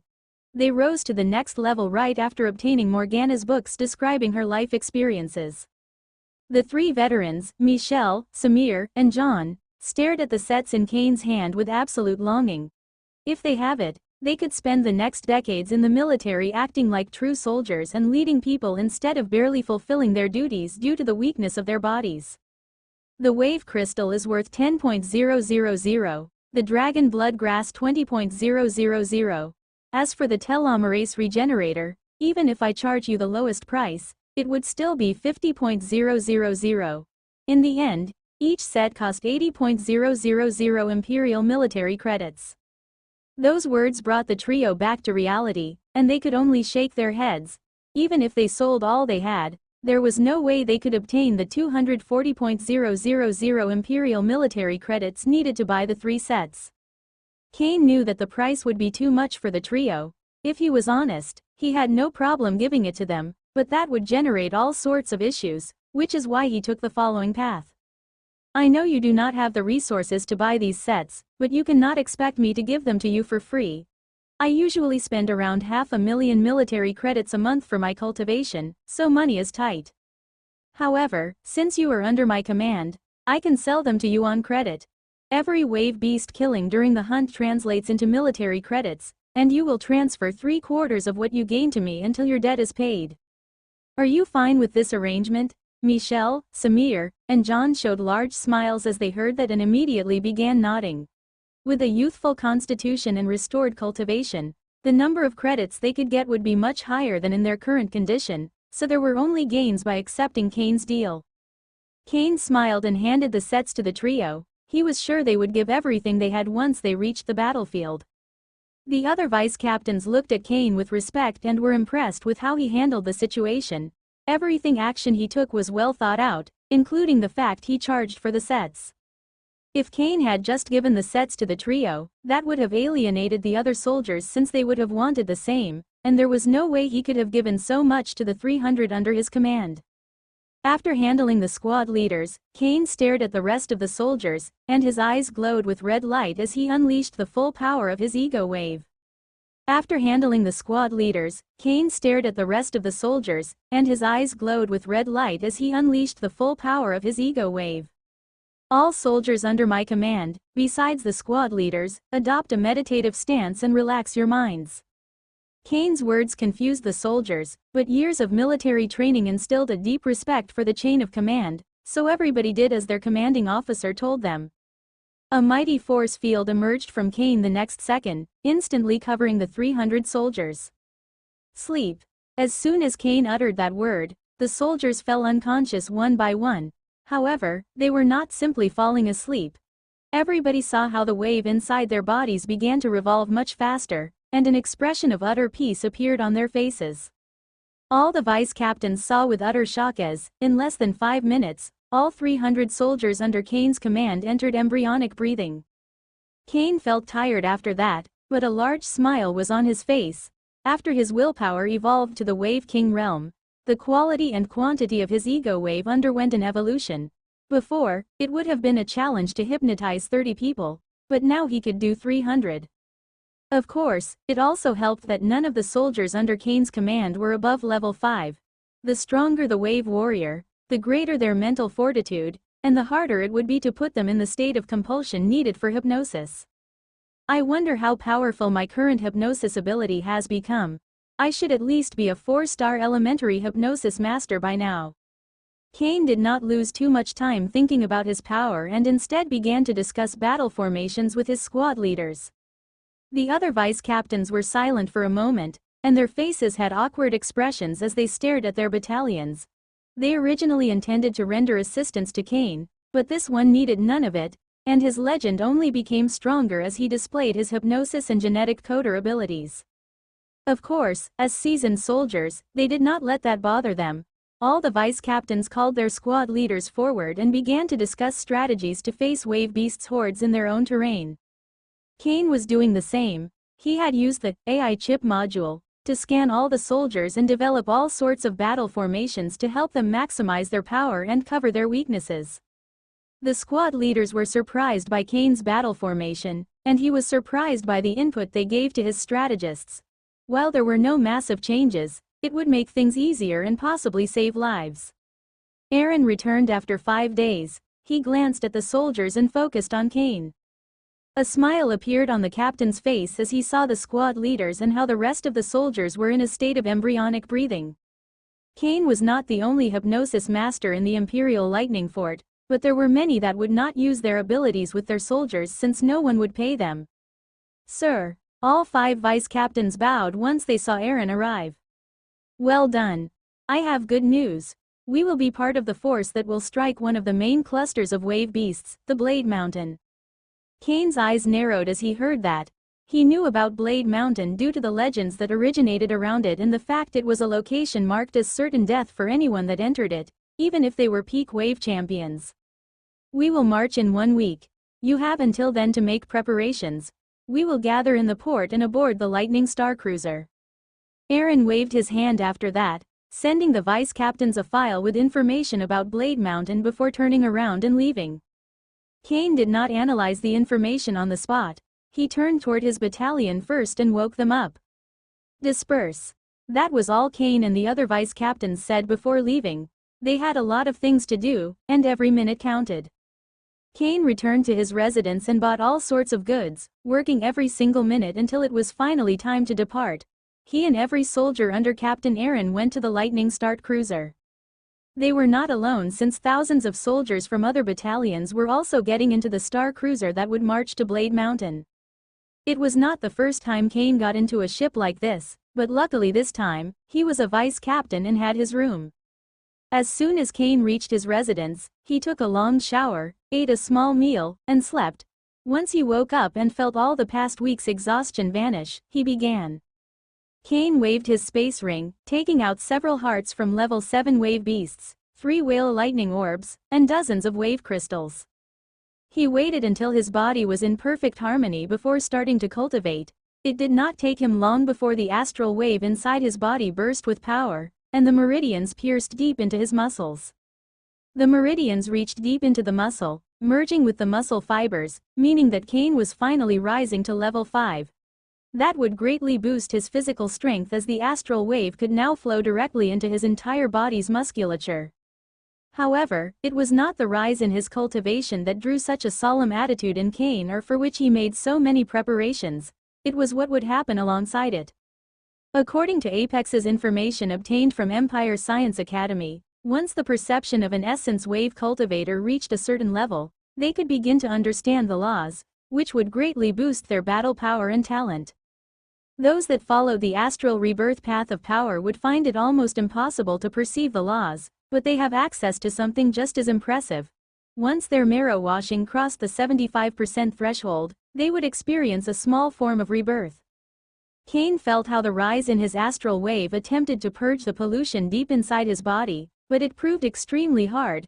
He had expelled a significant amount of the filth accumulated since birth, but the one left was deep inside his marrow, making it much harder to remove. Luckily, Kane had prepared. He used the wave beast's hearts to revolve the blood refinement art, harvest the lightning power of the whale lightning orbs, and draw the wave from the wave crystals. All that helped Kane's body, and finally, after 5 minutes, he felt like a wall was breaking inside his body. The next second, a foul substance, much more disgusting than the ones he had seen before, was expelled from his body. Kane smiled as the marrow washing finally crossed the 75% threshold, but he did not relax since he knew things were far from over. Shortly after Kane expelled that foul substance, his entire body began to bleed. It was as if he was sweating blood, and it happened very fast. Now that his marrow was more than 75% clean, it began to produce a new form of blood, and the old one had to disappear. The name of this process was blood renewal, and the benefits Kane would obtain were superb. Blood renewal required massive vitality to be completed, but Kane was ready. He pushed the whale lightning orbs and wave crystals to the side, focusing solely on the wave beast's hearts. Kane revolved the blood refinement art as fast as he could, devouring those hearts' vitality. Suddenly, he focused on his old blood and saw that while it was at best subpar compared with the new one, it was still full of energy. A decisive light appeared in Kane's eyes as he used his ego wave to focus on his blood vessels, perceiving the old blood and then using it as fuel for the blood refinement art. Kane was literally eating himself. Those were the actions of a madman, no matter how you look at them. However, the effect of that was incredible. The blood refinement art worked almost 3 times faster when Kane used his own blood to activate it. That surprised him, but he did not lose focus and carried on. Kane felt how his old blood was gradually vanishing while the new one replaced it, and things did not end there. Along with the new blood, there was a reforge of his blood vessels. The blood vessels were growing thicker, more resilient, and even more flexible as well. New branches emerged from them, making it easier for the blood to reach the organs. Blood renewal was divided into several steps, the first being the generation of new blood and the reconstruction of blood vessels. After that, there would be a gradual transformation of the viscera, with Kane's body improving in every single aspect. The Lightning Star cruiser reached its destination after almost 2 weeks of travel. It began to descend on a zone full of rocks and unleashed a gravitational pulse that leveled the ground, generating a plane field. Such a level of destruction was simple for the Lightning Star cruiser. While the ship's offensive power could only match that of a peak wave champion due to its lack of dexterity, it could endure the attacks of wave kings. Not that far from where the Lightning Star cruiser had landed, there was another ship just as impressive as this one. It had a picture of a giant golden bird engraved on it. More than 10,000 individuals were around the ship, and one thing they all had in common was their youthful appearance. Large metallic houses were built around the ship, making it seem like a military camp. All those youths were students from wave universities, and they did not come alone since not too far away from them, there were 10 elders whose power was much higher than a wave warrior. These teachers only acted as watchers and would not interfere in the battles or anything else for that matter. In the center of the encampment was a small structure that worked as the center of operation. All those inside it had powerful auras, but the 2 at the lead were the most impressive of all. It seems that the forces of the Imperial Lightning Fort have finally arrived. One of the 2 imposing youths spoke with a large smile as he gazed at the descending Lightning Star cruiser. He had a handsome face, green shining hair and eyes, a thin yet muscular body, and a large black sword floating behind him. After speaking those words, he looked at the man by his side. This one was just as young as him but had black hair and fiery red eyes. The physical characteristics of this man made it so that the entire group already knew of his background since there was only one noble family with a lineage like that, and they were the overlords of an entire sector. Just the Hellblazer lineage was not enough to impress the young man with shining green hair. Nonetheless, he knew that the youth by his side was one of the great geniuses of this generation, and even more important, this one worked with the greatest genius of the Hellblazer family. Brother Amos, the 2 people you came to see should be in that star cruiser, right? The young man called Amos also looked toward the Lightning Star cruiser, and there was a cold light in his eyes. According to my information, they are both there. The bastard is talented enough to enter a battalion that would come to this place. As for the other one, his talent is superb, and there is no way the higher-ups in the military would have sent him to any other site but this one.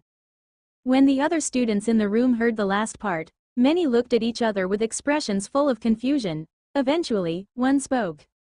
No matter how that person is, since he is part of the military, his talent could never compare to people like us. The one that spoke was a massive youth, almost 2 meters tall, with brown hair and bronze-like eyes. He was 1 year younger than the rest of the people in this room, but no one had rejected his presence as his power and talent allowed him a place during the decision-making. Many students nodded as they heard the tall youth's words. When it came to the military as a whole, they would not dare to look down on it, but individually they could never lose. Their logic was not so flawed. After all, wave universities were where the most outstanding talents chose to embark on their cultivation path. There were exceptions like Levi, who hated the Hellblazer family, and Lurin, whose family took the military as the main path for their power, but they were very few. Amos's eyes narrowed as he heard that, and he focused on the tall youth. My younger brothers did the assessment. Are you saying he made a mistake? Those words made the large youth grow pale, and no one else dared say a word. Even if that person was not present, no one dared to disrespect him. That man was just 15 years old, but his talent and wisdom allowed him a place among the ancient monsters of the Hellblazer family. No, I would never dare to disrespect Lord Magnus. Someone like me could not compare with the wisdom of your younger brother. I am very sorry. The tall youth immediately began to apologize. Even if both had the same age, he could not hold a candle to Magnus Hellblazer. Ha ha ha, Brother Amos, there is no need to put Jortar in such a complicated position. He was just uttering a common point of view held by those in wave universities. If we are honest, even I found it hard to believe there is such a talented youth among the military, but if your esteemed brother says so, it must be right. The young man with shining green hair's voice calmed the situation and made everybody relax. Jortar turned toward the youth with an expression of gratitude. It is just as Lord Dominic said, I meant no offense to Lord Amos. Amos no longer bothered Jortar and turned toward Dominic. How do you think we should proceed? Amos was a very arrogant individual, making it even more impressive that he would ask for Dominic's guidance. The green youth considered things for a moment before speaking. I am sure your younger brother made a good assessment of that man's power, but it would be useful if we do it with our own eyes. If you or I were to challenge him to a battle, it would generate all sorts of problems since we are 1 year old and both level 9 wave warriors. Dominic then turned his eyes back toward Jortar and showed a large smile. Luckily, we have the N-degree 1 rising rock in here. Jortar showed a smile full of pride as he heard that, and his eyes began to glow with fighting spirit. It was clear that Dominic wanted to use him to test the military genius, and he had no problem with that at all. I am happy to help Lord Dominic. Good, this is what we will do. Shortly after the Lightning Star cruiser had finally landed, soldiers began to emerge from it. 10 figures acted first, rising to the sky and landing in an elevated position where they could see everything. Those were the captains.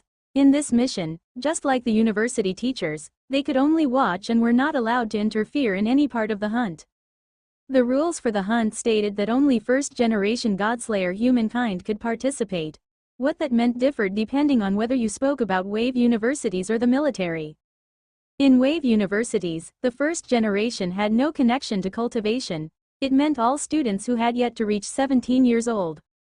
As for the Imperial military force, the first generation were all those that had yet to become wave champions or had arrived at that level within the first 3 years of their service. Besides Kane, every vice captains beneath Aaron had spent over 5 years in the military and was over 20 years old.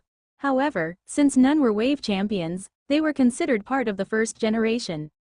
It was clear to all that the Godslayer humankind empire made a big concession to the Imperial military force when it came to the term of the first generation. 24 vice captains soon left the Lightning Star cruiser, and when they saw all the captains looking at them from a distance, they understood that everything from now on would be up to them.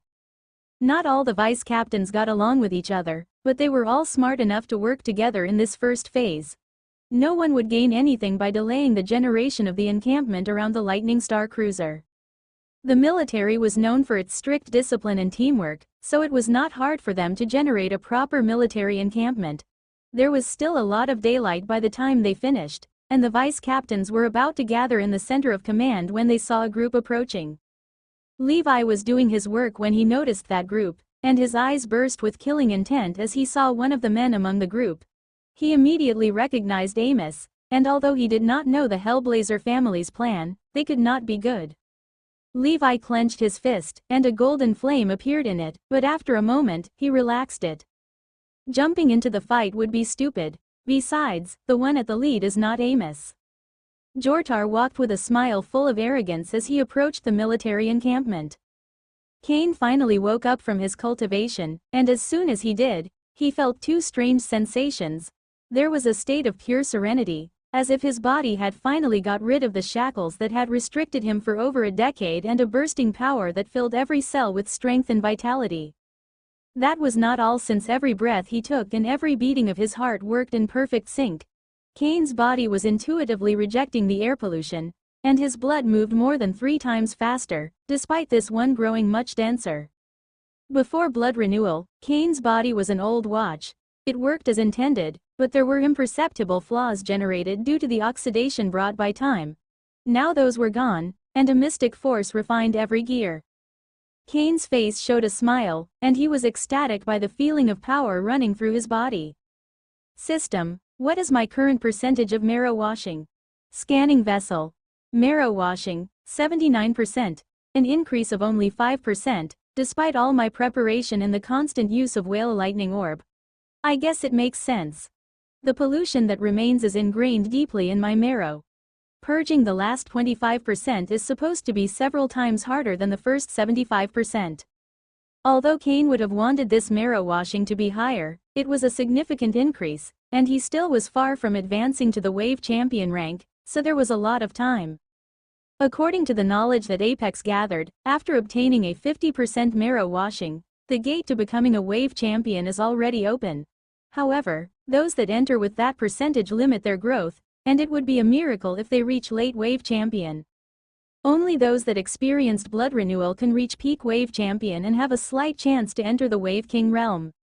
As for flawless marrow, that is not really 100% marrow washing, but 95%. That is one of the highest theoretical levels, and you are supposed to carry on with your marrow washing during early wave champion.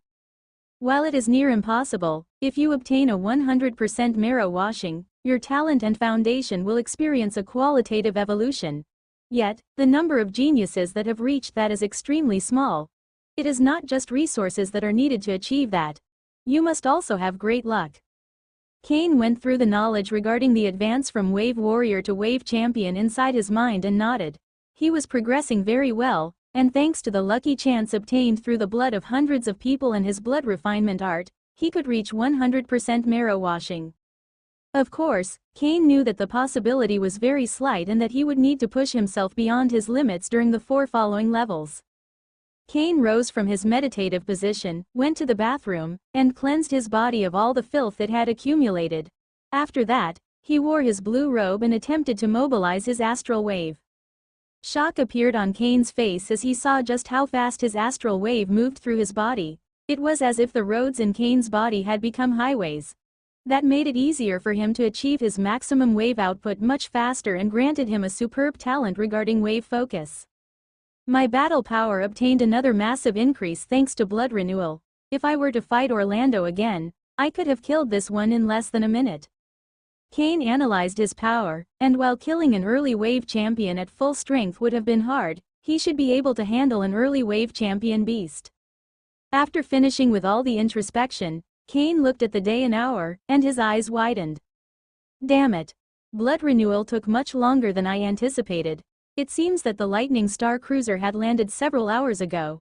I should not get into too much trouble since the battles will not start until the next day, but as a vice captain, I should be among those that guide the encampment.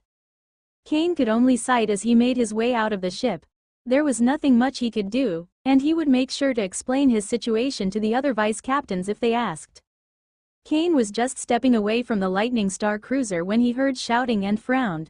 He noticed how 2 sides had formed, one made solely of soldiers while the other composed of students. Right between the 2 sides, a battle was going on. One of them was a large youth with rock-like skin, and the other was a soldier with draconic arms. Kane recognized Lurin and could see that the transformation technique of this one had grown more powerful. However, while he had no idea who the student was, this one was not only powerful but also very fast. Lurin showed great battle power and skill, but it was clear that the student was much more powerful and had higher cultivation. Lurin was a late level 4, while the other had reached level 5 long ago. Kane frowned as he saw the battle but had no idea what was happening. He noticed that the university teacher and the captains were looking from a distance, so this must not be that serious. Before doing anything, Kane wanted to know more, so he calmly walked toward the military side. He planned to ask one of the soldiers what was going on and only then interfere if needed. Unfortunately, while Kane did not want to draw attention, someone sent it to him. Kane. As soon as that word appeared, the battle between Lurin and Jortar froze, and everybody focused on the person that uttered it, including Kane. The voice did not come from the soldiers but from a student with a martial robe from Hellblazer University. He was a youth with a scrawny constitution and a pale face. By how the other students looked at him, it was clear his status was not great. Kane's eyes narrowed as he stared at that student. He could not help but feel he had seen this one before, and after a few seconds, he finally remembered. He looked much worse than the last time Kane saw him, and there was nothing of the arrogance or pride he usually showed, but that student was not other than Jonathan. That was the young man that betrayed Kane's friendship and made his life in school a nightmare. Back when Kane was in the Hellblazer sector, Jonathan was a thorn in his heart that he could not remove. However, after everything that happened this last year, after all the death, battle, and almost dying more times than he could count, Kane had actually forgotten about Jonathan. There was no hatred or resentment in Kane's heart for Jonathan. Not because he had forgiven this one. It was just that Jonathan was so insignificant that there was no point in even remembering him. Hello. Kane said nothing else toward Jonathan before turning toward Lurin and Jortar and walking toward the duo. A feeling emerged in Jonathan's heart when he saw how Kane acted toward him. It was something he had not felt in a long time, making rage appear on his face. You dare to ing. Shut up. Before Jonathan could even finish his sentence, another of the students shouted at him, making fear appear on his face. Kane noticed that interaction but did not care. Jonathan was nothing for him, and he couldn't care less about this one's predicaments. The silence only intensified as Kane walked toward the duo, becoming the center of attention for both sides. Everybody in the military knew about the Blood Lightning vice captain, while those from Wave universities with powerful backgrounds knew the N-Degree 1 Lightning cadet. Jortar was able to get over the shock of seeing Kane's sudden appearance. A vicious smile appeared on his face as he threw a vicious punch at Lurin's chest. Lurin was surprised by the attack, and he could do nothing to avoid it. He could only make a shield with his arms and prepare to receive the punch. However, just as the punch was about to land, Lurin saw how Jortar's eyes widened with fear before immediately jumping back and making his astral wave burst with even greater strength. Lurin was confused by Jortar's reaction, but he then turned to the side and noticed Kane's eyes glowed with a cold red light. Kane did not use hypnosis on Jortar since that could be considered an extreme offense worthy of a battle to the death. He simply used his ego wave to project his killing intent toward the student, and it worked just fine. First Lieutenant Lurin, come here. As soon as Lurin heard those words, he immediately worked toward Kane before bowing. All eyes focused on Kane, waiting to see what this one would do next. That pressure could affect many, but he had endured much worse. Blood Lightning Vice Captain. Lurin clasped his hand and bowed once he reached Kane's side. Whether or not they were friends did not matter in events related to military conduct. Explain. Kane was like a rock, immune to the gazes of the thousands of people around him, focusing only on Lurin and Jortar. Shortly after we finished with the encampment, hundreds of students came to our side, and that man began to spout nonsense. He shouted that there should be a friendly spar between the best N-Degree 1 Rising Rock and the N-Degree 1 Lightning Cadet. At first, we chose to ignore him, but soon he began to taunt us. His words were full of arrogance, and the way he spoke about us made it seem that the military would only be helpful as cannon meat. It did not take long for him to question the honor and bravery of his soldiers, something I could not allow, so as one of the best first-year soldiers, I challenged him to a battle. Lurin's eyes were full of resolution and courage, something that resonated in the hearts of many soldiers. However, those who had spent decades on the battlefield and the vice captains showed complicated expressions as they heard his words. HMPH, don't twist my words. I never say that the military was good for nothing. Jortar immediately refuted Lurin's declarations. Even if he looked like a brute, he was more than smart enough to know what would happen if he insulted the imperial military force. It did not matter that Jortat was in a wave university, and his future was bright and glorious. He knew that insulting the imperial military force was a great sin in the eyes of the Godslayer humankind empire. Kane focused on Jortar and knew that while the students were wise with words, the meaning behind them was clear to all the soldiers. However, that was not the part that drew his attention but the fact that this one wanted to fight against the N-degree lightning cadet, meaning he. That drew some confusion, and Kane's eyes went to the people behind Jortart, specifically the youths with shining green hair and fiery red eyes. It did not take a genius to know that the shot callers were those two. By their emblem in their robes, they come from the Hellblazer universe and Sundering Skyrock University. Those are the best wave universities from the Hellblazer sector and the Collapsing Lightning sector. Single quote. Kane could not help but frown as he did not intend the agenda behind the duo, but he did not lose too much thought in that, and his eyes returned to Lurin. Lurin was surprised by those eyes as they unleashed a shocking pressure and coldness. He had learned about the ego path of power recently from his father and knew that Kane was generating a clash between their wills. He had experienced a lot of battles and near-death experiences in the last half a year, so he thought he could handle those red eyes much better than the first time he saw them in Khorne City. However, Lurin felt that the pressure of those eyes was much more potent than before. He understood that whatever he faced, Kane had endured something much worse. You say he insulted the honor and bravery of our military, but since when have those pillars of our brotherhood become so weak that the words of a mere child could put them in question? We are about to enter a gruesome fight against millions of wave beasts. Death is inevitable, yet you chose to participate in a battle and risk getting injured for something so vain. Lurin's eyes widened as he heard that, and his face grew pale, losing all the fighting will he had before. Something similar happened to all the other soldiers watching from the side. Veterans and the vice captains acted differently than the rest of the hot-blooded soldiers because they knew getting injured before the war was a great mistake. Your actions did not just put your life in danger but also that of your fellow comrades. What happens if you are too injured to fulfill your role in the battle formation, if you need to be escorted out of the battlefield, or if a medic needs to spend time healing you and neglecting others? Lurin began to tremble, and a great sense of shame appeared on his face. There was a deep sense of belonging to the military inside his heart, and he saw all the soldiers fighting by his side as brothers. The fact his stupidity risked their life was something he would never forget. Lurin Signer, due to your lack of discipline and awareness, I take away your rank as first lieutenant. You are now a second lieutenant. Since this is your first deployment as a true military member, there will be no data in your military record. Now leave. Lurin did not say a word and just nodded before returning with the rest of the soldiers. Benjamin Series, one of the vice captains that worked under Captain Aaron, glanced at Lurin before staring at Kane. Lurin was part of his battalion, so Kane did not technically have the authority to demote this one. While others might think that Kane was harsh, Benjamin knew that was not true. When the battle ended, he would have harshly reprimanded Lurin and left a striking mark on this one's military record. That would have made Lurin's rise in the military ranks much harder. However, now he was just demoted to second lieutenant, something that would not really affect his military path other than delay it a few months at best. Benjamin stared at Kane for a long time before nodding. Since this was the first time Lurin made this sort of mistake, he would let it slide. Kane returned the nod toward Benjamin before calmly walking toward Jortar, only stopping when they were less than 5 meters away from each other.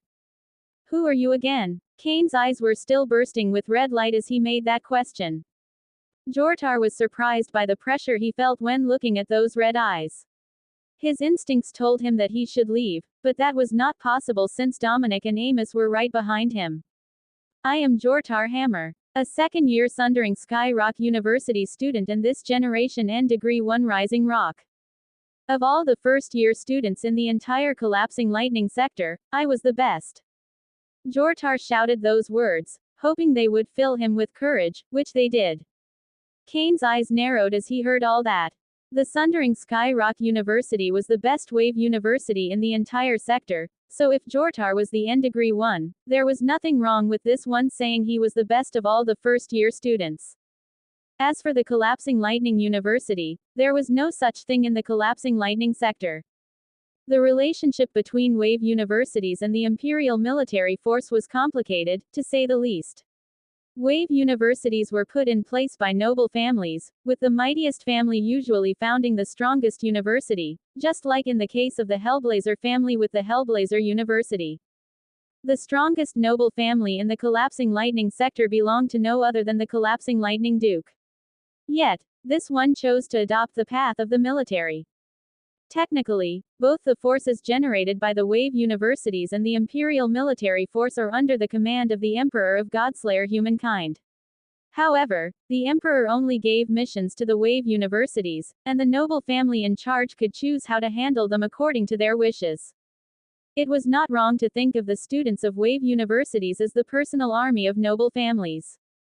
Kane stared at Jortar, and before choosing to do anything, he scanned this one with his AI chip module. The Absolute Life Form system did not take long to finish the task. Scan of target completed. Name: Jortar Hammer. Race: Godslayer Humankind. Path of Power: Astral Rebirth, Level 5 Wave Warrior. Lineage: Wave Talent. Pseudo Tier 6. Stats: Strength: 5.1. Agility: 2.7. Vitality: 5.6. Wave: 4.0. Marrow washing: 66% completion. Kane was surprised by what he saw. Jortar was almost at the limit of level 5, but his stats could compare with someone at level 7. It makes sense. No one who became the best student in the entire Collapsing Lightning sector could be mediocre. Fighting against him a week ago would have been very hard and the only reason, but things have changed. Fighting spirit emerged in Kane's eyes as he stared at Jortar and ignored the rest of the students. You wanted to fight the N Degree 1 Lightning Cadet. Well, here I am. Boom. Shortly after saying those words, Kane unleashed the full power of his astral wave, generating a small blast. The wave he generated was incredibly dense and pure. The power of his aura began to rise higher and higher as mighty gales formed around his body. Kane's astral wave shocked the people that saw him. It was extremely dense, not matching that of a normal wave warrior. Increasing the quantity of your wave was not hard by raising your level or training special cultivation techniques, but improving its quality was much more complicated. The fighting intent expressed by Kane made all the captains frown. They were extremely pleased with his original calmness and how he analyzed the situation, but wasn't he now making the same mistake that Lurin? Aren't you acting against your own words? Among the students from the wave universities, one of them was able to maintain a clear mind under Kane's bursting might. It was not other than the youth with shining green hair, Dominic. Those words made many students look at Kane with contempt as if he was a hypocrite, and many of the soldiers could not help but frown as well. Kane only smiled as he saw all that, and his eyes bursting with red light focused on Dominic and Amos. Such serenity made the duo frown. Even if Kane's talent was as high as they were told, what bothered them more was the mental fortitude of this one. It is true, entering a mock fight before a war is beyond stupid, as your wounds could affect not only you but also the people fighting by your side. Kane confused many with those words. If he knew, then why would he enter a battle? The reason why I chose to fight is simple. This person cannot leave a single wound on my body. Utter silence reigned after that, as people could not believe what they had just heard. Kane and Jortar were at the same level, and it was clear that the second could also unleash a battle power much greater than that. Jortar grew furious as he clenched his fist. He would not lie and say that the battle against Kane would be easy, but the fact he could not leave a single wound was preposterous. It was not only Jortar that grew angry but all the students as well. The young man was the N-1 Rising Rock, the mightiest of the first-year students in the entire collapsing lightning sector. Cain was saying that the best of them could not put a single hand on his body. I must say you are truly confident in your abilities, so how about we make this a little more interesting? Dominic showed a smile as he hinted at a bet, and those around him also smiled. It was not news that those that came from wave universities had much greater wealth than soldiers. After all, noble families would spare no expense in training their greatest geniuses. Cain saw the students' smiles and waved his hand without a word, making a pile of wave crystals emerge from his space ring. The students' smiles froze when they saw those wave crystals. It was more wealth than many of them had seen in their entire life. I bet 100 low-quality wave crystals. They have an estimated price of 1 million Imperial military credits. Dominic's eyes widened as he saw that pile of wave crystals. He knew they were all real, and their worth was accurate. To tell the truth, Dominic was not confident in Jortar's chances, but he did not care about making a bet since he thought Cain could not possess much wealth.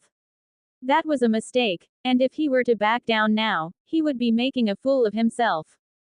Dominic sent a poisonous stare in Cain's direction before waving his hand, making 3 wave crystals appear. Although they were far from the amount Cain took out, each of Dominic's wave crystals shone with much great might.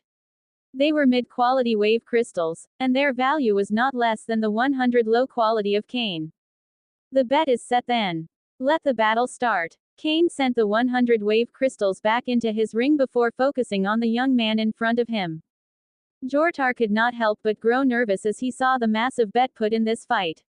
Even though he had said nothing, he knew Dominic would blame him in case of a loss. Damn it. Jortar cursed inside his mind before his astral wave exploded with even greater strength, and a rock armor formed around his body. The students and soldiers saw how Jortar transformed into a 2.2-meter golem, and that was not all. Metal pipes formed on the golem's back, legs, and arms. Lurin's eyes widened as he saw that, and he clenched his fist as he understood that Jortar had only been playing with him.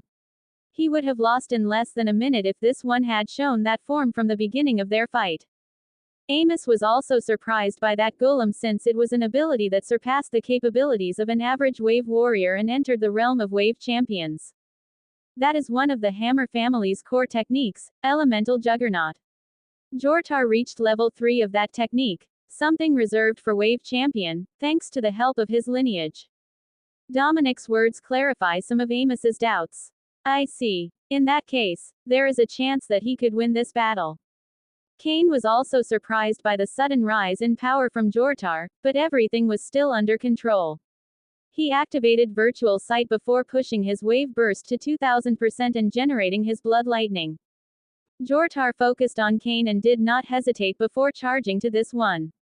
Just as they were right next to each other, the metal pipes in the golem's arms unleashed a flaming astral wave, granting its punch an immense burst in speed. Everybody saw how Jortar unleashed a barrage of punches that moved at a startling speed, but what shocked them was how Cain dodged every single one easily. Jortar did not lose focus. Right after sending a left hook, he ignited the metal pipes on his right leg and sent a vicious kick toward Cain's waist. That kick was more than 3 times faster than the punches, and many of them thought that Cain was doomed. Just in the last second, right as the kick was about to land, Cain made a small jump, dodging the attack and landing on Jortar's back. Jortar's entire body grew tense as Cain had landed in the perfect position to release a vicious attack on his back, but to his surprise, nothing came. He was able to jump forward and turn around, only to see Cain waiting calmly. Amos and Dominic showed cold expressions as they saw that. The reason why Cain did not attack Jortar's back was not that he could not, but he did not want. Jortar also understood that being looked down on by the enemy made an immense hatred emerge in his heart, and he immediately jumped back into the fray, sending attacks with more and more power. The look on the students' faces grew worse as the fight carried on. Cain was dodging every single one of Jortar's blows. After a minute, Jortar understood that he would not be able to defeat Cain in a direct fight, so he needed to use his mind. Cain saw how Jortar jumped back before raising the astral wave on his body. What is he trying to do? Virtual Sight could predict the enemy's movements as long there was information about them in the AI chip module's database. It could not anticipate techniques it did not know. Finally, after a few seconds, Jortar's astral wave reached its peak. He stomped the ground, generating a shock wave that shattered the earth in a radius of 200 meters around him. Cain lost his balance as the earth beneath his feet shattered to pieces, but that was the least of his problems since Jortar marched toward him at full speed.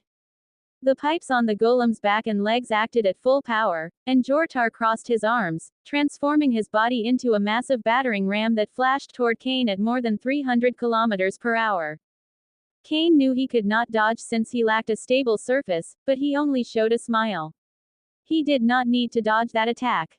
Just as Jortar was about to crash with Cain, everybody saw how the astral wave covering his body vanished. No matter if they were students or soldiers, none of them could understand what was happening. The strength behind Jortar's attack was dreadful, and if it were to land on Cain's unprotected body, it could very well kill this one. Boom! An explosion echoed through the mountains as Jortar reached Cain.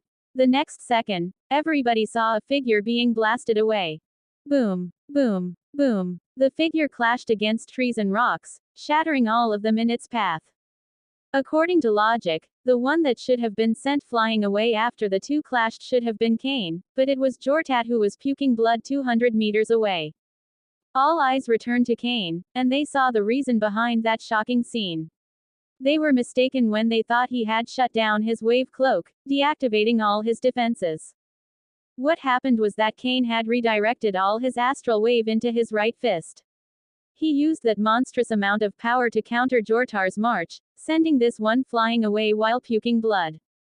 However, it did not diminish the shock they all felt even after knowing how it happened. Cain's astral wave was already denser and purer than the rest of the wave warriors present, but now he was able to mobilize it at an incredible speed through wave focus. Aaron and the other captains were seeing everything from a distance, and utter awe appeared on their faces as they understood the secret behind Cain's power. They all knew the young soldier had superb control over his astral wave thanks to his willpower, but there was only one way he could achieve those feats they just saw. He went through blood renewal. Those words reached the teachers close to them, making utter shock appear on their faces. Impossible. How can such a young soldier have experienced blood renewal? One of Wave University's teachers uttered those words, but deep down, they all knew it was the truth. The teacher could not control his voice, so those words echoed through both encampments, allowing soldiers and students to hear them. Most of them did not understand what blood renewal meant, but a considerable portion did, and the way they looked at Cain was as if this one was a monster. He experienced blood renewal at level 5. No wonder my younger brother gave him such a high assessment. Amos spoke with a somber tone. Dominic was just as shocked by the news, but he maintained a calm expression, showing the might of his willpower. Cain noticed the gazes of everybody around him and only showed a small smile before his eyes focused on Jortar. Enough games. Thump. Along with Cain's words appeared a heartbeat so strong that all the students and soldiers near him could hear it. They all saw how Cain's skin turned blood red, giving him a ferocious appearance like a monster that made his way out of hell. A smile full of delight appeared on Cain's face as he felt the state of his body. Normally first gear of Asura form would push his cardiovascular system to the limit, but that was no longer the case after blood renewal. However, Cain did not lose time and pushed his wave burst to 3000% before concentrating all of it on his legs, arms, and spine. Boom! A small blast emerged from Cain's location as this one pushed his body forward with a fantastic speed. Jortar was just rising from the ground, and even now, he did not understand how it all happened. The last thing he remembered was about to clash with Cain when a sharp pain appeared on his chest, and an incredible force threw his body away. Unfortunately for Jortar, he could not think of anything else before a red monster appeared before him.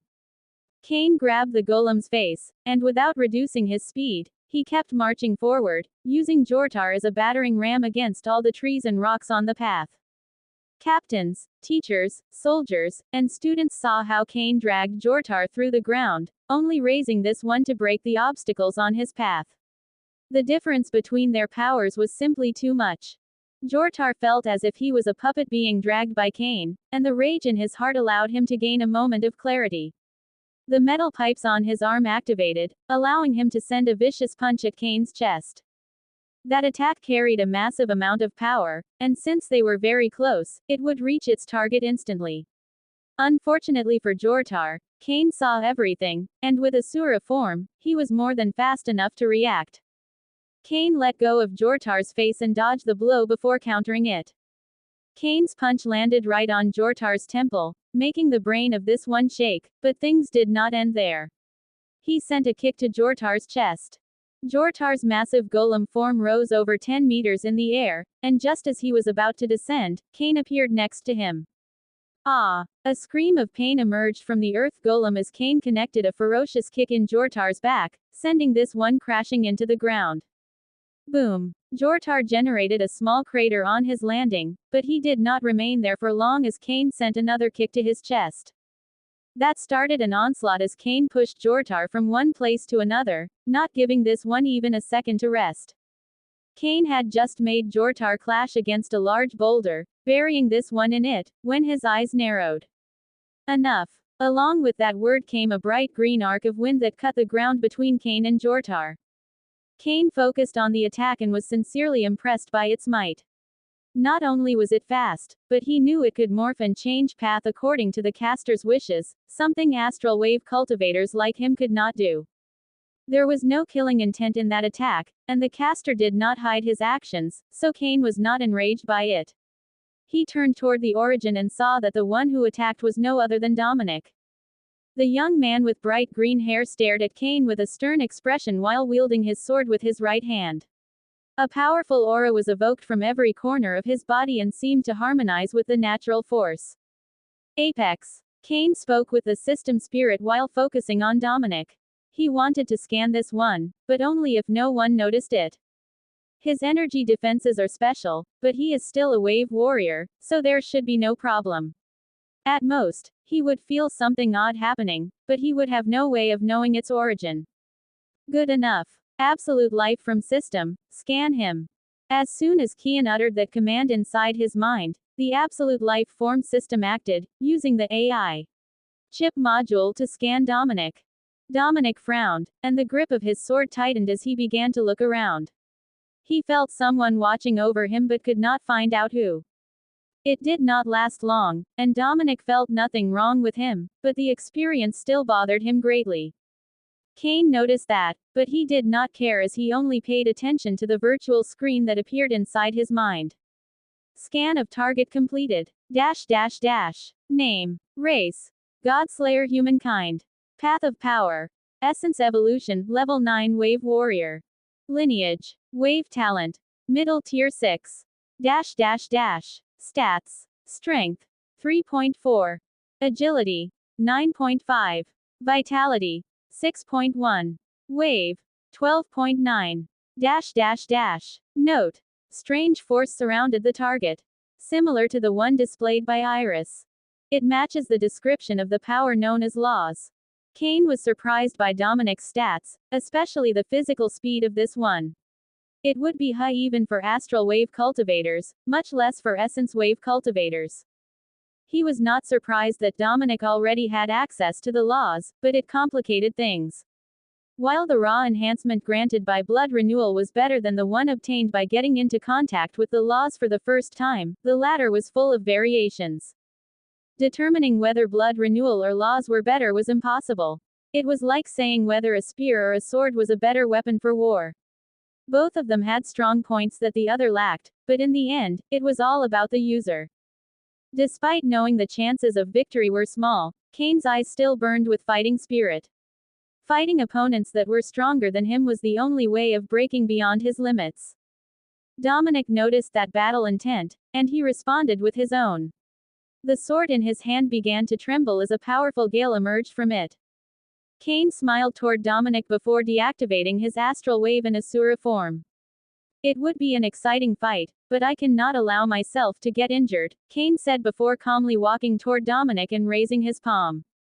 Dominic clenched his fists for a second but did not delay things and took out the 3 mid-quality wave crystals from his space ring before handing them to Cain. Kane smiled as he got into contact with those wave crystals. The density and purity of the wave inside them were something those of low quality could not compare. Using mid-quality wave crystals to train would improve Kane's cultivation speed, but he knew that would be a waste. For wave warriors, there was little difference between cultivating with low-quality and mid-quality wave crystals. Kane did not dally too much on his thought and stored the wave crystals before turning around. Back to work. We must be ready to fight at any moment. Those words were enough to mobilize thousands of soldiers. Back to work. We must be ready to fight at any moment. Only the 300 men had to move when they heard his words, but other than the vice captains, no one remained standing. Kane's overwhelming might was enough to mobilize almost 15,000 soldiers. His commander's aura was born of a combination of his tremendous power, the immense respect he drew from the soldiers' hearts, and his Wave King's willpower. Most of the vice captains did not care that the soldiers under their command would instinctively follow Kane's orders. Yet, there was a small group that did not think like that, and leading them was no other than Uriel. The young vice captains clenched his fists as he stared at Kane and realized just how strong this one had become. Ha ha ha, Eren, you sure got lucky. To have such a monster in your battalion. That boy's military feats are bound to be overwhelming. One of the captains burst into laughter as he saw Kane commanding the soldiers back to the encampment. He had a thin constitution, but a scorching heat surrounded him, making it clear he was very strong. I like that brat. Extremely cunning and fierce. I cannot get enough of the faces of those snobs. Another captain praised Kane with a smile. She was a very tall woman with blue hair. There was a fierce aura around her body, and around her waist, there were a long blade and small daggers. The captain did not hide her voice, and her smile only grew more prominent as he saw the anger in the university teachers. There was no secret that members of the Wave universities saw themselves as superior in many aspects to the military, including training. However, Kane had beaten the best first-year student of the entire collapsing lightning sector without receiving a single wound. The only reason Jortar was still alive was due to Kane containing himself and not sending his attack to vital points like the back of the head or spine. None of the captains cared about the annoyed expression on the teachers, and they kept talking among each other. You told us that boy was strong, but not this much. You brat dare to keep secrets from me. Why did you not tell us he had experienced blood renewal? The old among the captains spoke, and the way he talked with Eren was as if he was speaking with a child. Although it might seem odd, Eren said nothing about how the old man referred to him as a brat. Eren only showed a smile as he stared at the old captains. He still remembers when he was a new soldier sent to the old captain's battalion. Geezer, stop spouting nonsense. That boy should have crossed the 75% threshold during the trip to the mountain. The rest of the captains softly nodded as they heard that. Each room in the Lightning Star Cruiser was isolated entirely from the rest of the world, making it a very good and secure cultivation ground. It made sense for Kane to have chosen that place to carry on with his breakthrough, not to mention that the density of the life wave in Blade Mountain was more than 10 times higher than the ones around the Imperial Lightning Fort. That was especially true now that all king beasts were gone and no longer devouring the energy in the surroundings. As the captains talked, the night finally arrived, and it did not come alone. Roar. Ah. Oh. The sound of wave beasts emerged from the forest near both encampments, and the situation changed significantly. Those roars belonged to the millions of wave beasts they would be fighting real soon. Although soldiers and students were the hunters, none were naive enough to think that there would not be casualties among them. The wave beasts would not just lay down and accept their death. They would fight with everything they had and kill as many humans as possible before dying. Soldiers were able to handle the pressure of those roars better than students since many of them had spent years on the battlefield. Still, that did not mean they were unaffected since not knowing what was hiding in the darkness was terrifying. That was not the worst part. What bothered the soldiers and students most was not knowing if a horde of wave beasts would suddenly march out of the forest and toward them. Hiding during the night in their star cruiser would be counterproductive. It would waste time and make it harder for them to adapt once they have to move the encampment deep into the forest. In the Wave University's encampment, Dominic and Amos saw how many of the students became anxious as they heard those roars. The duo nodded to each other before waving their hands, making dozens of people march around their encampment's perimeters. It did not take long for dozens of 3-meter-tall black pillars to cover the Wave University's encampment's perimeters. These are sentry posts. They will form a force field that will detect any incoming enemy, warning us of the danger in time and sending energy attacks. Dominic shouted, and his voice echoed through the zone, reaching students and soldiers. All Wave University's students can rest peacefully. Dominic spoke those last words before sending an arrogant smile toward the soldiers' encampment. Aaron and the rest of the captains saw that and could not help but frown. They knew about sentry posts, and the reason the military was not using them was that not only were they extremely expensive, but they also used a crazy amount of wave crystals to work. Now that the students were able to sleep well, they could advance faster than the soldiers, who would have to spend their night alert in case a horde appeared out of nowhere. Dominic and Amos knew that, which is why they were willing to waste a small fortune on the wave artifacts. However, their smiles froze the next second. Moments after the sentry posts appeared around the students' encampment, a majestic red force field emerged from the center of the soldiers' encampment.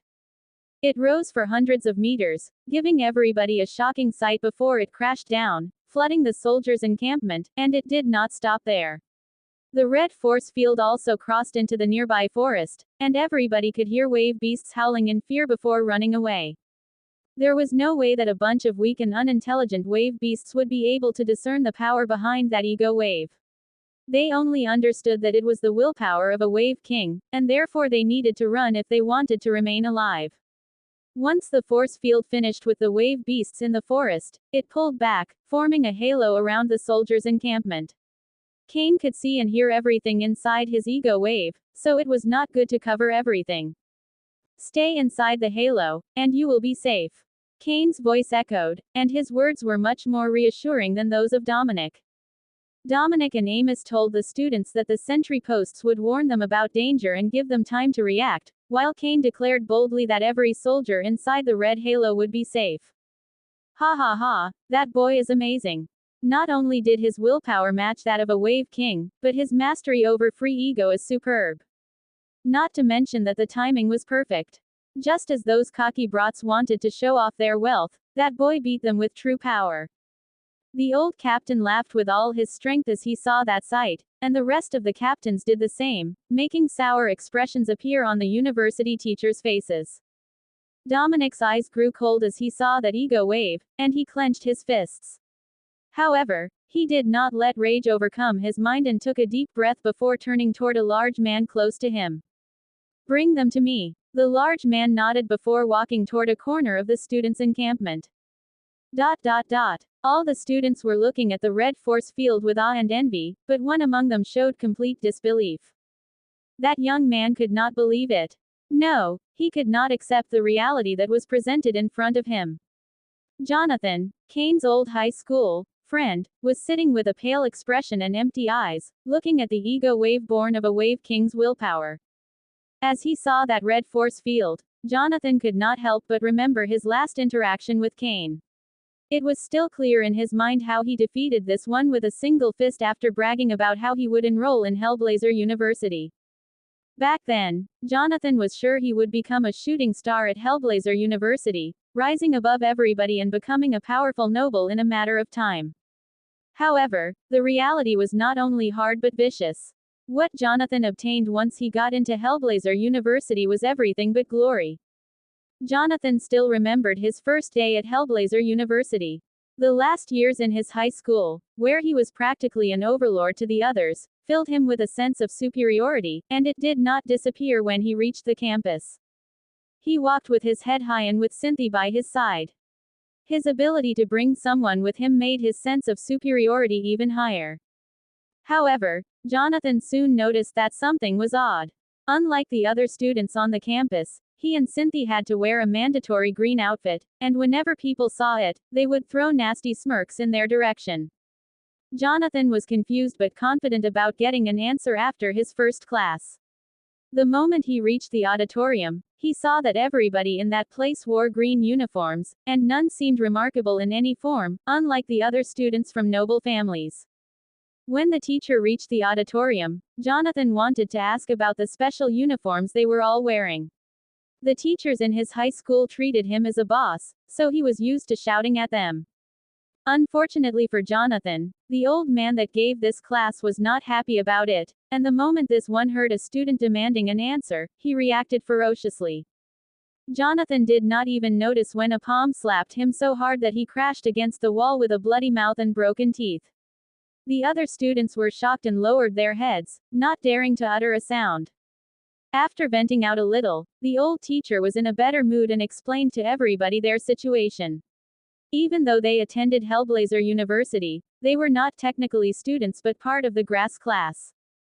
The Grass class was a particular class that the Hellblazer University generated to gather low-level students that would one day become the Hellblazer family's foot soldiers. Those who dreamed of becoming great warriors and rising to the stars were idiotic to think this place would grant them that chance. That realization shattered the heart of many of the people in the Grass class. They all had similar backgrounds, children of humble origins who were blessed with wave talent better than anyone around them. Unfortunately, while they thought themselves unique, they were very common. They might be 1 in 1,000, but with a sector whose population is in the dozens of billions, they were nothing special. That realization broke some, but others reacted differently. If they were bound to be foot soldiers, they would be the king of the foot soldiers. Jonathan also sought that path, but even among the Grass class, he was nothing remarkable. He lacked spells that could allow him to use his essence wave properly, and more powerful students that followed the astral rebirth path of power easily crushed him. Although Jonathan lost the fight for leadership of the Grass class, he was still mildly talented, so he should have been able to have a fair time at Hellblazer University. Sadly for the young man, something happened that put him on the blacklist of the Grass class leader, and people began to bully him. Just like Jonathan did with Cain, rallying the entire high school against this one, the Grass class leader did the same with him. The shock of once again being a weak student intimidated by others after being a king for the last years was more than he could handle. A hard nightmare emerged in Jonathan, and despite having spent a year in Hellblazer University, he was still a level 2 essence wave warrior. When Jonathan saw Cain again, something reignited inside him. Jonathan felt that if he could crush Cain again, he would feel like his previous self, which is why he acted so enraged when this one ignored him. Although he did not dare to say a word after the Grass class leader shouted at him, Jonathan planned to find Cain after everything was over and teach this one a lesson. However, Jonathan's stupid dreams broke when he saw how Cain unleashed an overwhelming power that defeated the best first-year student in the collapsing lightning sector. Unlike Jonathan, who became a joke for everybody in his class, Cain rose to become a dragon among men capable of commanding more than 10,000 soldiers. It cannot be right. It must be a mistake. Jonathan uttered those words again and again. His eyes had lost focus, and his mind could not process all that was happening. However, when Jonathan noticed a young man with a large body and brown hair come by, he instinctively reacted and rose from the ground before saluting. Jonathan greets Grass class ruler, Samir. Jonathan's willpower and dignity had faded a long time ago, and he did not dare to infuriate the Grass class leader, which is why he reacted like that. However, while the young man with brown hair usually smiled when he saw Jonathan full of fear, this time, he was enraged as this one shouted Grass class ruler so high. Grass class ruler. I did not know there was such a title in Hellblazer University.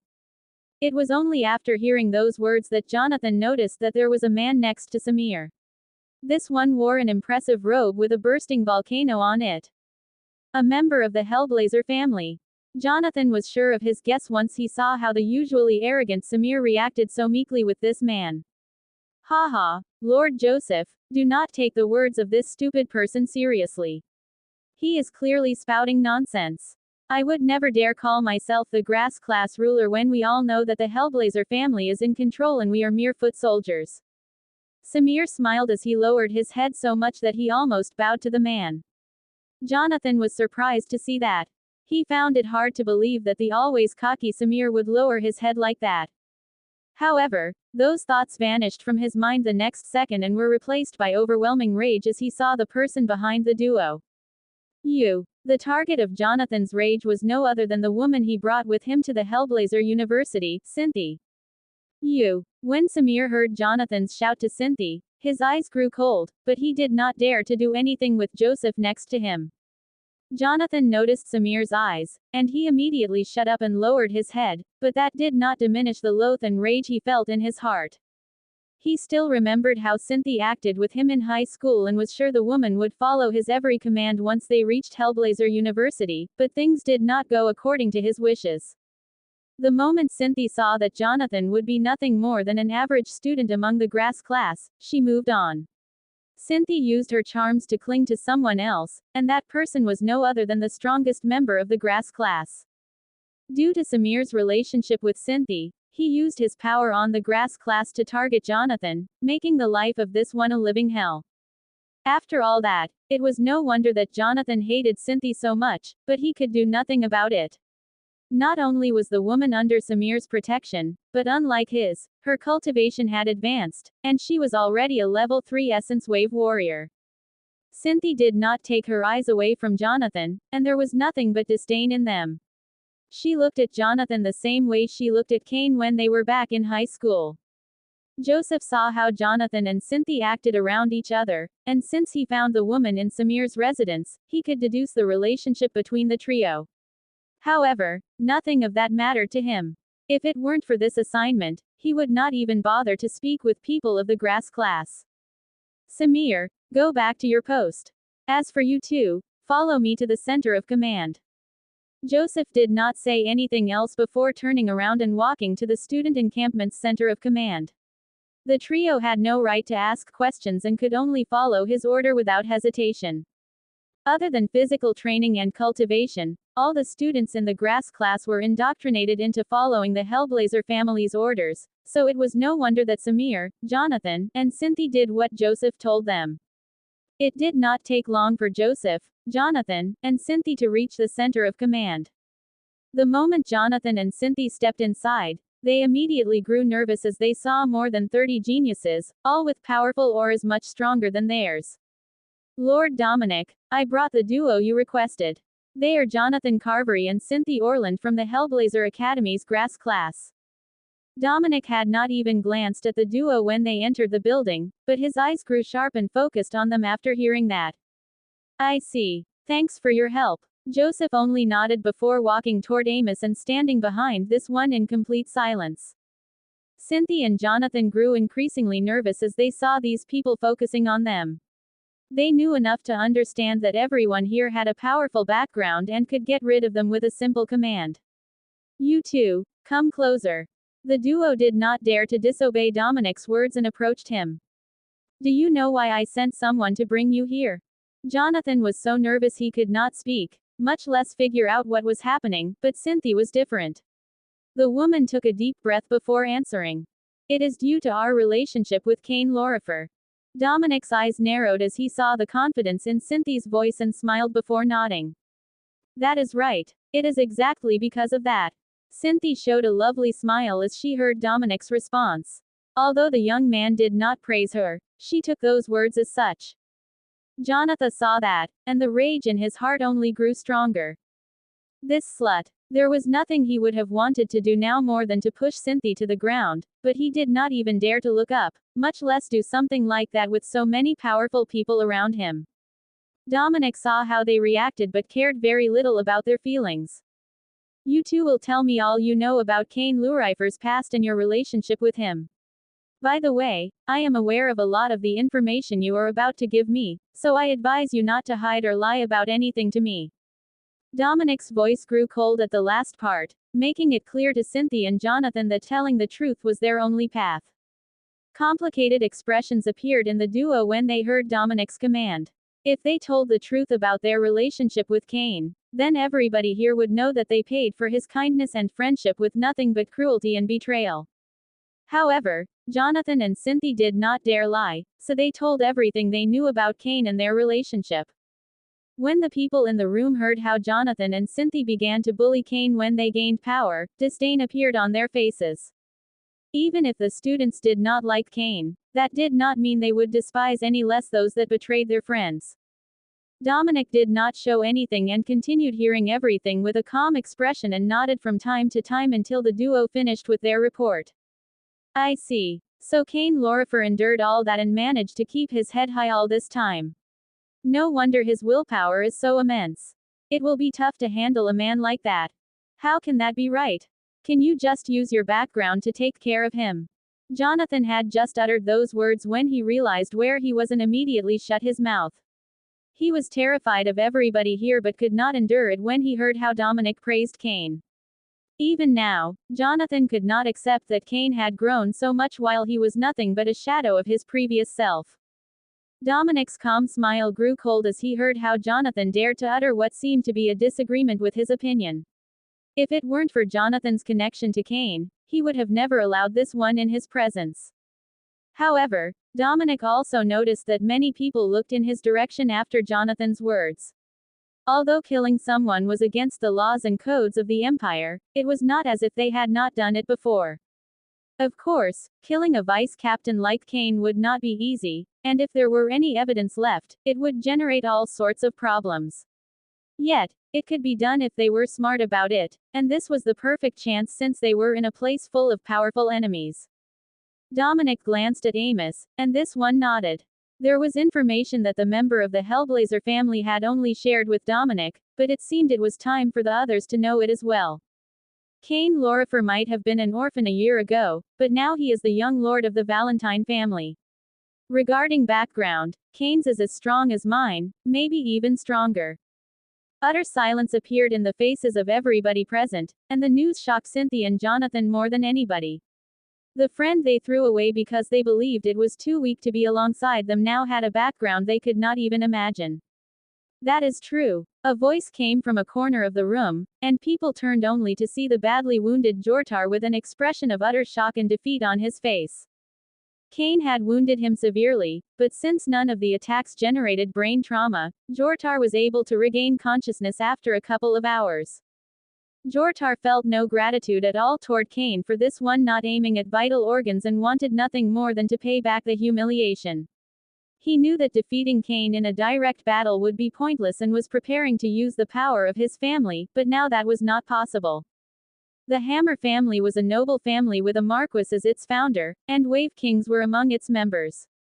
Just one Wave King was enough for a noble family to stand among the highest ranks of the Empire, but how could Jortar not know about the Valentine family? That Valentine family only had one member, but it was one of the 9 pillars of the collapsing lightning sector. Every family with some power in the sector knew that Zorak Valentine was capable of crushing Wave Kings with nothing more than his pure willpower. Offending a monster like that was something Jortar knew his family would never do. If things were to escalate and he offended Zorak, no one could save him. Dominic saw the awe in the eyes of Jortar and the others. Although he was not happy, he understood it. After all, going from an orphan with zero talent to the greatest genius of the collapsing Lightning Military Academy and the young lord of the Valentine family in less than a year was beyond amazing. After a moment, Dominic's eyes returned to Cynthia, and a scheming light appeared in his eyes. Young lady, do you think you could reignite Kane's feelings for you under the proper circumstances? I will do all in my power to help you with that if you think you're up to the task. Cynthia was surprised by that proposition, as were the other people in the room. After a moment, an arrogant expression appeared on her face, and she began to smile. If she could charm Kane, she could become the young lady of a powerful noble family as strong as Dominic's. It would not be hard since, in her mind, Kane was surely still in love with her. With Lord Dominic's help, I am sure Kane will fall under my charm. I dare to say that he has not forgotten about me. Cynthia's arrogance surprised the people in the room, and they could not help but think the woman was delusional. She really thought highly of herself, yet she was nothing but average. I am glad you are so confident in your abilities. Go to my residence and wait for me there. We will speak of our next movements in private. Dominic spoke with a charming smile, and Cynthia did not hesitate before nodding. She did not show any reluctance to be alone with Dominic. Even if something were to happen, it was not like it would be the first time. One of the men behind Dominic walked toward Cynthia and guided her out of the center of command. After Cynthia was gone, Dominic turned toward Jonathan with a cold expression. You are useless to me since I doubt Kane Lorifer even remembers you. If you utter a word of what you saw here, you will be charged with treason and die. Return to your post. Jonathan's eyes showed the disbelief in which he found himself. Once again, the woman he once thought was his property rose above him, and he stood there like a clown. There was no will in Jonathan's eyes as he walked away from the room like a zombie and returned to his residence in the grass class section. None of the presents cared about him, and they doubted he would survive the first month of the hunt. Do you really believe that woman can charm Kane Lorifer? Amos asked the question on everybody's mind once Jonathan left the room. Ha ha ha ha, of course not. Dominic busted into laughter the moment he heard that. If Kane Lorifer were the kind of man that would fall for a woman like that, he would have never risen to his current position. However, that doesn't mean we cannot use her to affect his mind. A scheming light appeared in Dominic's eyes as a devious plan formed in his mind. Back in the soldier encampment, Uriel was walking toward the center of command, and his face could not be uglier. He was not alone since 4 other vice captains were walking alongside him, and their expression showed annoyance at the current situation. The primary source of the anger of the 5 vice captains was the red force that covered the soldier encampment. These 5 were unusual among the rest of the vice captains since they all came from mighty noble families and had their full support behind them. The ancestor had sent them to the military with the sole goal that they could gain merits and rise among the ranks, and each of them received a lot of wealth so they could use it to help them in their task. Those noble families even asked for a lot of favors so the 5 would end up in the same battalion so that they could help each other in that mission. The imperial military force knew about their behavior, but as long as they respected the rules and codes of the military and did their job well enough, they turned a blind eye. Uriel and the other 4 vice captain knew surveillance would be a significant problem in the first part of the hunt, so they used their own money to buy sentry posts just like the ones used by Dominic. They had been ready to show their sentry posts right after Dominic did it, becoming the center of attention for both the student and soldier encampments, but all that planning went to waste once Kane unleashed his ego wave. Uriel could do nothing after that happened. If he took out his sentry posts after that, he would only be making a fool of himself. This is the second time that brat got in my way. There will not be a third. Remember, we must present a solid front. If we allow that brat to carry on unchecked, we will lose our chance to shine. We must convince the rest of the vice captains to side with us. The other 4 vice captains nodded as they heard Uriel's words. Making an enemy of such a talented man like Kane was not something they wanted, but siding with Uriel had proven beneficial for all of them again and again, so they would follow him. Uriel understood that his bond with the other 4 was not so strong that they would give their life for him, but he knew how to manipulate their greed. As Uriel approached the soldier encampment's center of command, a solemn expression appeared on his face. Even if he hated Kane, there was no way to deny the might of the red force field this one was unleashing. Uriel did his best to hide it, but his eyes showed envy. He knew about the ego-eternal path of power and that Kane was a divine genius for reaching the first realm at such a young age. Of course, Uriel was sure that if he had been born with an awakened ego matrix, his achievements in the ego-eternal path of power would have been even more outstanding than Kane's. Despite his talent in the ego-eternal path of power, he is still a brat. Using his ego wave as this must push his mind to the limit. I am sure he cannot focus on anything else now, so we must take advantage of it. Uriel was full of confidence, but the moment he entered the center of command, a sense of shock appeared on his face. Kane stood at the center of the room in front of a holographic platform that depicted the entire Blade Mountain. He flawlessly explained the troops' movements through the thousands of kilometers of forest and the hundreds of mountain ranges. You are late, Kane spoke as he stared at the 5 with eyes glowing with red light before focusing again on the holographic platform. He was not putting up a strong front or overexerting himself.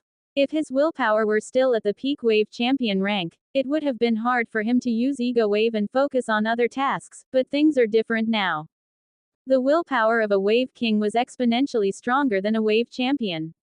It not only allowed Kane's mastery over free ego to be much greater, but his mental powers were so great that he could carry on 2 completely separate trains of thought. For example, right now, part of his mind was focused on his ego wave, monitoring the entire encampment, while the other part explained the battle formation to the rest of the vice captains. The four vice captains beside Uriel frowned as they saw that. Clearly, Cain had more than enough mental power to keep his ego wave across the encampment and develop fantastic battle strategies. Uriel could feel their gazes but was just as confused as them. According to his understanding of the ego-eternal path of power, it should take all of Cain's focus to perform this level of free ego. The group was the last to arrive since the other 45 vice captains were already there, so even if they were enraged by Cain's words, there was nothing they could say. They remained silent as they approached the holographic platform, focusing on Cain's words, looking for a flaw they could exploit. Uriel clenched his fists as he heard Cain's strategies since they were better than what he could develop. They took full advantage of the terrain, enhancing the army's defensive and offensive power. As you can see, an extensive mountain range divides the first section of the forest into two large areas, so we will not have to worry about those coming from the wave universities. My battle formations are somewhat crude right now as I am unaware of the battle power and specialties of the other battalions, so I am open to any input. I will do my best to improve them with each battle.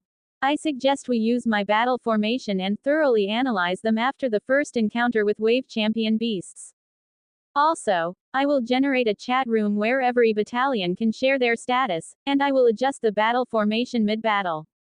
When the other vice captain heard the last part, they all showed shock and awe in their eyes. Cain's battle formations were already better than anything they could come up with, but the fact that he declared he would adjust them mid-battle was incredible. Are you sure you can bear that responsibility? A young man with golden hair and blue eyes spoke solemnly. When the other vice captains turned toward him, they all showed respect. Cain recognized the man as Antony Farlight.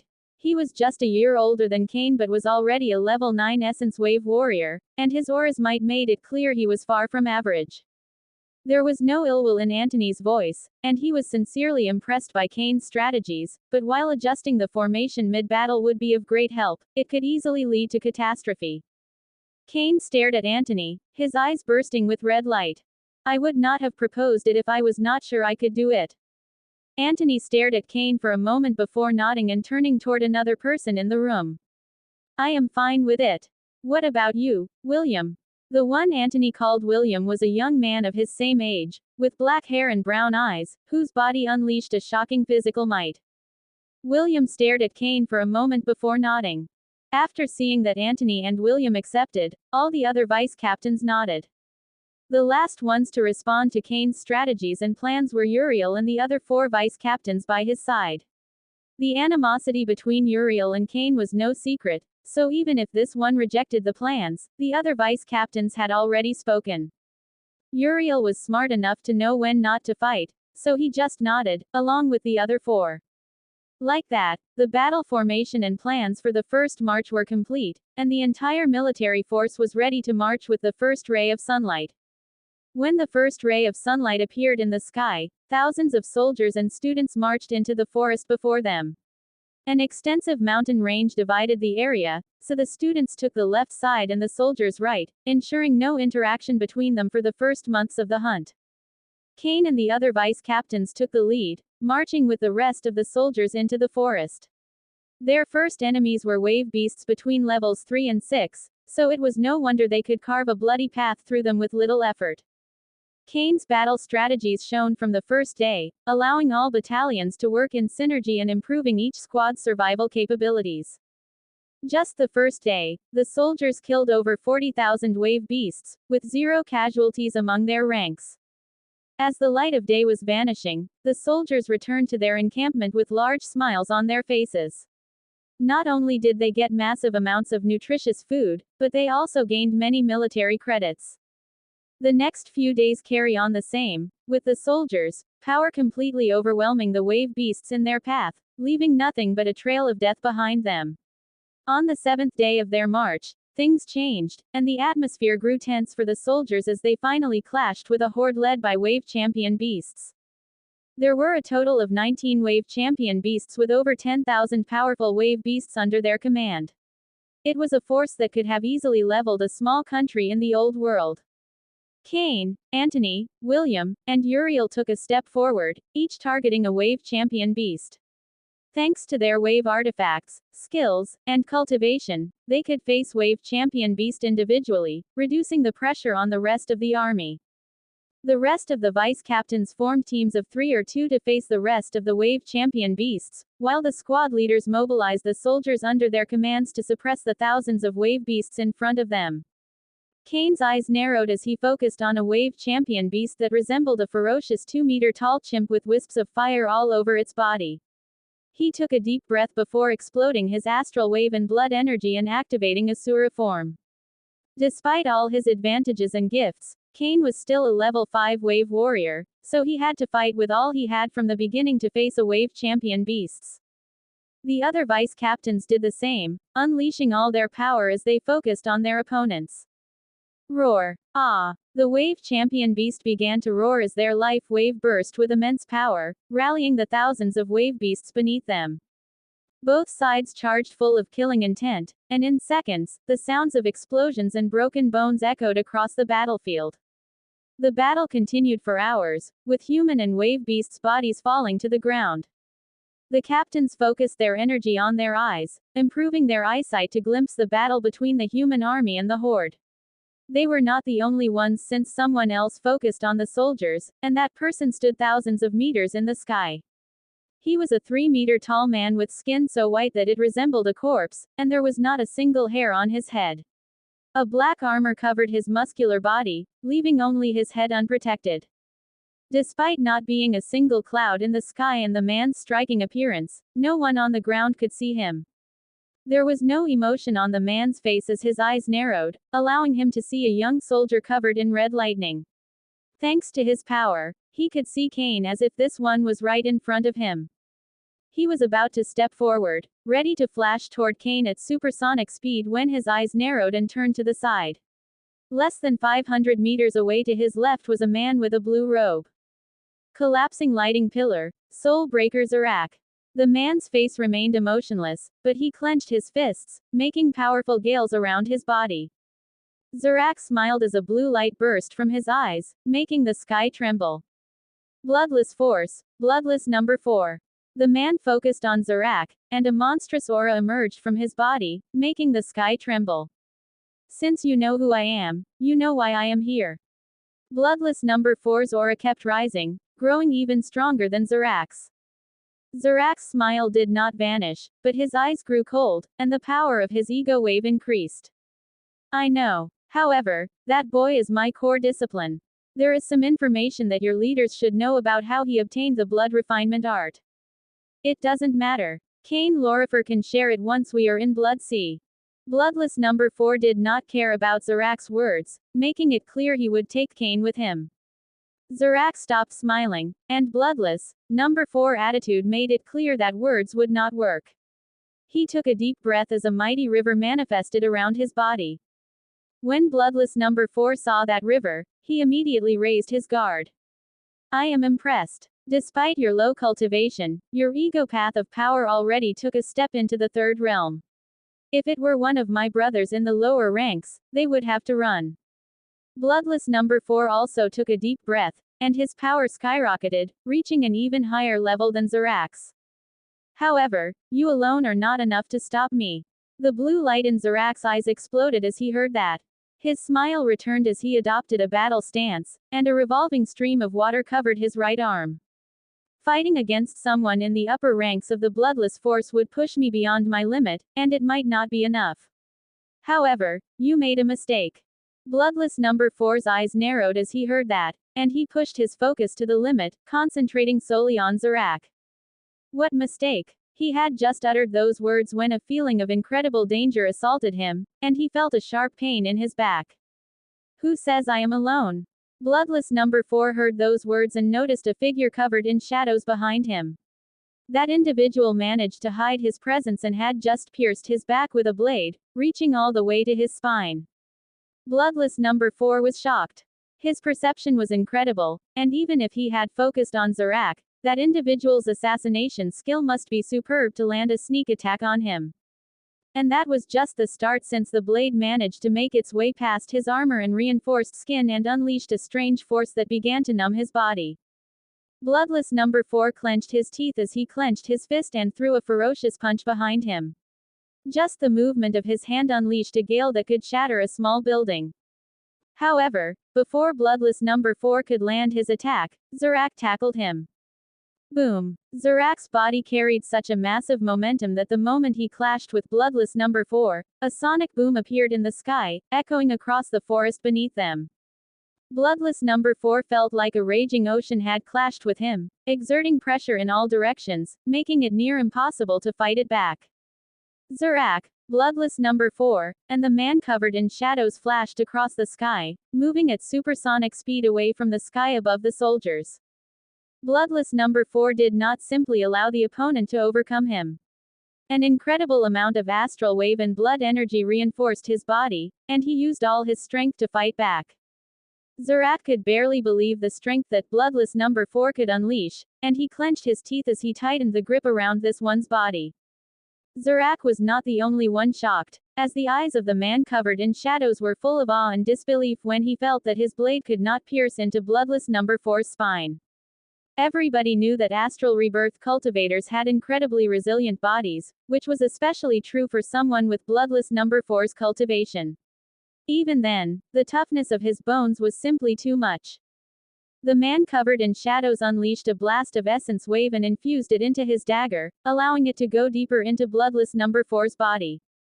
One restrained with all his power, the other pushed his weapon deeper and deeper, and the last fought back with all he had. The trio carried on like that until they finally clashed against something. The trio was 30,000 meters above the ground, but they clashed with something even higher, the peak of Blade Mountain. Boom! Large boulders and dust burst in every direction as the trio crashed, but it did not last long as a sonic boom cleaned the area. A figure emerged from the crashing zone while puking blood. That sonic boom originated when Bloodless number 4's punch landed on Zorak's chest, and he was not over. The man twisted his body and sent an elbow strike toward the figure covered in shadows behind him. The attack was extremely fast and precise. The man covered in shadows was able to take his dagger and jumped back at the last second. Unfortunately for the man covered in shadows, Bloodless number 4's elbow still reached his chest, exploding his body into a sea of darkness. Zorak regained control of his body quickly, and the sea of darkness reformed next to him, showing no other than the teacher of the assassination military specialization, Jonathan. "How are you?" Zorak glanced at Jonathan and saw that this one could not stop coughing blood. "His attack shattered my sternum, and my left lung collapsed. I can still fight, but taking another strike like that could be deadly." Jonathan did his best to regulate his breathing as he circulated his essence wave through his wounds, accelerating the tissular regeneration. Zorak nodded and immediately positioned himself between Bloodless number 4 and Jonathan. Bloodless number 4 did not immediately chase after the duo. Although his condition was better, he was also severely wounded and needed to focus his energy on purging the numbing force left inside his body. That was not all, since dozens of cuts reached the bone on the elbow he used to hit Jonathan, numbing the entire right arm. "You are just a wave king, yet you were able to pierce my defenses before I even noticed your presence. The Aegon family's assassination techniques are superb. Consider me impressed."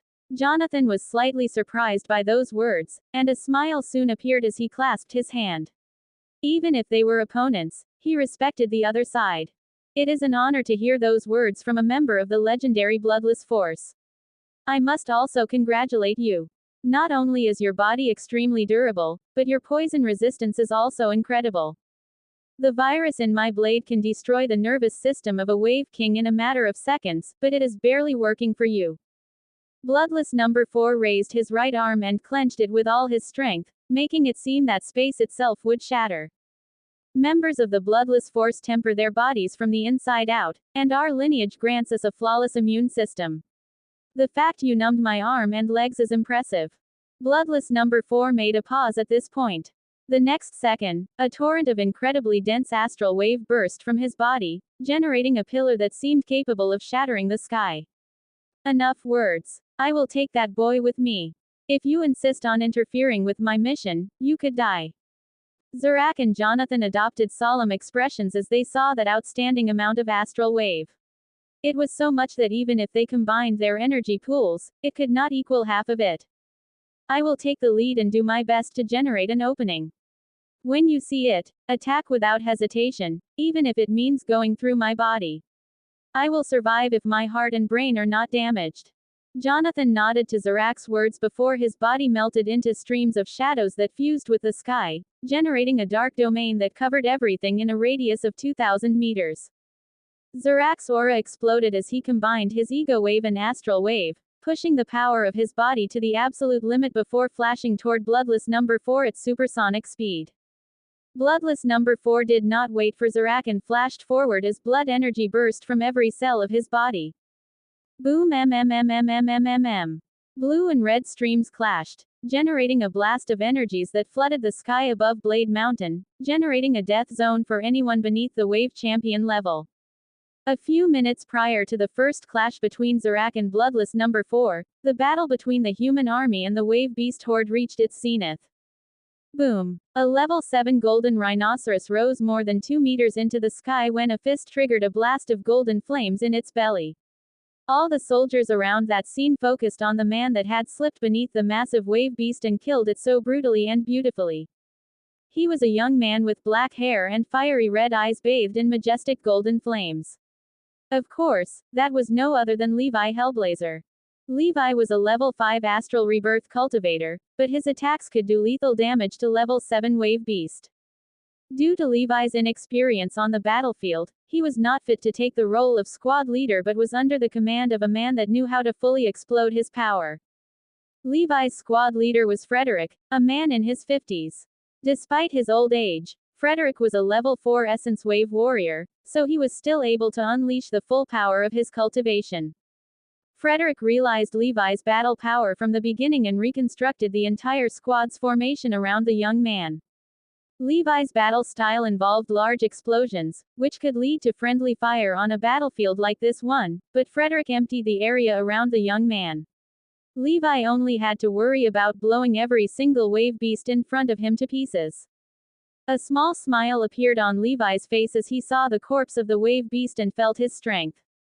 I can kill peak level 7 wave beast with a single attack. It almost kills me, but this golden flame is worth it. Levi analyzed the power of his golden flame when a series of blasts in the distance drew his attention.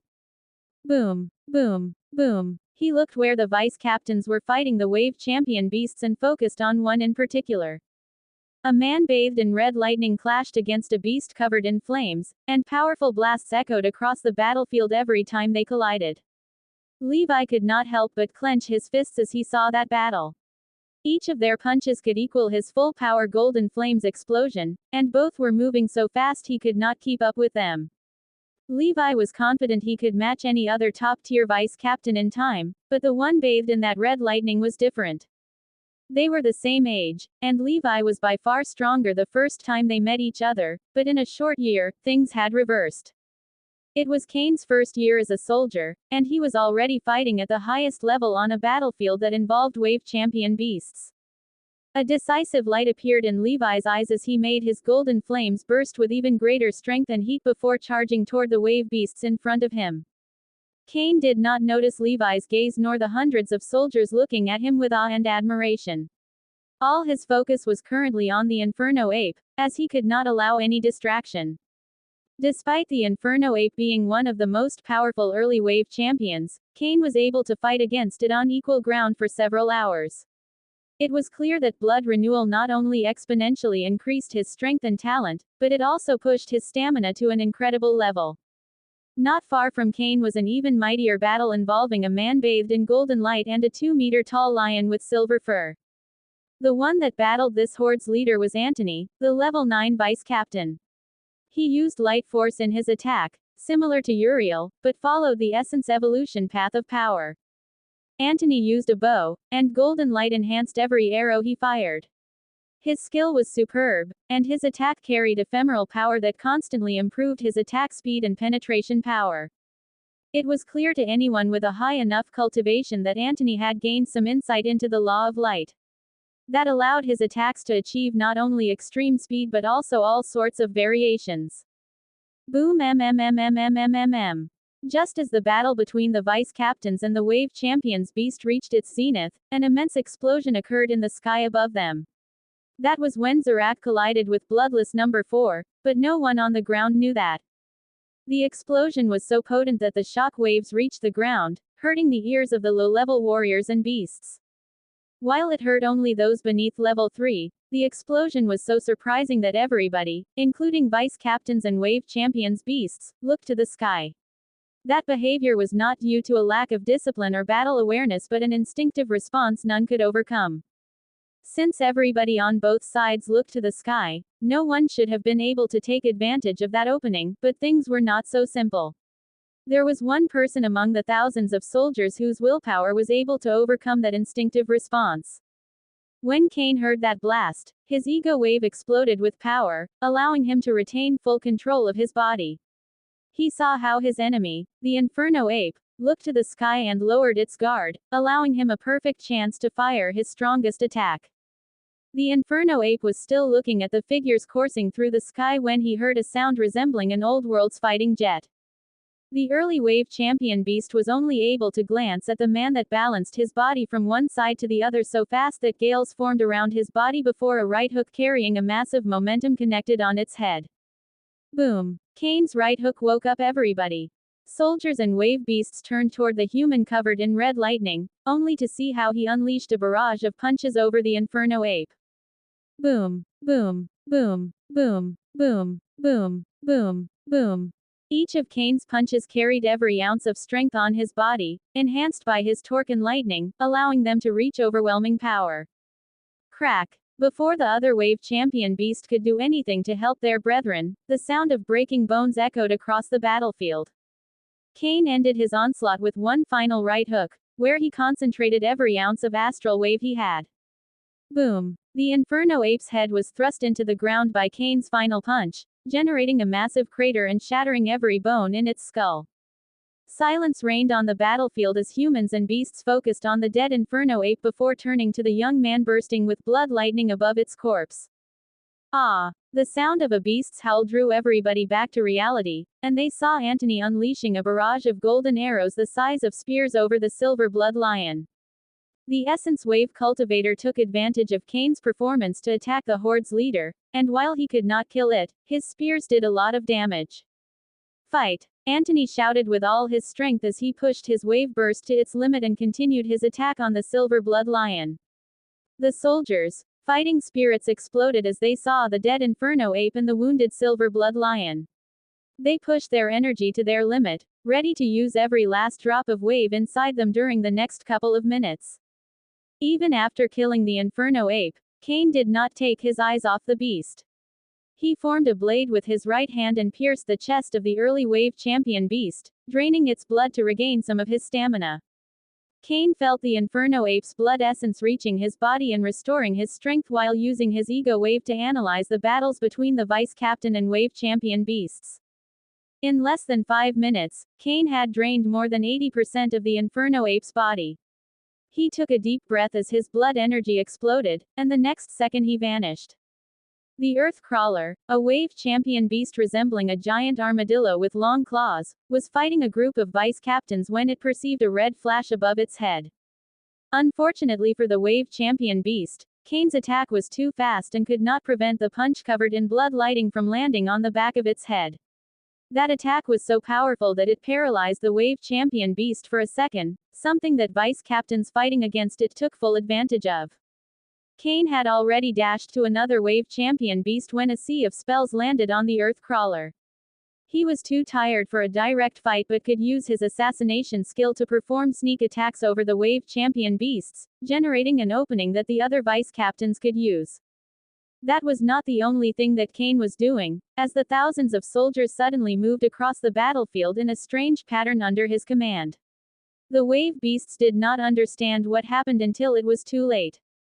The soldiers fighting the bulk of the wave beast horde divided into two sides, attacking from the flanks before surrounding them and starting a carnage.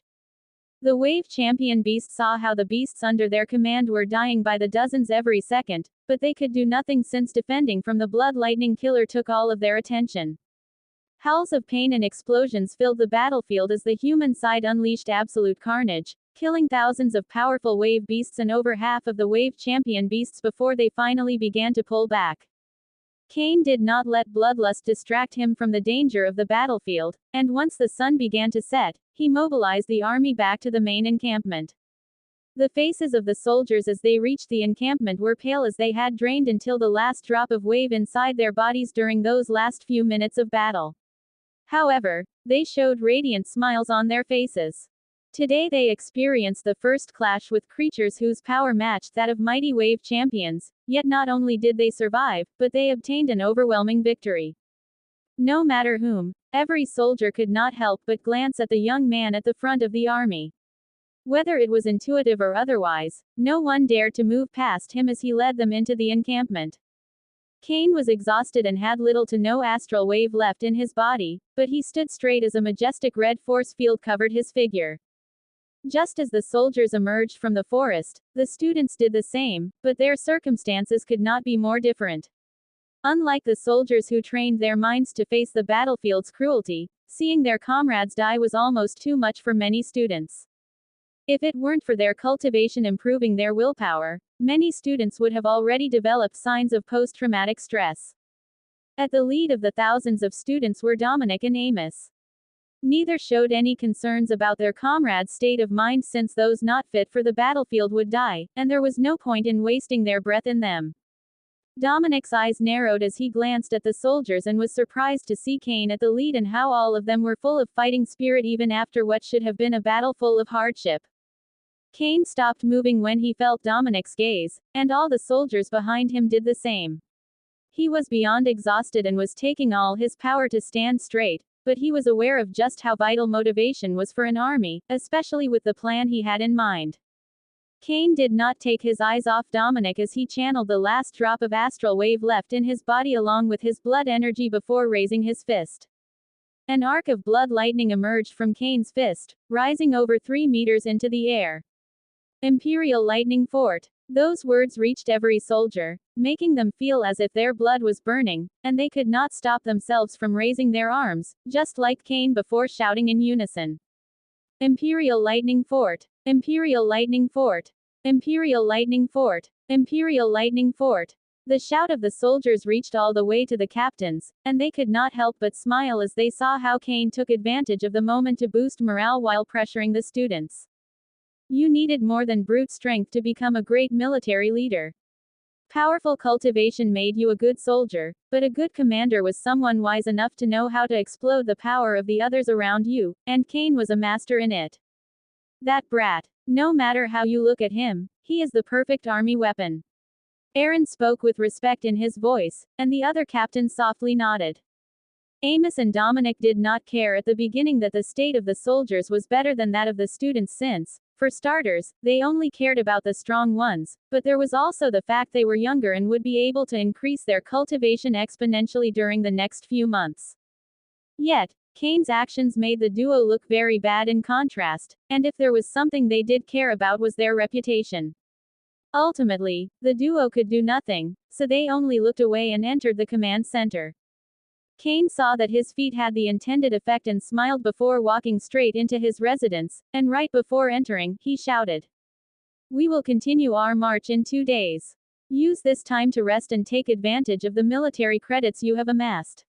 I left a book called Path to New Beginning in the Military Network. You can look at it if you so desire." The soldiers were ecstatic about the day off since they were exhausted, and although Cain took the decision without consulting them, none of the vice captains said a word about it. According to their calculations, overcoming their first encounter with a horde led by wave champion beasts would have taken 4 days, but they did it in just 1. As for the book Path to New Beginning, the vice captains were curious and immediately looked into it. The description was simple, and it said to have a path to level 4 for soldiers of both the astral rebirth and essence evolution path. Guides like this one were very common, so it did not draw much interest, but shock suddenly appeared in the vice captains' eyes as they read the final part of the summary. 3 months are estimated for a level 3 wave warrior to advance following the golden path in the guide.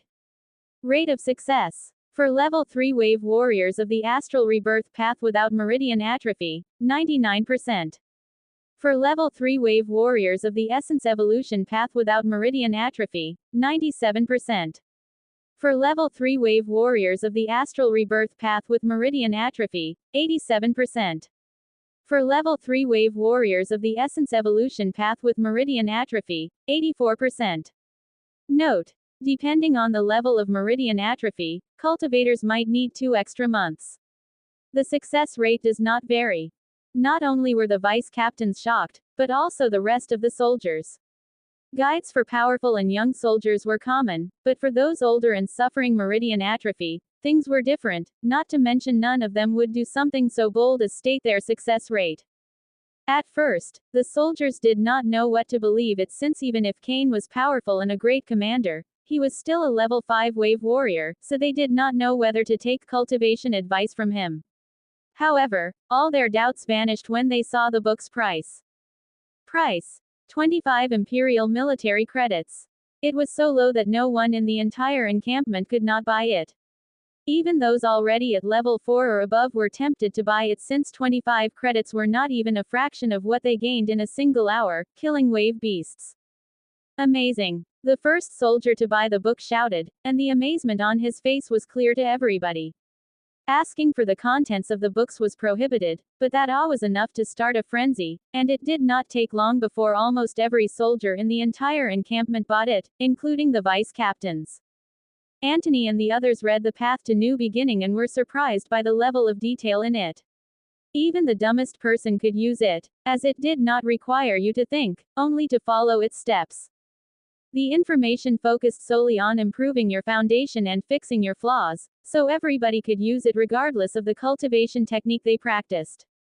It had 3 paths: golden, silver, and bronze. The golden path required a massive amount of resources that could amount to 70,000 imperial military credits, something most level 3 soldiers would need decades to amass. Things were a little different right now, as they were participating in a military mission that granted many military credits, but it was still very hard to achieve. However, those in a more difficult financial position could take the silver path, which only required 35,000 imperial military credits. According to the book, the success rate did not change, but you will need 8 months instead of 3. There was also the bronze path. This one only required 15,000 imperial military credits and had a time frame of 2 years. But it was only helpful for those without meridian atrophy. As they read the book, a flame ignited in the soldiers' hearts, and their battle will grew even stronger. Reaching level 4 might be nothing for someone like Cain, but for the average soldier was a dream come true, as they would enjoy a strong body until they were extremely old. Out of nowhere, all those soldiers that could barely hold their bodies a moment ago ran toward the Star Cruiser to use the teleportation formation to buy the resources stated in the book. Antony and the other vice captains would have normally punished such undisciplined behavior, but seeing the fervor in their soldiers' eyes made them smile. They look at each other and cannot help but wonder how Cain came up with such a thorough cultivation guide. The vice captains under Captain Aaron knew of Cain's abilities as a grand genetic coder, but the book was still too amazing, as it adjusted to the needs of everybody, not just a few. In the end, all the vice captains only took it as another fantastic feat from the youngest of them, who performed the first kill against a wave champion beast. Actually, the one that created the path to new beginning was Apex, under Cain's request. Apex used the AI chip module to monitor the veterans, which Cain helped after first taking control of his battalion, during the entire journey as they healed. That information and all the cultivation knowledge he had gained from the Empire Science Academy was enough for Apex to create the book using basic virtual simulation, and basic data gathering and analyzing.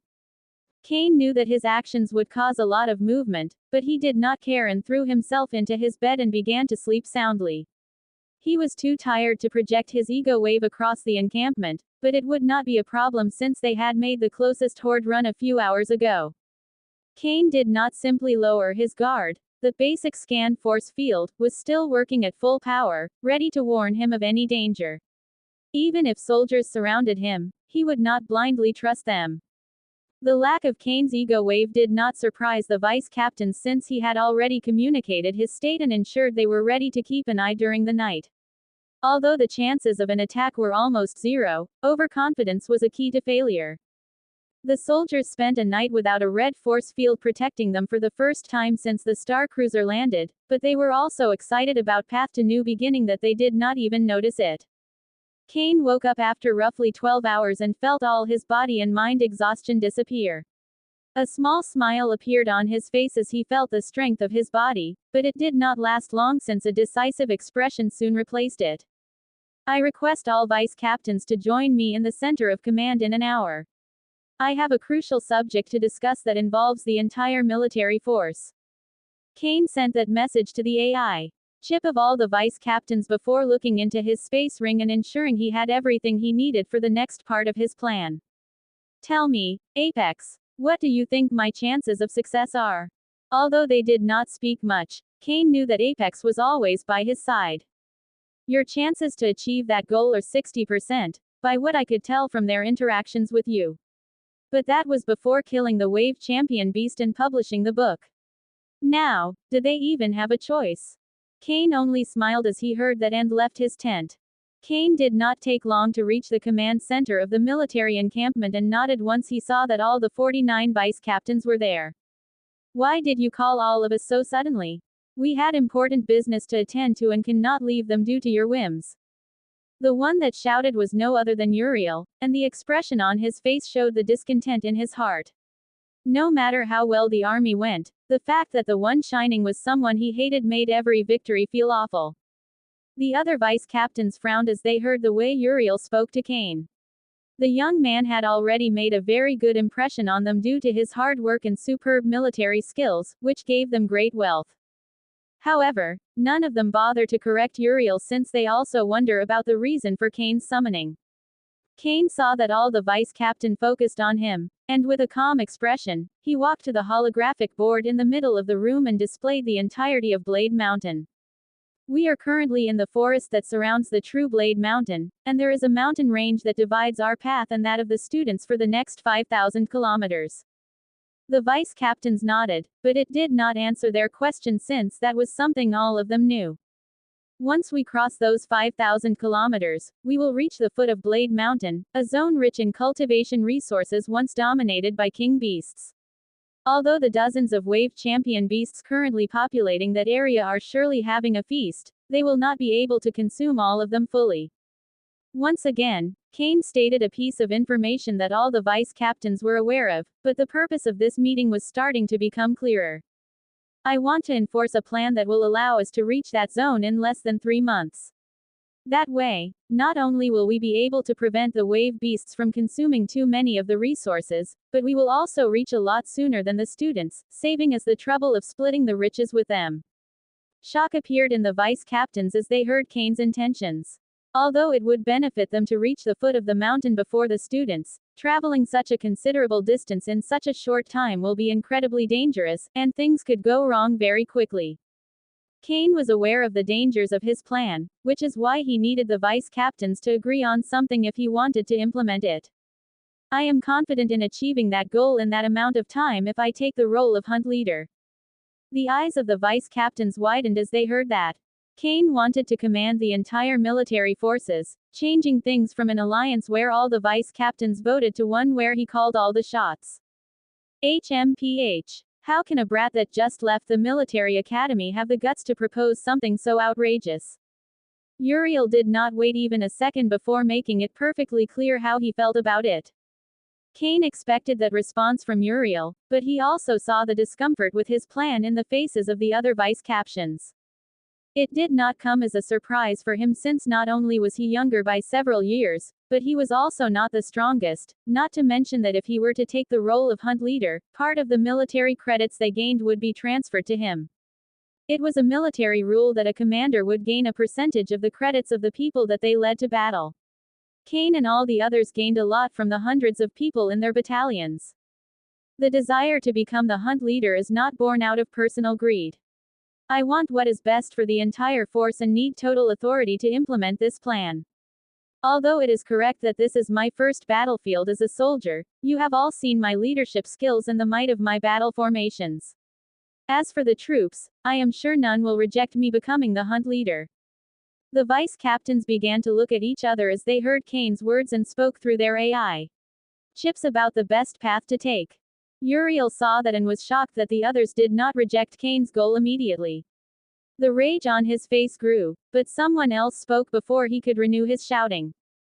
"We will like to see the plan you want to enforce." Antony took a step forward as he spoke.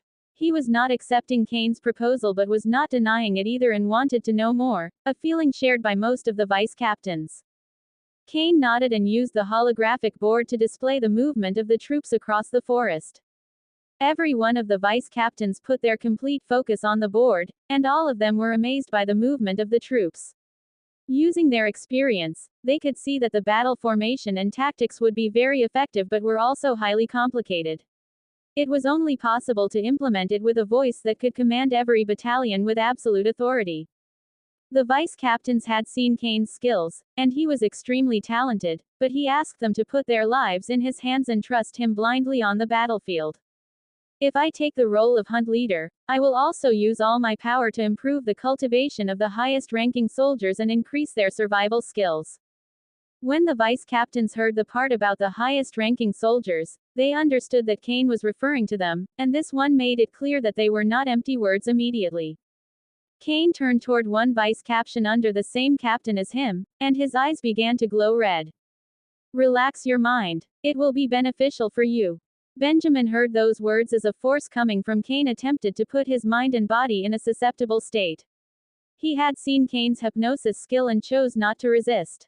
Everybody saw how Benjamin's eyes lost focus before this one adopted a meditative position on the ground, and his wave began to revolve much faster than before. "Embryonic breathing," one of the vice captains shouted with envy and amazement on his face. Embryonic breathing was nothing special for someone like Kane, but each instance was a small lucky chance for the wave warriors present. Not only did it allow their bodies to cultivate much faster, but it also cleared their minds of all the stress and pressure of the battlefield. Benjamin is a level 8 wave warrior.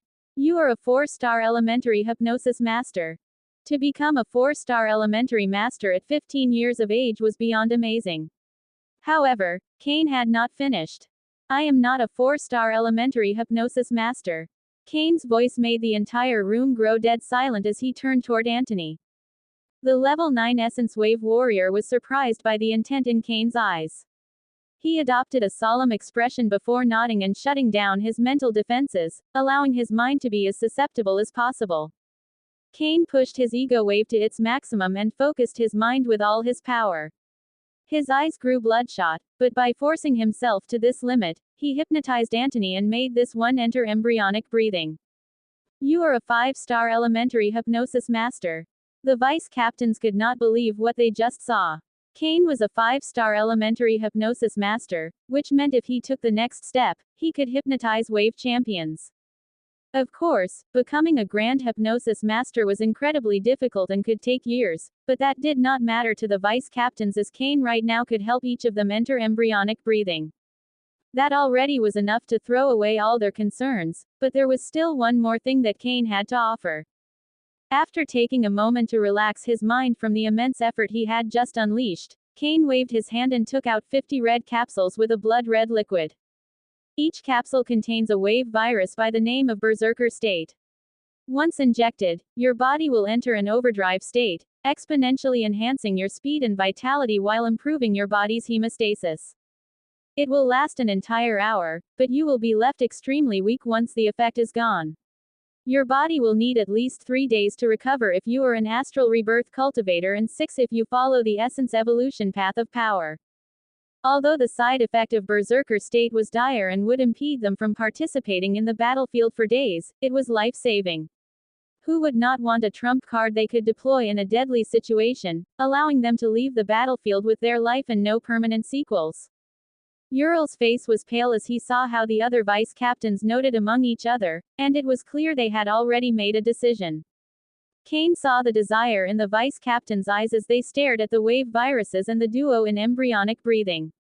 In their minds, they were already enjoying an enhanced cultivation speed and superb survival skills. A berserker state is considered a grand wave virus, and their market price is 150.000 military credits. I can sell them for 90.000 on credit, and if you do not use them by the end of the hunt, you can hand them over, and you will not owe me anything. If they were honest, the vice captains wished they could get the wave viruses for free, but they all understood that Kane was already offering them an incredibly good deal. 90.000 Imperial military credits was a massive amount, as those were the prices of resources used by Wave Champion, and even if they gained a lot of credits right now, it would take around 2 months for them to amass so much. However, there was not a single vice captain that thought of refusing Kane's deal. They could always get more money but could not buy a new life. As for embryonic breathing, it will be free for level 7 wave warriors since it requires little to no effort on my part. Those at levels 8 and 9 will pay 150 and 750 credits for each session, respectively. You can also pay me on credit, redirecting part of your military exploits during the hunt toward my account. There will be no interest. You might not know it, but most 5 stars elementary hypnosis masters charge between 7,000 and 10,000 Imperial military credits. Like the wave viruses, the vice captains were ready to accept Kane's deal. Even if they did not move a muscle, they would gain much more than enough to pay for the hypnosis, thanks to the soldiers working under them. Uriel saw how the vice captains looked at each other and began to nod softly. It was clear to him that they were ready to accept Kane as the hunt leader, something he could simply not tolerate. I refuse, Uriel shouted with strength. He had very little regard for becoming the center of attention and carried on with his words. I and the other 4 vice captains under Captain Robert refuse to accept you as hunt leader. The 4 vice captains next to Uriel were surprised to see how this one decided on their name without even consulting them, causing great annoyance. Even though they tend to side with Uriel, that does not mean they would do everything he said, especially with Kane offering such an attractive deal. Uriel noticed the anger in those 4 and immediately sent a secret message through his AI. Chip. Bear with it. If the 5 of us refuse to comply, his battle formation and tactics will not work, making it pointless for him to be named hunt leader. I promise to compensate each of you for this. The 4 vice captains sighed softly before adopting severe expressions, making it clear they were with Uriel. Kane saw Uriel's nasty smile but did not care. There was no anger on his face as he simply shook his head. Your inability to see the bigger picture tells me all I need to know from you. Kane only said that before waving his hand, changing the number of troops in the holographic board. All the vice captains saw how Uriel and his friends' troops vanished from the holographic board. Yet, not only did that not affect the battle formation, but it also made the soldiers' movement more smooth and efficient. I never considered your troops in my plan. Adding them destabilizes the battle formations, but now they work as intended. Uriel could not help but grow pale once he heard Kane's words. Not only did he show everybody that he cared more about personal feelings than the mission, but in the end, it was all for nothing. However, Uriel's shock soon transformed into a rage as he looked at Kane with killing intent. Kane was a little surprised and made sure to increase the level of danger that Uriel presented. Using rage to focus was not easy, and those capable of doing it could be extremely dangerous. The rest of the vice captain made their energy flow once they saw the killing intent on Uriel. Although none of them moved forward, it was clear they would not allow a fight between them. Uriel noticed that and took a deep breath before calming down and walking out of the command center with the other 4 vice captains. Remaining as part of the coalition that would take Kane as the hunt leader was not something they could do, so there was no path for them other than leave. There is nothing wrong in choosing a bad leader.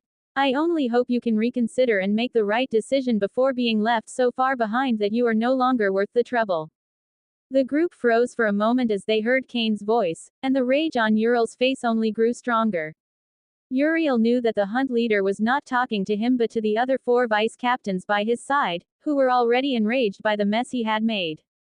Let's go, Uriel shouted, making the other 4 move with him. Kane knew that the group would be a problem, but there were ways to handle them, and right now, his major concern was to guide the full power of the military encampment. He turned toward Antony and Benjamin, waking up the duo. The 44 vice captains turned toward Cain before putting their right first over their chest and shouting in unison. Hunt leader. It was short, but that was all they needed to make Cain's position as the hunt leader official. Cain nodded and did not waste time. He indicated for the vice captains to take the capsules with the wave virus before giving everybody their assignment. In less than an hour, every single vice captain knew their role in the new plan and how they had to move forward from now on. There would be countless moving pieces on the upcoming battlefield, and some vice captains could simply not keep up with them.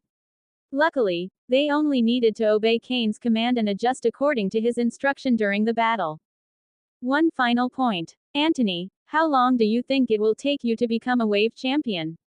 Although questions regarding his cultivation were a sensitive topic for the young man, Antony immediately answered Cain's question. Clearly, the level 9 wave warrior did not speak empty words when he accepted Cain as the hunt leader. I am currently suppressing my cultivation to raise my understanding of the law of light to the deep basic understanding level before my breakthrough. I am confident in achieving that goal in 4 months. Cain was surprised by what he just heard from Antony. Just like there were levels of marrow washing, there were also levels of law comprehension, and what Antony sought to achieve in the law of light was equal to attaining flawless marrow. He stared at Antony for a moment, focusing on the eyes of this one, and saw the determination to carry on with that mission and the confidence to achieve it. I can lend you 2 million military credits and prepare peak wave viruses to assist your cultivation, but I need you to become a wave champion in the next 2 months. Spending 2 million military credits just to speed up someone else's advance to the wave champion rank could sound insane, but Cain did not think so. Speed was of the essence for his plan, and if he wanted to succeed in this endeavor truly, he needed a powerful wave champion that could work as the head of the spear. He had only 3 choices for that job since all the other level 9 wave warriors would have to leave the hunt if they broke into the wave champion rank, as they would no longer be considered first generation. Uriel was not a choice as the man hated Cain, and although he knew he could count on William, it was better to have a wave champion that followed the essence evolution path of power on the battlefield as they had a greater range. Antony was surprised by Cain's offer and did not immediately accept it. He could become a wave champion in a month if he wanted, but that would mean neglecting his foundation, which he was unwilling to do. 2 million credits would be enough to buy the resources needed to enhance his law of light comprehension, and he would still have money for medicines that could purify and temper his essence wave.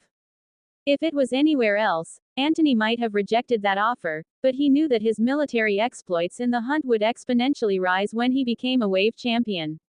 It was not crazy to think he could amass 2 million military credits in 2 months of killing wave beasts. Cain smiled as he saw Antony nod, and while it cost him more than half of his savings, it was worth it. Now all the pieces were in order. Cain Lorifer has now become the hunt leader, becoming the great commander of the entire military force.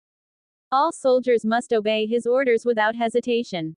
A new military strategy has been implemented, with the ultimate goal of advancing 5,000 kilometers within 3 months to reach the foot of Blade Mountain before the student force. The thousands of soldiers in the military encampment woke up only to see a message reach their AI chips with the signature of their respective vice captains. It came as a shock for the soldiers that Cain managed to attain the highest level of authority over such a massive force, but it was not hard to accept it. Cain had shown again and again how formidable he was, and the idea he could achieve the impossible had already emerged in the minds of the soldiers. Although learning that they would have to advance 5,000 kilometers in just 3 months made some soldiers grow nervous, to say the least, their fears slowly faded away as they remembered the marvelous battle formations of their new hunt leader.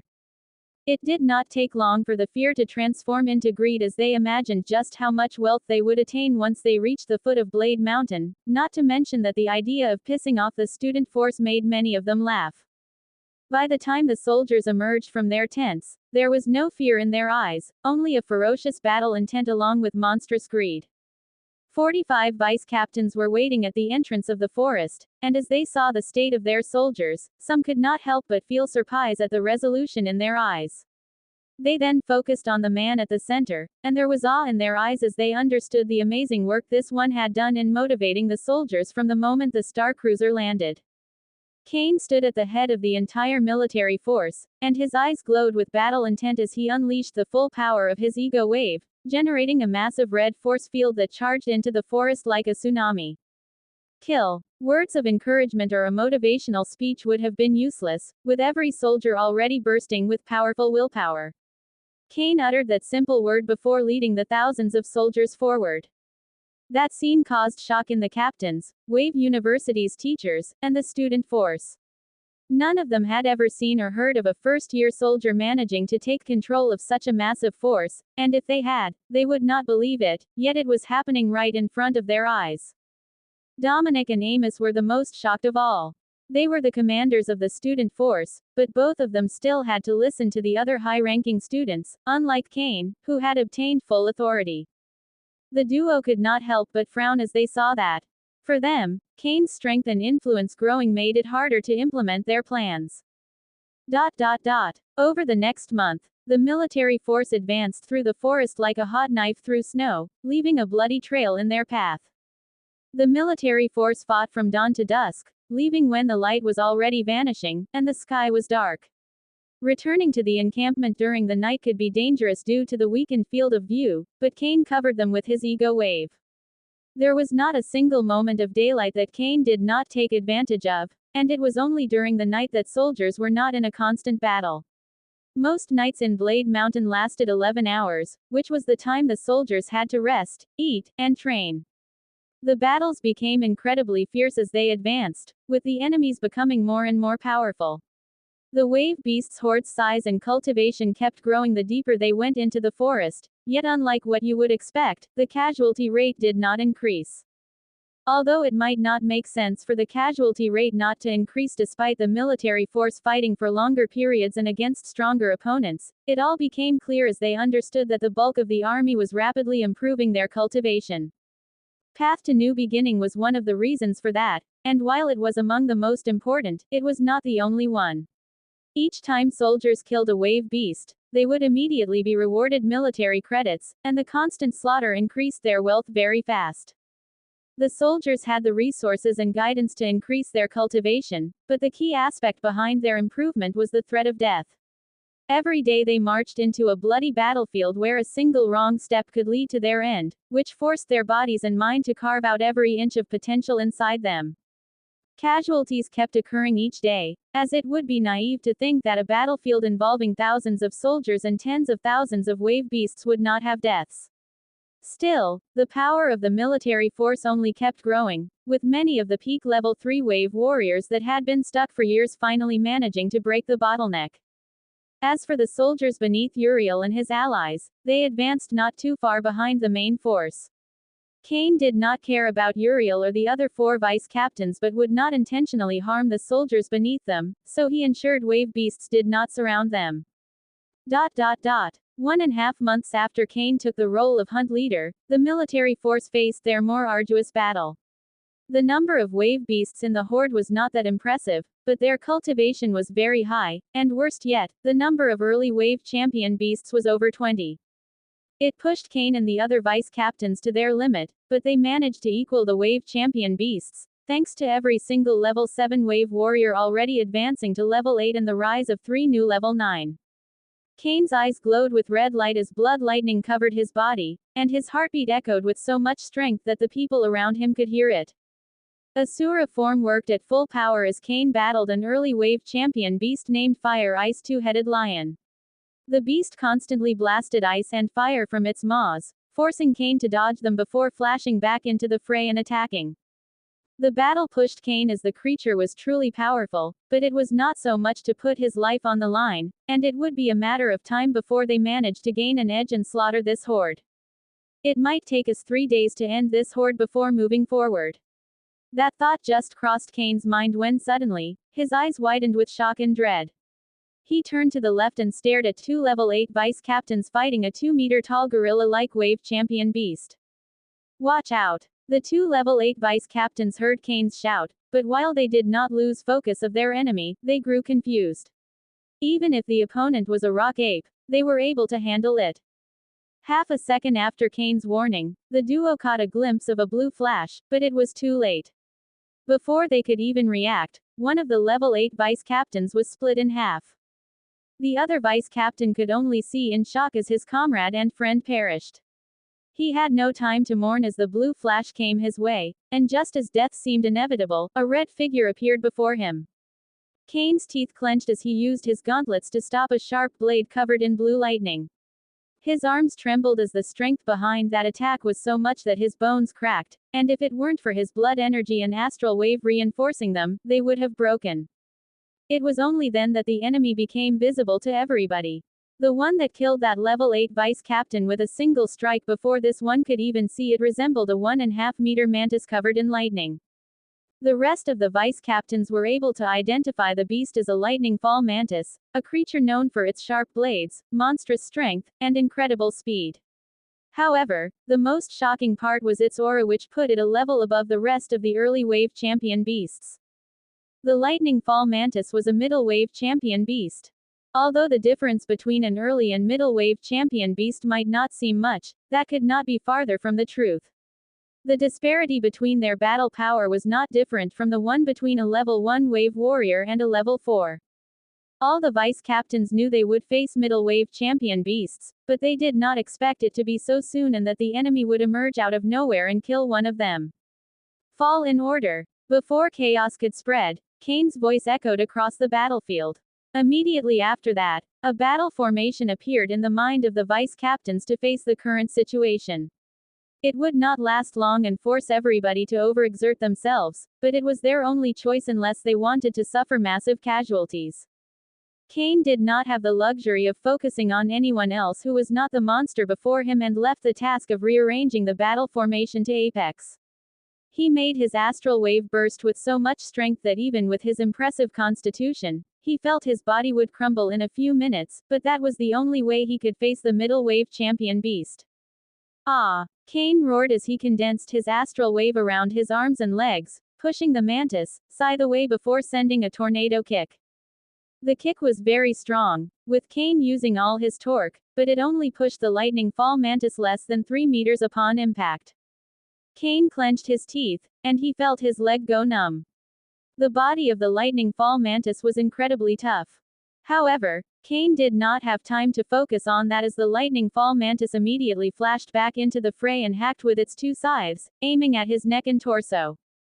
Kane was pushed to his limits by the beast's speed and skill, but he was able to dodge both scythes. However, his armor was not unscathed, as there was a deep cut that came dangerously close to his skin. Unfortunately, those 2 strikes were far from everything, as the lightning fall mantis kept hacking toward Kane with immense strength and speed. Kane did his best to dodge the attack, but sometimes he was forced to use his gauntlets to block it, and every time he did it, his arms trembled. Kane found himself struggling against the formidable lightning fall mantis. Despite his best efforts, the creature proved to be too powerful, relentlessly pushing him back and inflicting numerous cuts on his armor. Kane had just blocked a strike that pushed him over 50 meters back and saw how the lightning fall mantis jumped toward him, ready to give the final blow. Luckily, while the lightning fall mantis was in midair, a barrage of light arrows landed on it, sending it crashing into the ground. Antony joined the fray, and his essence wave was bursting at full power as he raised his bow and kept firing all sorts of projectiles against the middle wave champion beast. It was only at that moment that Kane was able to relax for a moment. He knew that fighting the middle wave champion beast alone was not possible, but the other vice captains needed time to reorganize before one could come to help him.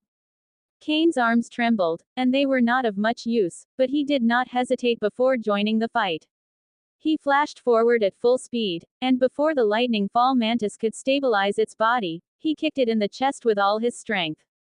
The lightning fall mantis showed rage at the fact that 2 humans with such weak cultivation were facing it, and its life wave grew stronger. Kane, Antony, and the lightning fall mantis continued their fight, each using everything they had to kill the other party. Despite the Godslayer humans' skills and tactics, they could barely hold the beast in place, and none of their attacks could land a deadly blow. Blue, red, and golden flashes moved across the battlefield, and they crushed everything around them to pieces. They moved at impressive speeds, and their collision generated powerful shock waves. The rest of the vice captains hoped that Kane could come up with another miracle, as they really needed it this time. This battlefield was just one move away from becoming a disaster. Kane knew what the other vice captains hoped to happen. Killing the lightning fall mantis was impossible, but he at least expected to wound it or achieve another type of advantage on the battlefield before pulling back. Sadly, all of Kane's plans fell apart as he felt a spike in energy from William. The level 9 astral cultivator's body burst with immense vitality, and all his wounds closed as he pushed back the two wave champion beasts in front of him. Damn it. It was evident to Kane that William's sudden increase in energy and agility could be attributed to the Berserker State Wave virus. It seemed likely that William was backed into a corner and had no choice but to activate the virus to fend off the two early wave champion beasts. William managed to overpower the two early champion wave beasts using his Berserker State, but it was only a temporary surge in strength. Once the effect wore off, he would need to take some time off the battlefield to recover. There was the possibility of continuing fighting, hoping for something miraculous to happen, but Kane knew the world was not a fairy tale and the only thing he would gain if the battle carried on would be more dead soldiers. Fuck. Kane cursed in his mind, but soon his eyes burst with red light, forcing his willpower to suppress his emotions as he commanded the entire military force to pull back orderly. The vice captains saw that order with both relief and gloom. They were happy that the hunt leader would not blindly continue fighting but were also angry at losing against this horde. When the wave beasts horde saw the humans retreating, they strengthened their attacks, but soldiers knew how to pull back from a battlefield without leaving any opening for the enemy. Things would have been very different if the vice captains were exhausted or if the effect of the wave virus on William had worn off, but since Kane ordered the retreat before any of that, things went smoothly. The military force arrived at the encampment after several hours. Aside from the level 8 vice captain, the losses they incurred on this day were not greater than those experienced on any other day in the past month. Yet, there was a gloomy aura that covered the entire military force. Momentum was very important for an army, and all they amassed during the last month of victories came crashing down due to this one defeat. Kane noticed the state of the army, but words would not be of much use now. He guided the vice captains to the center of command so they could figure out their next step.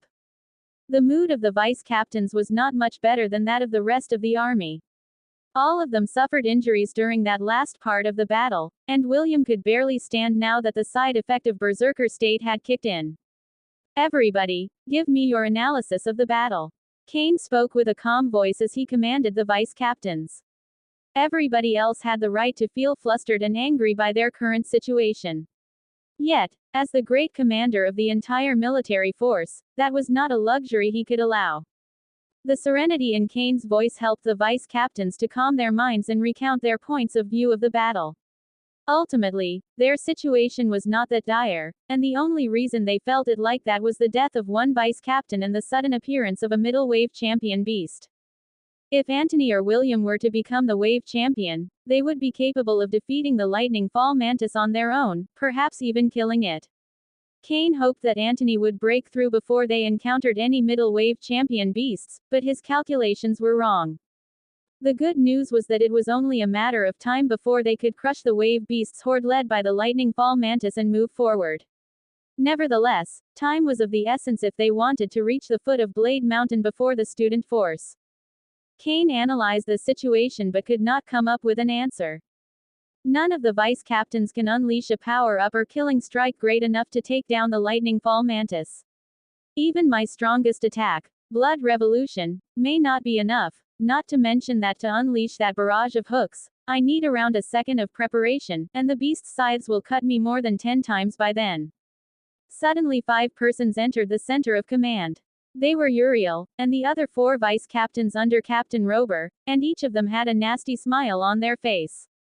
I can see that Vice Captain Arnold is missing, and William is not looking very well. Does the mighty hunt leader need some help? It was clear that Uriel and the others had learned what happened to the main force and came to gloat, making many of the vice captains furious.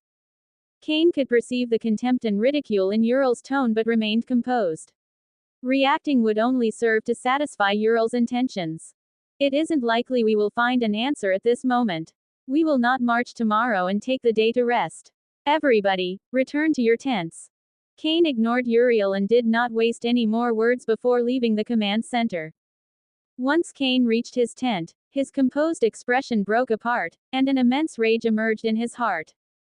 "Goddamn it!" Kane shouted with strength, ensuring his voice did not leave the tent. He had pure killing intent toward the Lightning Fall Mantis, who dared to mess up with his plan and wanted nothing more than to crush Uriel's face with his fist. As the great commander of the entire military force, he could not show those wild emotions in front of anyone else, as it was his job to remain calm, since only then could the others freak out. It took him a few minutes, but after letting all that out, Kane was able to regain his composure. Now that he was genuinely calm, he did not need to use his ego wave to control his emotions and could focus solely on the task. Kane began to think of ways to overcome this ordeal, but it was hard to find an answer. He first looked at his armor, which was full of cuts, and knew he needed to change it. The idea of buying a Wave Champion level armor crossed Kane's mind, but he soon discarded it.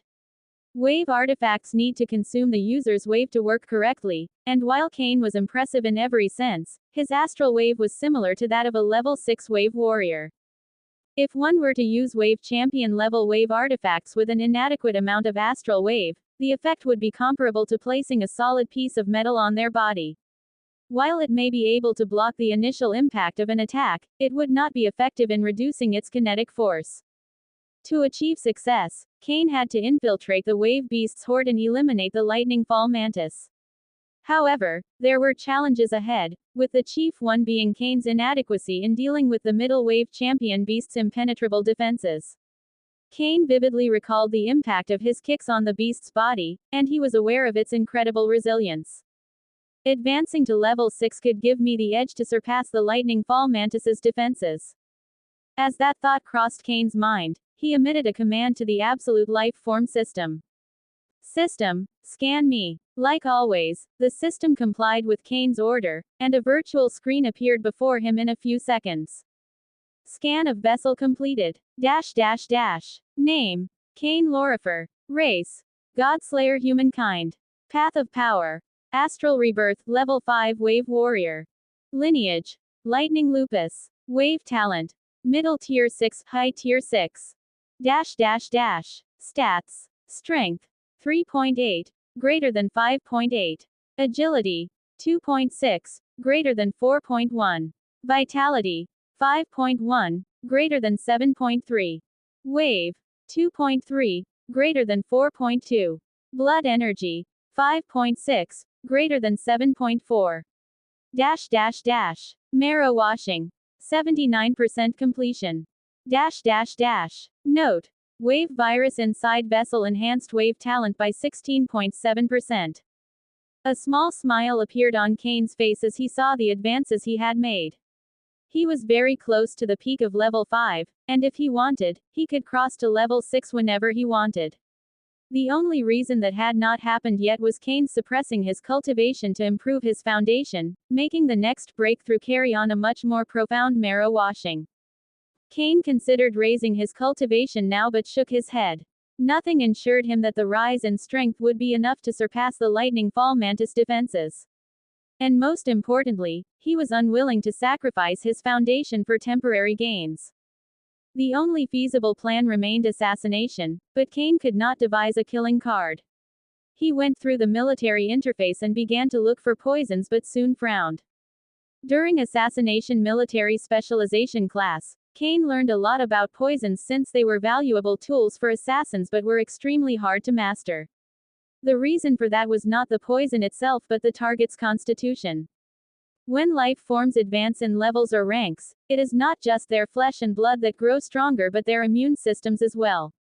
If a wave champion consumed a poison that could melt his stomach, his immune system would instantly isolate that organ from all the others, limiting the damage.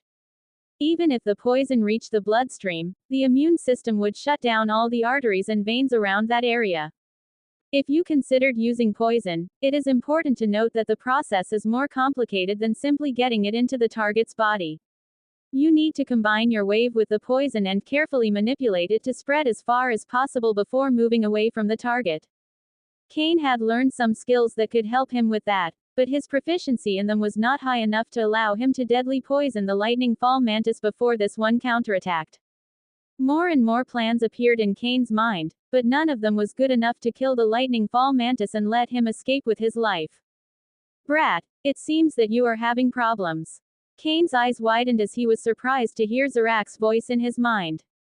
His perception had increased tremendously after his ego wave rose to the level of Wave King, but his master still managed to reach him out of the blue.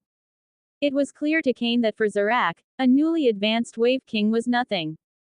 I wonder just how strong he is. Kane looked into the sky before rising from his feet and bowing.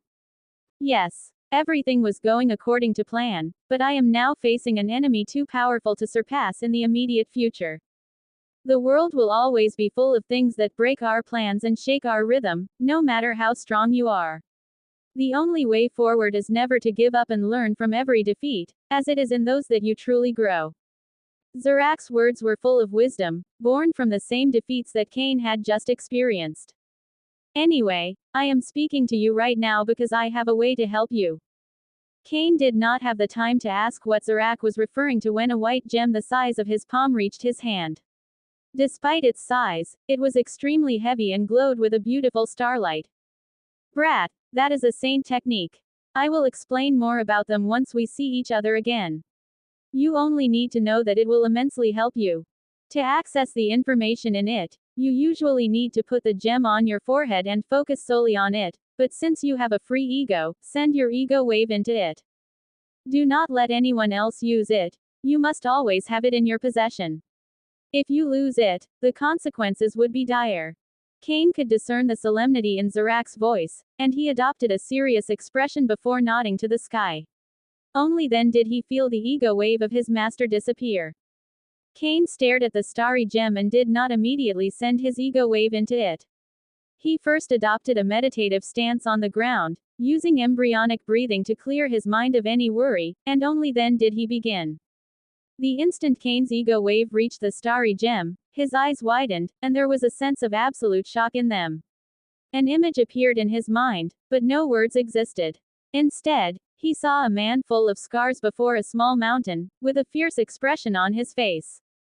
Ah! The man unleashed a roar that triggered shock waves as a pillar of immense blood energy rose from his body with so much strength that it seemed it would reach the sky.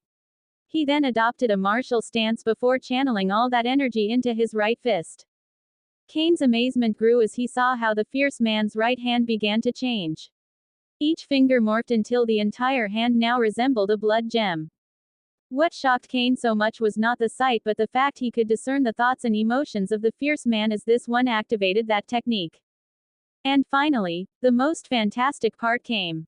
Kane could not say for sure, but the fierce man's cultivation seemed to reach the peak of the wave champion level, yet that was all this one needed to destroy the mountain in front of him with a single punch. Kane could not believe what he just saw. Wave champions were incredibly powerful, able to perform physical feats like moving faster than the speed of sound and leveling buildings, but shattering a mountain with a single punch was the domain of Wave Kings. After the fierce man's punch, the image vanished, and Kane gained access to a sea of information. It was more than just words. In it, he gained access to the insight, feelings, and wisdom of the one that engraved the technique into the starry gem. Blood Hand. Kane uttered the name of the technique that he found inside the starry gem, and its power was simply incredible. With it, he would gain more than enough strength to surpass the defenses of any middle wave champion beast.